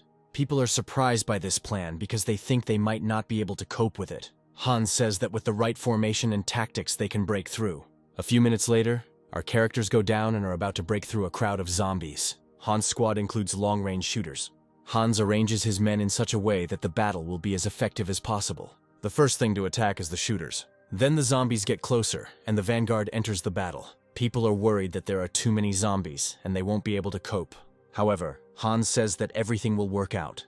A crowd of zombies approached Hans and his men. Swift and Jin enter the battle. Two adventurers fight with full force, as no zombie bites can scare them now. Hans notices that some people are starting to get tired, so he moves them inside the group.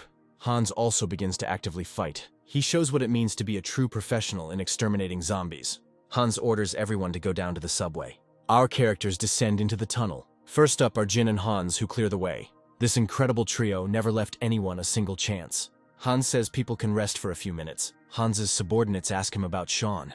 Jin also adds and clarifies whether Sean was in the future that Hans experienced. Hans tells everyone that he knew Sean personally, but in the future he betrayed Hans and died.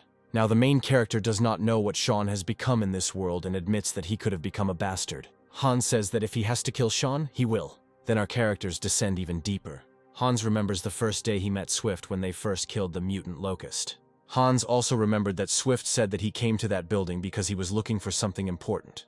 But Swift, even now, does not say what it was. Hans says that Swift can continue to keep his secrets, but he would be very interested to know. Then our heroes continue walking along the tunnel. Suddenly, angry zombies appear from the darkness. Siri gets very scared and screams. We see that these zombies are stuck in a subway car, At that very moment, Hans notices a mutant whom he calls a locust. Most of Hans's people have never seen such a mutant and are scared. Hans says that they don't have much time to deal with this mutant, and they need to deal with him as quickly as possible. Hans throws his knife at the mutant's head. It hits him right in the head. However, the monster does not die and continues to crawl on the ceiling, and people begin to shoot at it. They hit the mutant, and Hans realizes that the monster is about to attack. Hans prepared to repel the monster's attack. However, the monster is intercepted by Jin, who knocks him to the ground with one blow. Then Hans, Swift, and Jin beat up the monster and nothing remains of it. The newcomers from Hans' squad are shocked by what they see. Hans asks the newbies if they've pissed their pants. Next, our characters go upstairs. The squad comes to a bridge that leads to the main part of the city. Night falls and our guys have been resting all this time since Hans ordered not to stick their heads out for now. Hans knew that it was best to cross the huge bridge at night to avoid any fighting, since their main task was to find instructions for the ship. Hans' squad encounters a fence. The main character understands that if someone blocked the bridge, then there is definitely an observation point here. Suddenly, one of the newcomers cut his hand on something. The newbie starts looking for a bandage to treat the wound and turns on the flashlight. The next second after he turned on the flashlight, a bullet hits his head. Hans realizes that he was right, and they were being watched all this time. Hans shouts for everyone to duck and hide. The main character splits his squad in order to eliminate the shooters. Jin and a group of people break through the wire and move on. Meanwhile, Hans observes the place from where he was shot. He sees that there are about 5 people there in total. Hans manages to neutralize one of them. A sniper also provides cover. The enemies start shooting at Hans and the others. Hans decides to attract attention to himself while Jin and the others break inside. Hans manages to run to Jin and orders him to kill everyone in the building. Jin goes inside the building and kills 2 people. Jin inspects the area and makes sure that the area is clean. He and another guy are going to pass this information on to Hans. Suddenly, a huge silhouette of a pumped-up military man appears behind the guy. The soldier knocks the guy out with one blow. Jin turns around and sees all this. Jin immediately starts shooting at him with a pistol. Despite his enormous size, the big guy dodges quite quickly. The soldier pins Jin against the wall and is about to strangle him. Jin pulls out his blade and prepares to deliver a devastating attack. However, our character only manages to push the enemy away. Jin kicks, but the soldier manages to grab his leg and block the blow. The soldier throws Jin 10 meters forward. Our favorite character falls into a crowd of hungry zombies. A soldier stands on the edge of a precipice and sees zombies attacking him. Next, the soldier ties up the captured guy from Hans's detachment. He reports to someone on the radio that he was attacked. Suddenly, the soldier stops speaking and experiences excruciating pain. In the last seconds of his life, the soldier tries to understand who could have killed him. Behind the soldier stands Jin, who pierces him with his blade. You shouldn't underestimate a man with enormous willpower and immunity to zombie bites. Meanwhile, Sean and his subordinates are about to attack Hans's detachment, since the military man managed to warn them. Meanwhile, Hans and the others begin to clean up the corpses of the defeated enemies. Jin and his comrade, whom he saved from being kidnapped by that huge military man, come down to the hall. Hans notices bite marks on Jin's body and asks if he's okay, and Jin replies that he is. Hans shows Jin that they captured one of the squad members who attacked them. Our guys also put the body of a guy from Hans's squad to rest. The main character remembers that he was a great guy who worked as a cook in the camp and he had a beautiful girlfriend. Hans mourns the loss and asks Jin what happened. Jin says that they were attacked by a man in military uniform who had tremendous strength and high fighting skills. Hans remembers this military man because he knew him in a past life, but concludes that in this world, the military man changed and became a bad person. Hans also examines the remaining wounded and cannot accept the fact that the mission to obtain the instructions is turning into a fight to the death. The other guys are also grieving for the dead and are at a loss. Hans sits alone and thinks about what to do, because all responsibility, including for people's lives, as always, lies only with him. Sean's voice comes from the radio station, asking if anyone can hear him. Hans picks up the radio. The main character answers to Sean, who is the leader of the camp that attacked them. Sean asks if there are any survivors among his squad and orders Hans to release the prisoner. Hans replies that they will not release the prisoner while his people are under attack. Sean asks Hans why they came to his territory and what they want there. Hans replies that he and his men are looking for the information they need, and they are not going to attack anyone or steal anything. All the people from Hans's squad watch the negotiations and listen carefully to the main character's answers. Sean offers to meet Hans and discuss possible solutions to the conflict, as Sean does not want to lose his people in battles with Hans. Hans agrees to meet and accepts the offer. All the people are shocked that Hans is now going to talk to the leader of the camp that attacked them. Hans transmits to the radio station that he will come to the room at the entrance to this building in 20 minutes. All of Hans's friends begin to dissuade him from this plan as it is too risky. Sari, Swift, and Jin tell Hans that he is the most valuable person of all and they cannot risk him.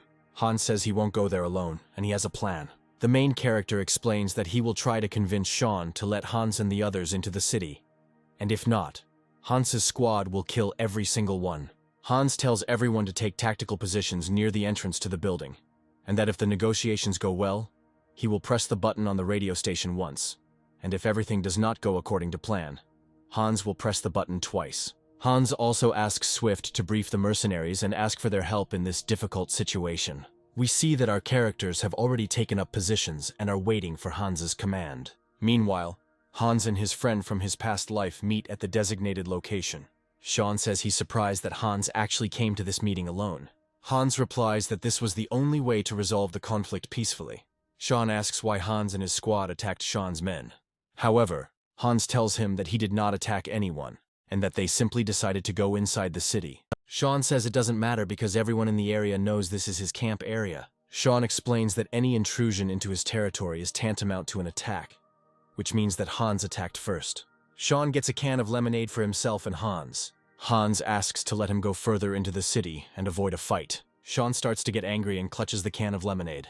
He says that Hans and his men killed 5 members of Sean's squad, so Sean won't let them go just like that. Hans realizes that the negotiations are at an impasse and takes out his pistol. However, Sean says he didn't just suggest meeting for no reason. Sean expresses gratitude for Hans killing a bastard like Negan and says that it is a great honor to meet Hans. Hans then says that he wants to tell the truth, which is very difficult to believe. Hans says that he has already lived 3 years of the apocalypse in the future, and was acquainted with Sean, and was in the same squad. The main character tells how he died in the future, and was reborn 6 months before the apocalypse. Sean can't believe it and thinks that Hans is lying and trying to distract his attention. However, Hans begins to say things that only a true friend of Sean's could know. Namely, Hans talks about Sean's younger sister, then he lists the names of all Sean's friends and his past life. Hans tells how he and Sean fought on the same team in the future but were defeated. Sean is confused and doesn't know what to think, because everything Hans said matches reality down to the last detail. Hans says that no matter how much he tries to deny reality, the reality is that Hans is an old friend of Sean's, who has returned to the past to change everything. A few minutes pass, and there is only silence in the room as Sean processes everything Hans said. Suddenly, Sean says that in that case he is glad to see his old friend. Hans is surprised and can't believe that Sean believed Hans's words. Sean extends his hand to Hans as a sign of friendship. Hans says he is very glad that they managed to reach an agreement and avoid casualties. Next, Hans asks how the members of Sean's squad, whom Hans knew in his past life, are doing. Sean replies that most of the people Hans named died fighting Negan. Sean mourns his comrades because they were good people. Sean asks if Hans was tough enough when he killed Negan. To this, the main character replies that he cut Negan into small pieces and scattered them throughout the camp. Sean thanks Hans again for finishing off Negan and thus eliminating the main problem. Next, our characters begin negotiations regarding how Hans and his men will enter the city. Sean says that there is a split in his camp, and not everyone perceives him as an absolute authority, so he needs to consult with someone else. Hans says that Sean can invite his advisor here so that the decision to let Hans and his men through will look objective and correct to Sean's squad members. Sean thinks about Hans's proposal and realizes that he is right, after which Sean calls his advisor on the radio. Hans says on his radio that negotiations are going well so far, and that another person will be entering the room now. Hans is very surprised by who entered the room. This is Hans's former boss from the job he worked at during the zombie apocalypse. The main character remembers their last meeting when it all started. Hans asks what this idiot is doing here. The man also despises Hans as a person, because before the apocalypse they were enemies. Hans told the man to shut his mouth, as he had to speak with respect to the leader of one of the largest survivor camps. The man says that he will never make concessions to Hans and that he must be killed as a traitor. The man also begins to tell that Hans was fired from work right before the apocalypse for absenteeism, so he cannot be relied on. This idiot doesn't even realize that Hans didn't go to work because he was preparing for the zombie apocalypse. The man continues to accuse Hans of being a coward, and that there will be no peace agreement. Hans presses the radio twice, thus signaling his squad to take action. Both men are surprised at what Hans just did. The main character replies that 2 years ago, when the zombie apocalypse began, he warned his former boss that if he touched him, he would kill him. Sean still doesn't understand what Hans is talking about. The main character punches this stupid man in the stomach and knocks him out with one blow. Then Hans takes out his pistol and fulfills his once-made promise with one shot. Sean screams because he doesn't understand what's going on, because they just almost came to an agreement and made a peace deal. Hans tells Sean not to move. The main character explains that now in this world, Sean has no authority in his camp, and if his advisor allows himself to talk like that, then the rest of the camp will not support Sean's idea to let Hans and his people through. Thus, Hans understood in 1 minute that these negotiations would not lead to a peaceful agreement, and that he needed to act right now. Meanwhile, we are shown events that took place a few minutes ago. Jin tells Swift that he found a bulletproof cabinet and brought it here to use as a shield in case of danger. Swift says this is the stupidest idea he's heard in months. We see that our characters are ready, at Hans's signal, to tear to pieces anyone who is going to harm him. Suddenly, Swift hears 2 clicks on the radio, which means that Hans has given the signal to act. Swift commands all units to begin eliminating the enemy. This signal is also received by all the others and another battle begins. Jin drags the bulletproof cabinet forward, providing protection. The enemies notice him and realize that Hans's squad was here all this time.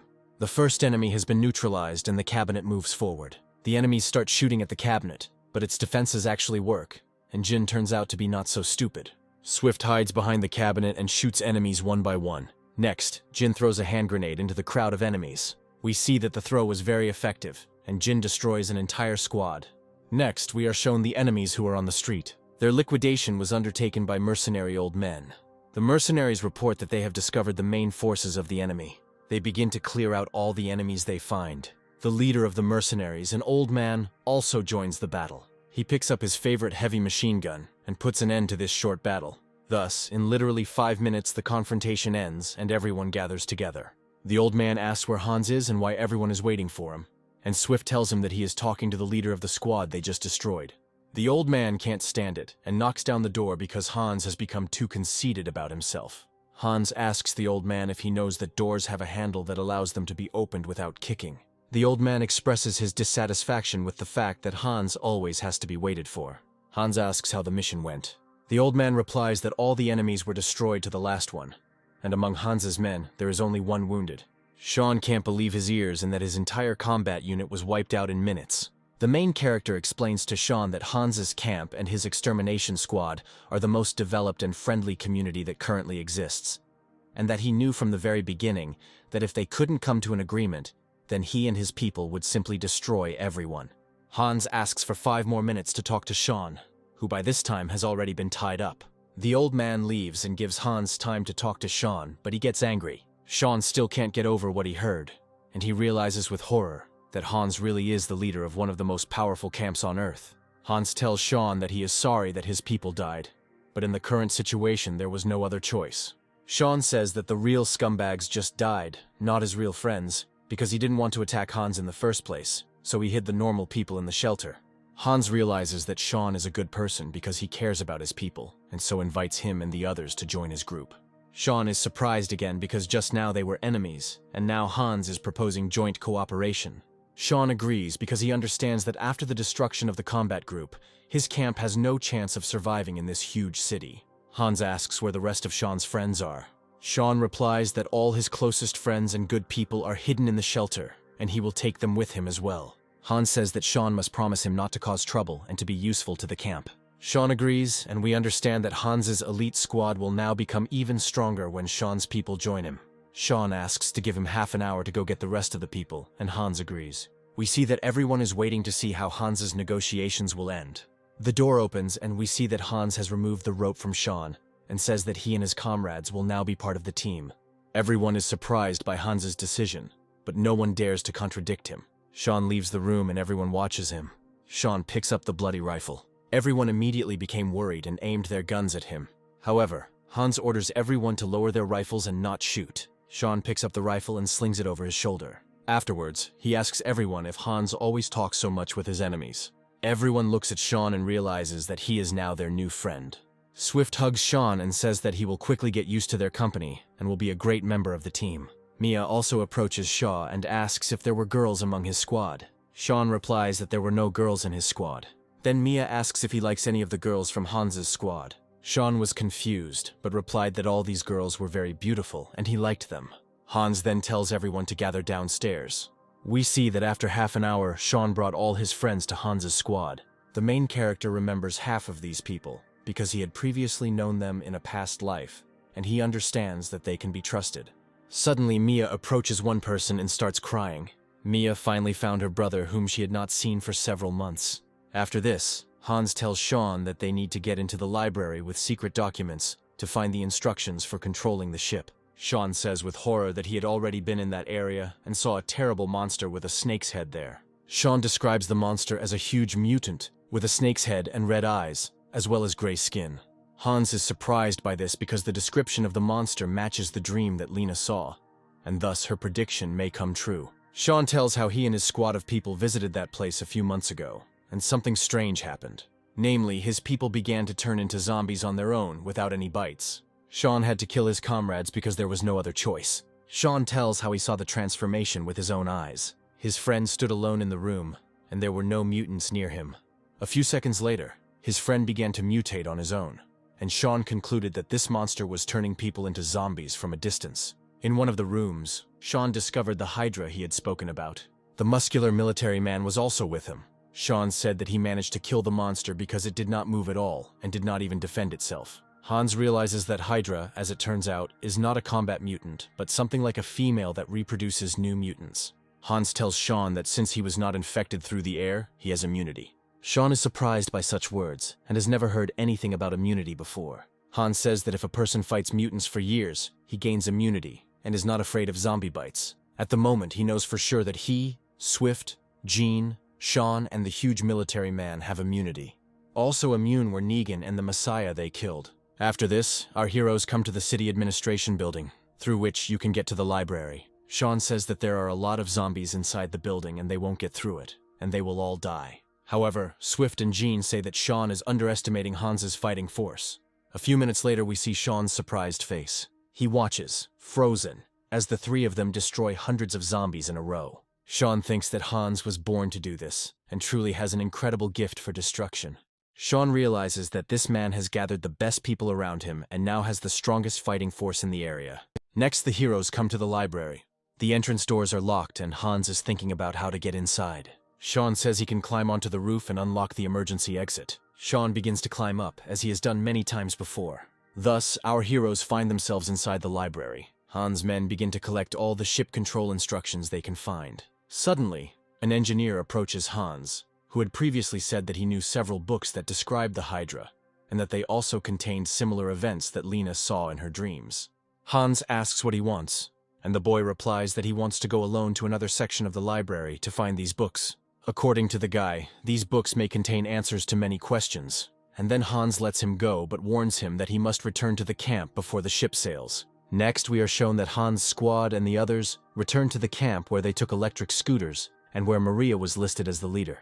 We see that this camp was attacked and Changmi was killed. Hans mourns her because she was a good girl and saved women. The old man and Hans talk about avenging her. Hans realizes that there is no time to waste now. The main character tells the old man that very soon a nuclear power plant will explode nearby and everyone will die, including those who killed Changmi.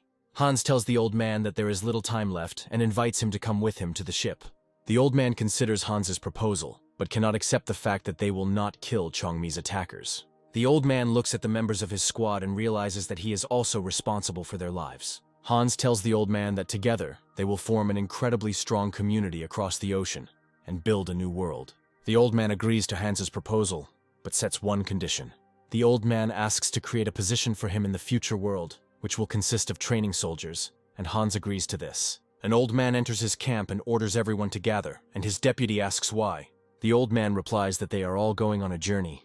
Hans orders a search of the coastline and a boat to get directly from here to the camp. We see that after a day, all our characters return to the pier. Hans's men find a boat and realize that they can sail directly from Seoul. Hans contacts his camp and tells them that the mission was successful and calls for a second boat to come to this shore. Hans realizes that his camp is now incredibly strong, as it consists of powerful units. Now the old man and his mercenaries have also joined Hans's camp. Sean and his friends, who are distinguished by their strong combat training, also joined the squad. The next day, Hans's deputy swims to their shore and greets them. He is very surprised that among the mercenaries there is his former colleague, who betrayed him during Negan's attack. This man once held the position of head of the camp at the hospital. However, the old man explains to him that now this new man has become an obedient soldier and is now engaged in atoning for his sins. This calms him down, and he understands that the old man can really educate people and change them. Our characters all head to Hans' camp, which is based on the island. The old man and Sean look at Hans's camp and can't believe their eyes. There are farms with domestic animals on the island. There are also fields that are sown with rye and wheat. Sean is convinced that Hans has succeeded in building a new small world in which everyone works together and for the benefit of each other. Then the old man and Sean see a huge warship and understand what Hans was talking about all this time. Hans's detachment arrived and was greeted by Lena and the rest of the people who had been waiting for him. Hans announces to everyone to speed up preparations for departure and do everything necessary. Suddenly, a girl approaches Hans and asks about the fate of her boyfriend. Siri gives this girl an item that is wrapped in cloth. This is the wedding ring that our characters took from the hand of the girl's dead boyfriend. Hans says that her boyfriend died a truly heroic death. The girl falls to the ground and cannot believe her ears. Sean feels responsible for the guy's death, but Hans reassures him. Everyone starts to support the girl who is crying because of the loss of her boyfriend. Hans's assistant says that the girl is pregnant from the dead guy. Everyone is surprised by this. This will be the first child to be born after the apocalypse. Evening is coming. Everyone gathers for a meeting to discuss a plan to sail away on a ship. The old man says that they will be able to load most of the livestock onto the ship, but not all of them will fit, and therefore it is worth eating some of the supplies and animals in the next few days. The senior engineer explains that with the help of the instructions he received, he will be able to understand the ship's engine and other nuances of control. All people begin to study the instructions and characteristics of the ship. Night falls, and Hans tells everyone to go and rest, as everyone will be working hard for the next few days. In the morning, people begin loading things and resources onto the warship. Hans checks on the preparations for departure, and the engineers tell him that the preparations will take 3 days. Hans realizes that there are 3 days left, but the guy who went to the library for his books still hasn't returned. We are shown the library that the man went to. We see that the guy finds the very book he was looking for. He opens it and begins to read and is shocked by what he sees. This book contains answers to all questions and fully explains where zombies came from and what is happening now. The guy can't contain his emotions about who is behind this zombie apocalypse. Meanwhile, on the island, people are celebrating the fact that in 2 days, they will be leaving for overseas. The girls prepare delicious food and snacks, since some of the supplies cannot be taken on board the ship anyway because they will spoil. We see Hans, who for the first time in a long time is not dressed in his cool suit. Hans is also helped by a pregnant girl. Sean's people haven't eaten properly for a long time, so they're looking forward to dinner very much. The island has a calm and pleasant atmosphere. Jean and Swift compete to see who can eat more food and faster. Siri demands that Hans open his mouth and eat the broccoli. Hans finally gives in to Siri and eats what she asks for. Hans is invited by the old man and Sean, who want to have a drink with him. The sound of mugs clinking is heard and everyone is drinking beer. The old man says that he hasn't had such a good time in a long time. Hans initially refused to drink with everyone, but the old man persuaded him. We see that Hans is also drinking beer and can finally relax. Suddenly, Sari appears and asks if she can join the company of commanders. The old man happily lets Sari into the table and invites her to have a drink with them. Siri sits down with all the bosses and starts drinking beer with them and Hans. Evening comes and everyone goes to rest. We see Hans telling the girl that she can rest too. However, she replies that she will clean everything until the end and will try. Hans understands that the girl wants to seem needed for the camp because she is afraid and is now left without a boyfriend. But Hans says that he takes responsibility for this girl and will do everything so that she can give birth. The girl cries with happiness and realizes that she has just secured the support of the most important person in the camp. At night, Hans sits alone near the shore of the island and thinks. Siri comes to him and brings beer. Hans and Siri sit together and talk, enjoying the pleasant and calm atmosphere. Siri takes Hans's hand and wants to tell him something very important. However, their conversation is interrupted by a man who says that the guy who went to the library has contacted them. Siri is left alone and realizes that her plan to seduce Hans has failed again. The next day, the guy who got the ocean maps and found that very book returns to the camp. The boy asked where Hans wanted to go on the ship. Hans replied that they would sail to New Zealand. The guy says that it will be a long and dangerous journey, but there will be just enough fuel to get there. Hans replies that this is very good and we can sail away. But Hans does not ask about the very books that the guy found, and he does not tell us about them either. And we understand that we will find out all the answers a little later. The day of the ship's departure arrives. Hans stands at the helm, ready to begin the most important mission of all. Hans starts asking over the radio if everything is ready for departure. The technical department reports that the equipment is ready. The planning and logistics department reports that they are also ready. The deck reports that all hatches are closed and nothing suspicious has been noticed around, and therefore they are also ready. The helipad reports that the helicopter is secured, and they are also ready to depart. Hans commands the ship's engines to be run at full power. The ship begins to move smoothly. We see that the ship gradually picks up speed and sails away towards the ocean.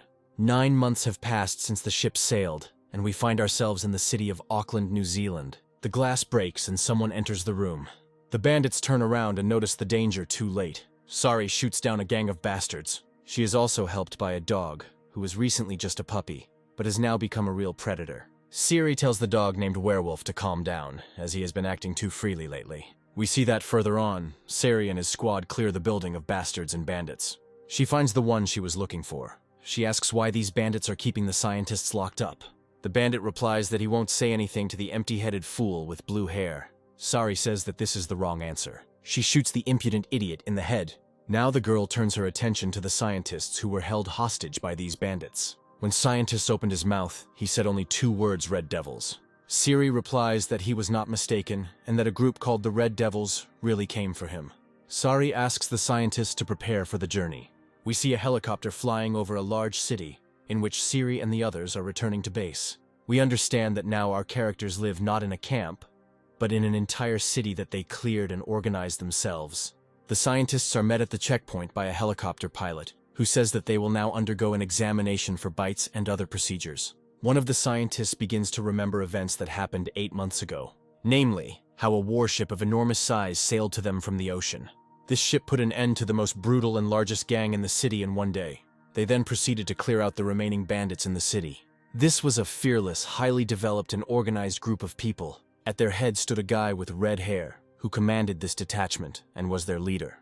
Next, we are shown how the scientists are led to the main office. The door opens and now they will see the leader of the Red Devils. The scientist begins to think in his head what he should say to please the leader with red hair. Entering inside, we see Hans, who is sitting as if on a throne, and next to him stands his faithful comrade Swift. Swift tells the scientist to come closer as the leader wants to ask him something. The scientist runs up to Hans and starts kissing his hand in the hope that the leader of the Red Devils will be kind to him. Hans says that the guy shouldn't worry, and that his city is a city for decent and good people, which is most likely what this scientist is. The guy doesn't stop being afraid, but says words of gratitude for the reception. Hans says that he called the scientist here because he knows that they have been researching zombies all this time, and he asks to tell about the results of the research. The scientist says he has something to tell. According to the scientist, they studied the bodies of zombies and their corpses and came to certain conclusions. Firstly, the body of a zombie and the body of a corpse of an ordinary person are no different and do not acquire any additional properties. Secondly, no organic reactions occur in the body of a living zombie, and all organs do not work, so we can say that a living zombie is absolutely dead inside. Hans asks in surprise that if no organs or even a brain work inside the zombies, then how do they continue to walk and attack, scream, and run? The scientist replies that science cannot answer this question, and from a scientific point of view, zombies cannot exist. The scientist says that the existence of zombies can therefore only be explained by some kind of miracle, mysticism or magic or something like that. Suddenly their conversation is interrupted by Siri, who says that the girl is giving birth. Hans runs as fast as he can to the hospital. He is met by a doctor who says that the girl gave birth to a healthy son, but the girl herself is very ill. Hans enters the room and we recognize the girl who cooked food in the camp. Her name is Kira. Hans tells Kira that everything is fine and that her son is healthy. The girl says that she feels hot and that her whole body hurts. Hans looks at Kira and realizes that she is turning into a zombie. The main character remembers what the doctor just said to him, that most likely the girl was very weak due to childbirth and caught the virus from the air. Hans says that he will raise her son in the best possible way and provide for him. After which the main character asks the girl to close her eyes to sleep. Kira closes her eyes and Hans plunges the knife into her head, since there is no other choice, because in seconds she would turn into a zombie. A few minutes later we see Sean and Hans looking at the child. Hans tells Sean that the girl who gave birth to the child died. Sean is very upset to hear this. He says that he will take the child for himself, since he is responsible for the death of his father. Sean says he's going to name the baby Adam. Another 3 months pass and Hans flies by helicopter to the general meeting. He arrives at headquarters. On the way to headquarters, he is briefly told about the issues he will have to consider today. The first thing Hans is shown is the new suit that the scientists have developed. Hans tests the suit for durability. We see that even bullets cannot penetrate it. Hans is very pleased with this result and can't wait to test the suit in a real fight. Scientists say they made these suits from the internal organs and bones of the mutants that Hans and his team killed. Hans then moves on to consider other issues. Various experts speak to Hans and the others, offering solutions to various problems and telling them about new technological advances and inventions. Then the main character's deputy approaches him and says that there is something to talk about. Namely, the man says that the warehouse with food supplies is gradually decreasing. Hans understands why this is happening, because the expansion of the city's territory is happening more slowly than planned. The slowdown is due to the discovery of a new special type of mutant, which Hans calls the mosquito. The mosquito has incredible speed, agility, and never fights to the death. The mosquito lives in the forest and runs away when threatened. However, it attacks from a distance with its tail and spikes. Everyone understands that until they eliminate this mutant, expanding the city's territory and obtaining new resources will be very problematic. Sari also joins this conversation.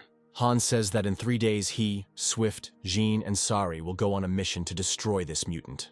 2 hours later, we are shown a cafe that is in the city. There sits Siri, who is about to have lunch and is thinking.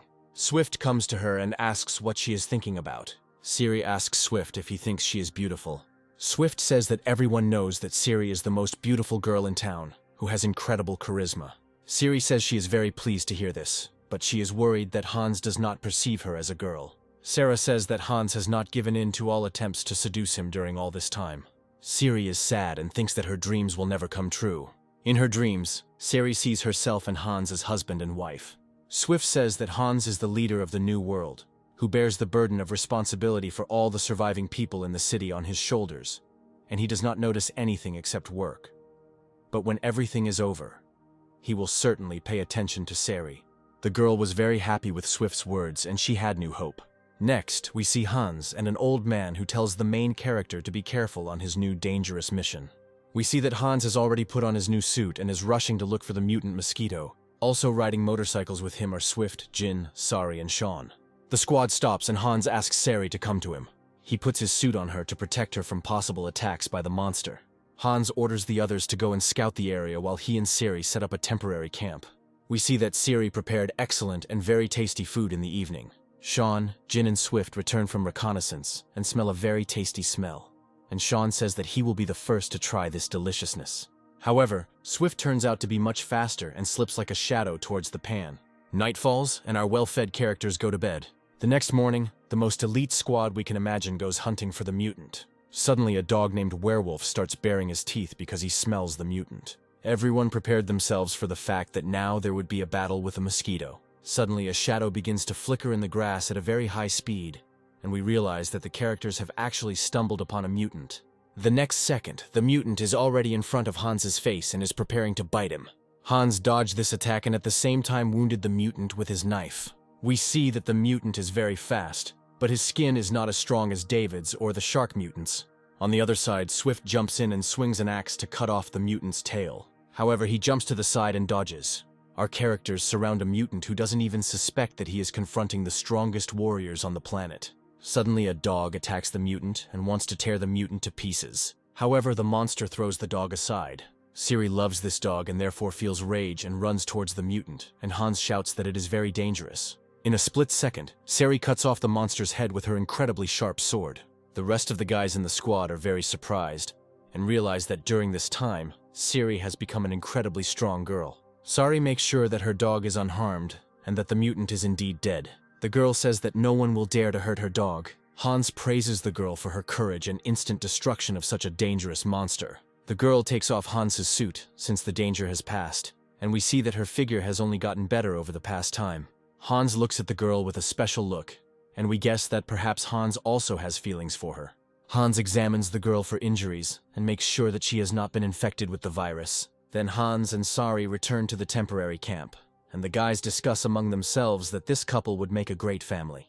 Meanwhile, a meeting is taking place in the city, at which an old man is present. The old man announces the beginning of the meeting and begins to consider the issues.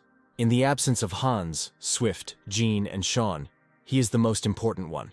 Next, we are shown the guy who 9 months ago got that very book and found out the answers about the zombie apocalypse. We see that he feels bad because he can't even eat normally due to the realization of the full weight of this information. The guy rereads this book again. Suddenly, Hans comes into his room and the guy clearly wasn't expecting him. Hans asks what the guy is hiding under the table, but the guy replies that there is nothing important there. Hans looks at the guy with his heavy gaze, filled with thousands of battles, and says, "2 words show me." The guy says that he has a book in his hands that he got from the library. The main character asks why he never told what was written in it. The guy cries and says that after he read this, he wanted to commit suicide.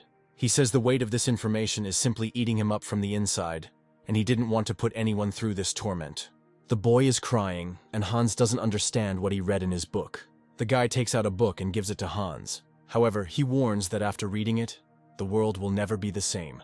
Hans begins to read an old book written several centuries ago. He can't believe that he sees all the events that happened in this book. Hans realizes that his suspicions that someone is behind this apocalypse were correct. He quickly flips through the book, and his surprise and shock know no bounds. The book fully describes all the mutants and their abilities. Hans doesn't understand how people in the past predicted these events. Then Hans remembers Lena, and realizes that there used to be people who had the gift of foresight. Hans is angry that all of this was already predicted hundreds of years ago. However, he is stopped by a guy who says that this book is not a prediction, but a script of the gods, and it is the gods who are behind this apocalypse, which has already happened dozens of times. And the guy asks Hans to continue reading. Hans opens the next page and sees himself and the rest of the squad. Next, he sees a chessboard on which figures are displayed, and the gods are depicted as spectators. The last page shows the gods eating all the people who made it to the final.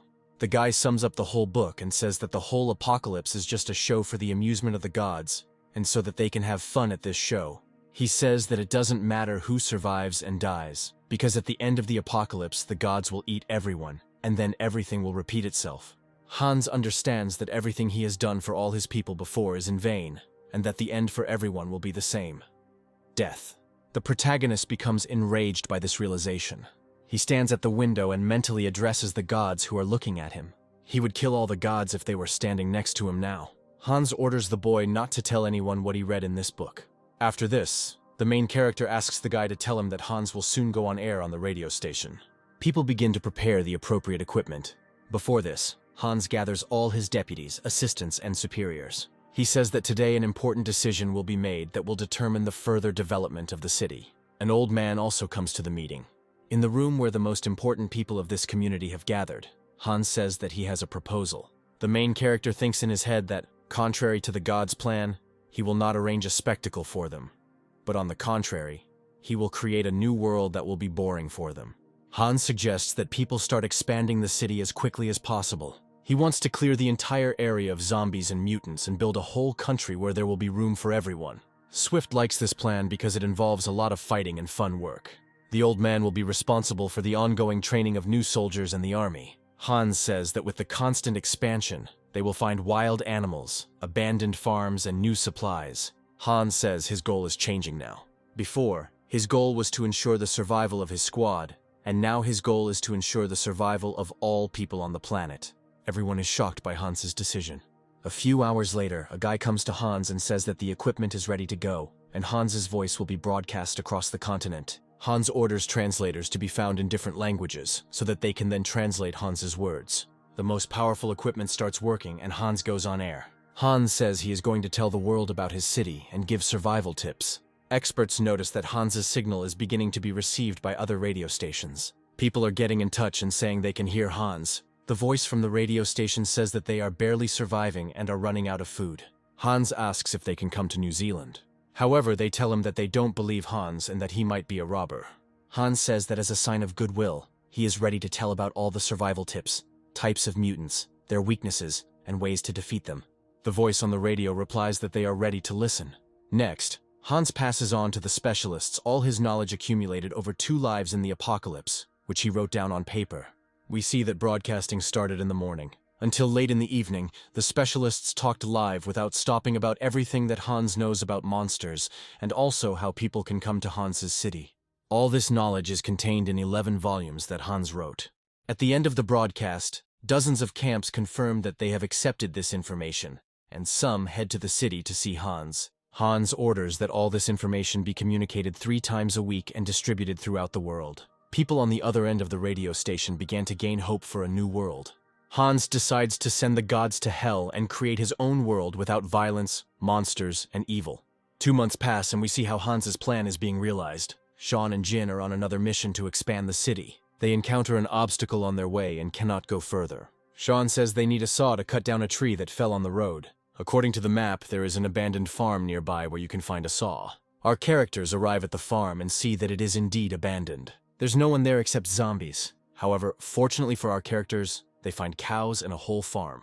All this time, the cows were simply in the field and reproducing. We can say that the mission is accomplished, and all that remains is to find a saw, so that the trucks can get here and load the cows. Sean finds a saw on the farm and orders it to be taken to the road. The soldiers take a saw and begin to deal with the trees that have fallen on the road. Meanwhile, Gene finds something interesting. Namely, he finds the trace of a surviving person. He begins to follow the tracks and goes deeper into the forest. Suddenly, Jin hears some sounds and goes to check it out. Jin finds something he never expected. In the gentle rays of the sunset stood a beautiful red-haired girl with strong arms and abs. Suddenly, the girl notices Jin and shouts at him to come out of the bushes. Jin raises his hands and steps forward. The girl asks what the hell this guy wants, and whether he is a pervert or a robber. Jin replies that he is a representative of the Survivor Rescue Service and represents the interests of the new city. Jin says that the girl can relax and that he will not harm her. The girl doesn't believe him and asks him to leave or she will chop him up with an axe. Jin says he won't hurt her and that she should put down her axe.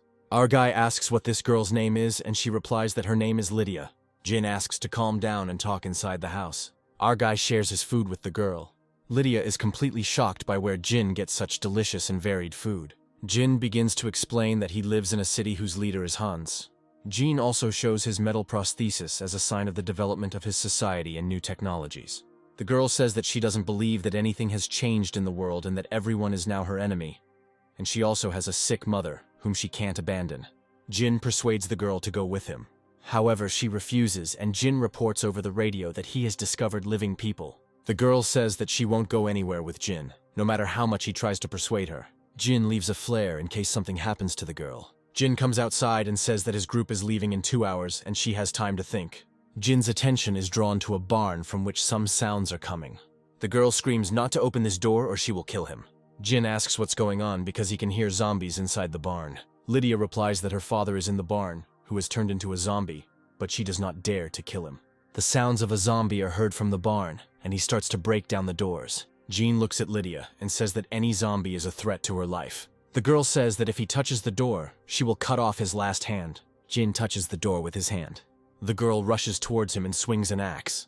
Jin dodges Lydia's attack and hits her in the back of the head. The girl loses consciousness and Jin manages to catch her. Next, Jin takes the girl's sick mother and takes her with him. The soldiers rejoice at the return of their commander and ask who he brought with him. Jin says that these are the survivors in the forest that he found. Jin explains that the girl was being too brazen and had to be knocked out. The guys are shocked by Jin's negotiating skills. An hour later, the girl wakes up and regains consciousness. She hears the sounds of people outside the door and prepares to strike her attacker. However, she sees Jin spoon-feeding her mother. The girl can't believe her eyes. Jin even wipes her mouth and takes care of her. Jin notices that the girl has woken up and calls her. Lydia is greeted by the rest of the squad and told that they are glad to see new survivors. The girl asks what the guys are going to do with her. Jean says that they are leaving for the city in an hour, and if Lydia wants, they can take her and her mother with them. The guy says that if they wanted to kill and rob the girl, they would have done it a long time ago. Jean also adds that he really liked Lydia, and he had never seen such a wonderful girl like her. Lydia tells Jean that he is an ass, but we understand that she really liked the compliment. The soldiers then begin to herd the cattle into the arriving trucks. Lydia approaches Jean and says that she agrees to go with him. Then everyone goes to the temporary transit point. Trucks arrive at the borders of the new city territory. Lydia looks at the fallen world and thinks that perhaps she should not have agreed. Next, we are shown Hans, who meets the group. He says that any survivors found need to be escorted to the central part of the city. Next, the main character examines Lydia's mother for injuries. Lydia doesn't like this, and she thinks that Hans is some kind of pervert or sadist. Hans asks the girl to calm down, because soon she will understand everything. The girl is transferred to another car and taken to the city. The girl asks who that guy with red hair was. Jin replies that it is Hans, the leader of their community and a true hero. Then the soldier begins to tell about Hans's exploits. Lydia enters Hans's city and does not believe herself. She is completely delighted with what she sees. She is told that she is now at a checkpoint, and that she must now go through the appropriate procedures. The girl is invited to undergo quick registration, medical examination, etc. The girl is given the opportunity to take a shower. She hadn't washed herself in hot water for several years and had forgotten this pleasant feeling. The next day, she registers with a specialist.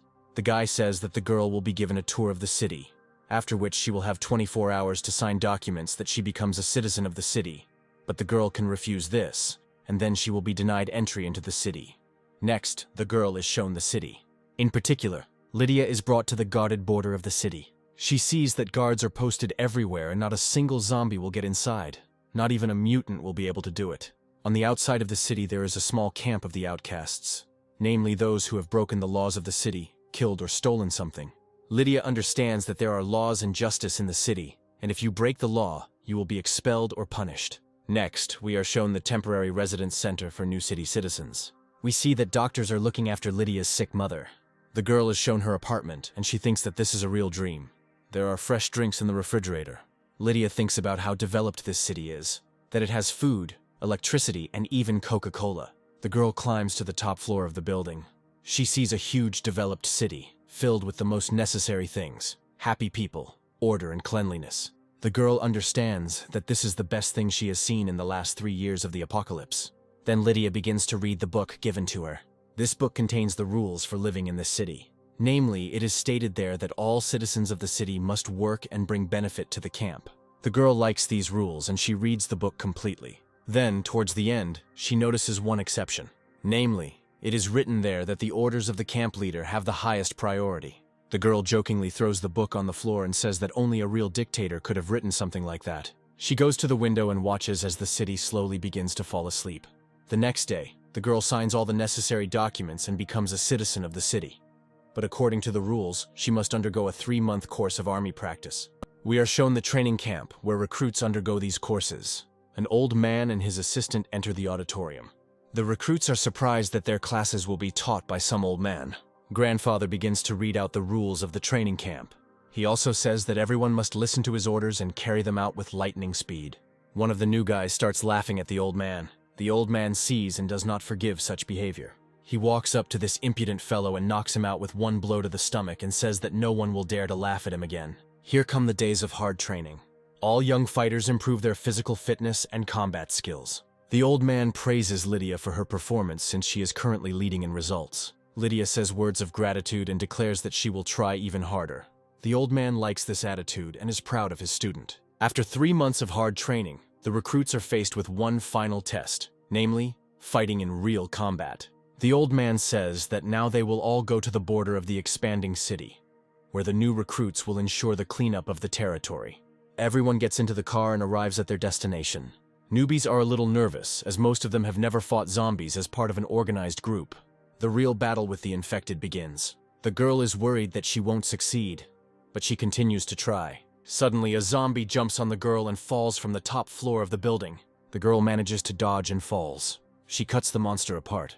An hour later, the entire area was cleared of zombies. Next, we are shown the temporary deployment point for new recruits.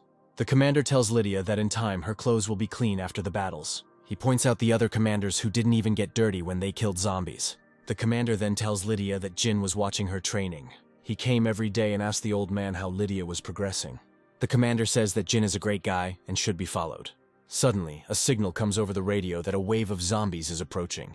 The old man is given information that a super mutant that has never been seen before has been spotted near the zombie wave, the Iron Fist. The old man remembers Hans's words about the Iron Fist. Hans told the old man that he had found records that mentioned this super mutant. According to Hans, no one has ever seen him, but the source said that this mutant can control everyone else. We are shown a super mutant nicknamed Iron Fist. We also see all the other huge mutants. Here is David, the Locust, and the Mosquito. Iron Fist has a mind and can develop combat tactics. People understand that now there will be a final battle of humanity, the stake in which will be the survival of the human race. The old man sits down at a huge machine gun and orders a report to the central headquarters about what is happening. The first wave of mutants will attack the camp. People start shooting monsters. Then a huge wave of zombies approaches the camp. The old man starts shooting at the creatures with his huge machine gun. It destroys a horde of locusts in a few seconds. Mutants called mosquitoes are running along the walls of the building. They attack the squad leader, Lydia. The mutant kills the commander in an instant, and we realize how difficult the situation is becoming. Lydia sees the captain's death and begins to become very afraid. From above, we see that the camp is surrounded by a super mutant and other monsters. The mutants' heads begin to explode. These are mercenaries who have fought monsters of this level hundreds of times and know that their weak points are their mouth and stomach. They throw hand grenades into the mouths of these monsters, and it works. Suddenly, the Iron Fist swings its huge hand. He hits the ground and literally splits it beneath him. The old man begins to attack this huge monster. Iron Fist throws a piece of earth at him. The old man quickly leaves the car and starts running away. After this, the old man throws hand grenades at the giant. We see how small the old man is compared to this giant. The Iron Fist swings to deliver the killing blow. During this time, the recruits remain in an unequal battle against a wave of zombies. Furious zombies that are under the influence of a super mutant kill newcomers in a matter of seconds. They devour their bodies within a minute and move on. In this crowd, Lydia fights until the very end. Suddenly, a mutant rushes towards the girl and wants to eat her. The old man survived, and he shouts at Lydia to run away. The shark destroys everything in its path. We see that the old man survived, but received serious injuries. He saved Lydia, but it didn't end there, because a wave of zombies approached them. Somewhere in the distance, an Iron Fist stands and watches as his zombies destroy the remains of the transit point. Hundreds of zombies run towards Lydia and the old man in the hope of trying at least a piece of human flesh. Lydia resigned herself to the fact that now she and the old man would die. A huge bullet hits the head of an approaching zombie. We see an army helicopter start shooting at the crowd of zombies. The helicopter then launches powerful missiles at the monsters. These missiles destroy the mutants, but Iron Fist survives. The girl can't believe her eyes. 3 helicopters are flying above her in the sky, and a red head is visible in one of them. This is Hans, who arrived immediately to the combat zone. Hans radios to begin the operation to rescue people and eliminate monsters. A huge battle tank drives onto the territory. In a few volleys, the tank destroys a huge crowd of zombies and mutants. The old man tells Hans that he always keeps people waiting. Hans' main army also arrived, and the people are gradually starting to win. A volley of missiles continuously hits the super mutant, but they do not penetrate him. The helicopter continues to fire with all its weapons. Suddenly, the super mutant throws a huge rock at the helicopter and knocks it down. Next, the super mutant throws a rock at the tank. The tank also explodes from the monster's attack. Hans jumps out of the helicopter, attracting the monster's attention. He shoots with an Iron Fist. The super mutant begins to attack Hans. The main character, who has already killed thousands of mutants, understands that their weakest point is the eyes and mouth. Hans runs up the super mutant's arm, hoping to reach his head. He jumps towards the mutant's head, taking the rifle with him. We see the huge red eye of the Iron Fist. Hans shoots the monster's eye point blank, damaging it. The monster pushes Hans away, but he has already lost one eye. The protagonist plunges his knife into the mutant's body. The main character shouts to Jin and gives the signal to start acting. We see 10 hand grenades, which are linked together by a chain for a more effective explosion. Jean, who is also wearing a battlesuit made from mutant skin, throws a bunch of grenades at Iron Fist. We see 10 powerful explosions, but they do not kill the monster, but only make it more furious. Jin rushes at the Iron Fist as if this opponent is not at all scary for him. Lydia watches as the Iron Fist swallows Jin and eats him. Suddenly, blood starts flowing from the monster's mouth.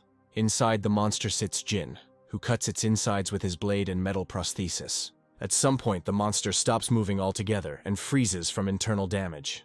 A genie bursts out of his chest, as if our character had just emerged from hell and was shaking off the monster's entrails. Jin jumps out of it, and behind him you can see numerous grenade explosions that he managed to leave inside the Iron Fist. The super mutant explodes without realizing that he was defeated by a man 20 times smaller than him. The old man says that he never ceases to be amazed at the resourcefulness of Hans's detachment. Everyone watches as Hans and the others finish destroying the super mutant Iron Fist. Hans orders everyone to begin the final cleanup of the area. Swift and the others begin to eliminate the remnants of the zombie wave. Hans orders immediate medical assistance to the injured and an assessment of the losses. Lydia is surprised that Hans remains incredibly calm after all this. Jin approaches Lydia and says that he was very worried about her. The girl starts to cry because she thought that Jin died in this difficult battle. Lydia hugs Jin and is glad that the danger is over. Now she feels very calm and comfortable in Jin's arms. Lydia sees Hans being briefed on the losses and the overall situation. He is told that 48 people were killed in the battle. 2 helicopters and 1 tank were destroyed, to which Hans begins giving orders for further action. Lydia looks at Hans and realizes that he is humanity's last hope for survival, and that he is a true leader. 2 months pass. Hans wakes up closer to lunchtime since he is currently on vacation. We see Swift and Sari playing a console and yelling loudly at each other.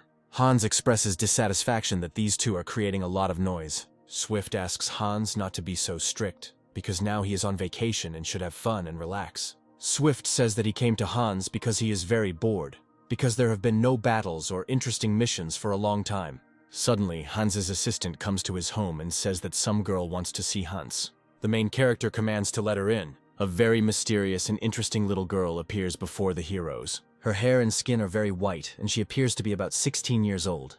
The girl was taken under guard straight to Hans because she said she had important information for him. The girl saw Hans and was very happy. She ran towards him. However, a loaded pistol appears in front of the girl's face. This is Swift, who says he won't let a stranger just walk up to the most important person in this world. However, Hans allows her to come closer and the girl hugs Hans. Everyone is standing in complete shock and does not understand what is happening and thinks that this is Hans's daughter. The main character says that he doesn't have any children and sees this girl for the first time. Hans and the others ask the girl who she is. The little girl replies that she wants to talk to Hans alone. Hans calls the girl into his room and sits her down on a chair. The girl says that she has seen Hans before, and he has seen her. She says that she is the god who has been watching him all this time, and that night Hans also saw her eyes in the sky. Hans remembers that night with horror, and in fact he saw what seemed to be someone's eyes in the sky. The girl approaches the bookshelf and looks for something. She opens the very book that the guy brought from the library. She points to one of the deities described in the book and says that it is she. Hans's entire understanding of the world collapses in 1 second. The girl says that she and gods like her create apocalypses on different versions of the earth, and then watch the events. She says that Hans and the others are like a character in a game within a game, and they are just a spectacle for the gods. The girl says that at the end, when the apocalypse ends, they choose one or more people and reward them. The gift for the winners is eternal life. The remaining survivors will die, and the apocalypse will be restarted on the new Earth. Hans realizes that there are thus many worlds in the universe like his planet, and on each of them the gods eventually arrange an apocalypse. Hans asks where he got memories from his past life in his head. The girl replies that these are real memories from a past apocalypse, in which Hans and Negan died at the same time, and the gods were unable to determine the winner. That's why Hans had some memories left in his head. The girl says that Hans, Negan, and some other people who reached the final in the last apocalypse were also awarded immunity, which is a bonus. The girl asks Hans if he will go with her, since the gods have chosen him as the winner of this apocalypse. The girl says that the most important thing is the will and charisma that Hans possesses, and that is why he himself can become a god. The girl says that Hans will have eternal life and live in the universe with the other gods. He will look exactly like this, and not like a person. Hans asks how the girl can prove her words. He says that he feels anger towards all the gods for what they do to ordinary people. Hans cuts off this little girl's head. However, she does not die and remains conscious. A little girl inserts her head into her body and asks not to do it again and to warn in advance. Hans asks what will happen to the rest of the world after the apocalypse is over. The girl replies that all people will die, and the gods will continue to watch the apocalypse on another Earth. Hans offers a deal. Namely, he tells the girl that he will give up eternal life and the opportunity to become a god, in exchange for the gods leaving his planet and not killing the remaining people. The girl replies that the gods respect Hans very much, and will accept any of his proposals. According to the girl, in 3 months the apocalypse will end, and all the monsters will simply rot and die on their own. There will be only dust left on the streets, which people will simply clean up and continue living. The girl says that Hans was always her favorite, and she felt a special satisfaction when she watched him. Hans replies that if the gods accept his offer, then they must forget about this planet and never interfere in its life again.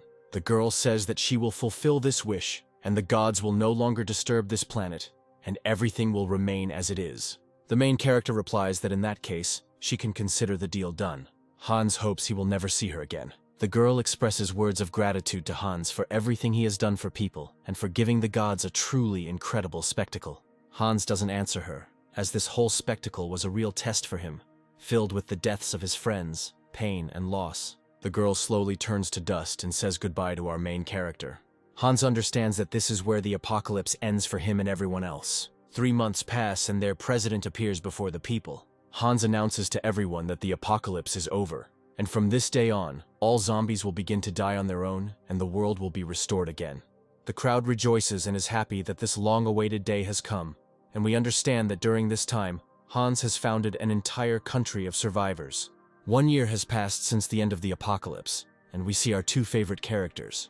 Hans says he wants to tell Siri something. She slowly turns to Hans and asks what exactly is bothering him. The girl says that she is ready to listen to any of Hans's thoughts. Hans doesn't answer, but silently takes the girl by the waist. Siri and Hans slowly look at each other. They kiss with the most passionate kiss imaginable. Finally, what the girl had been waiting for so long happened.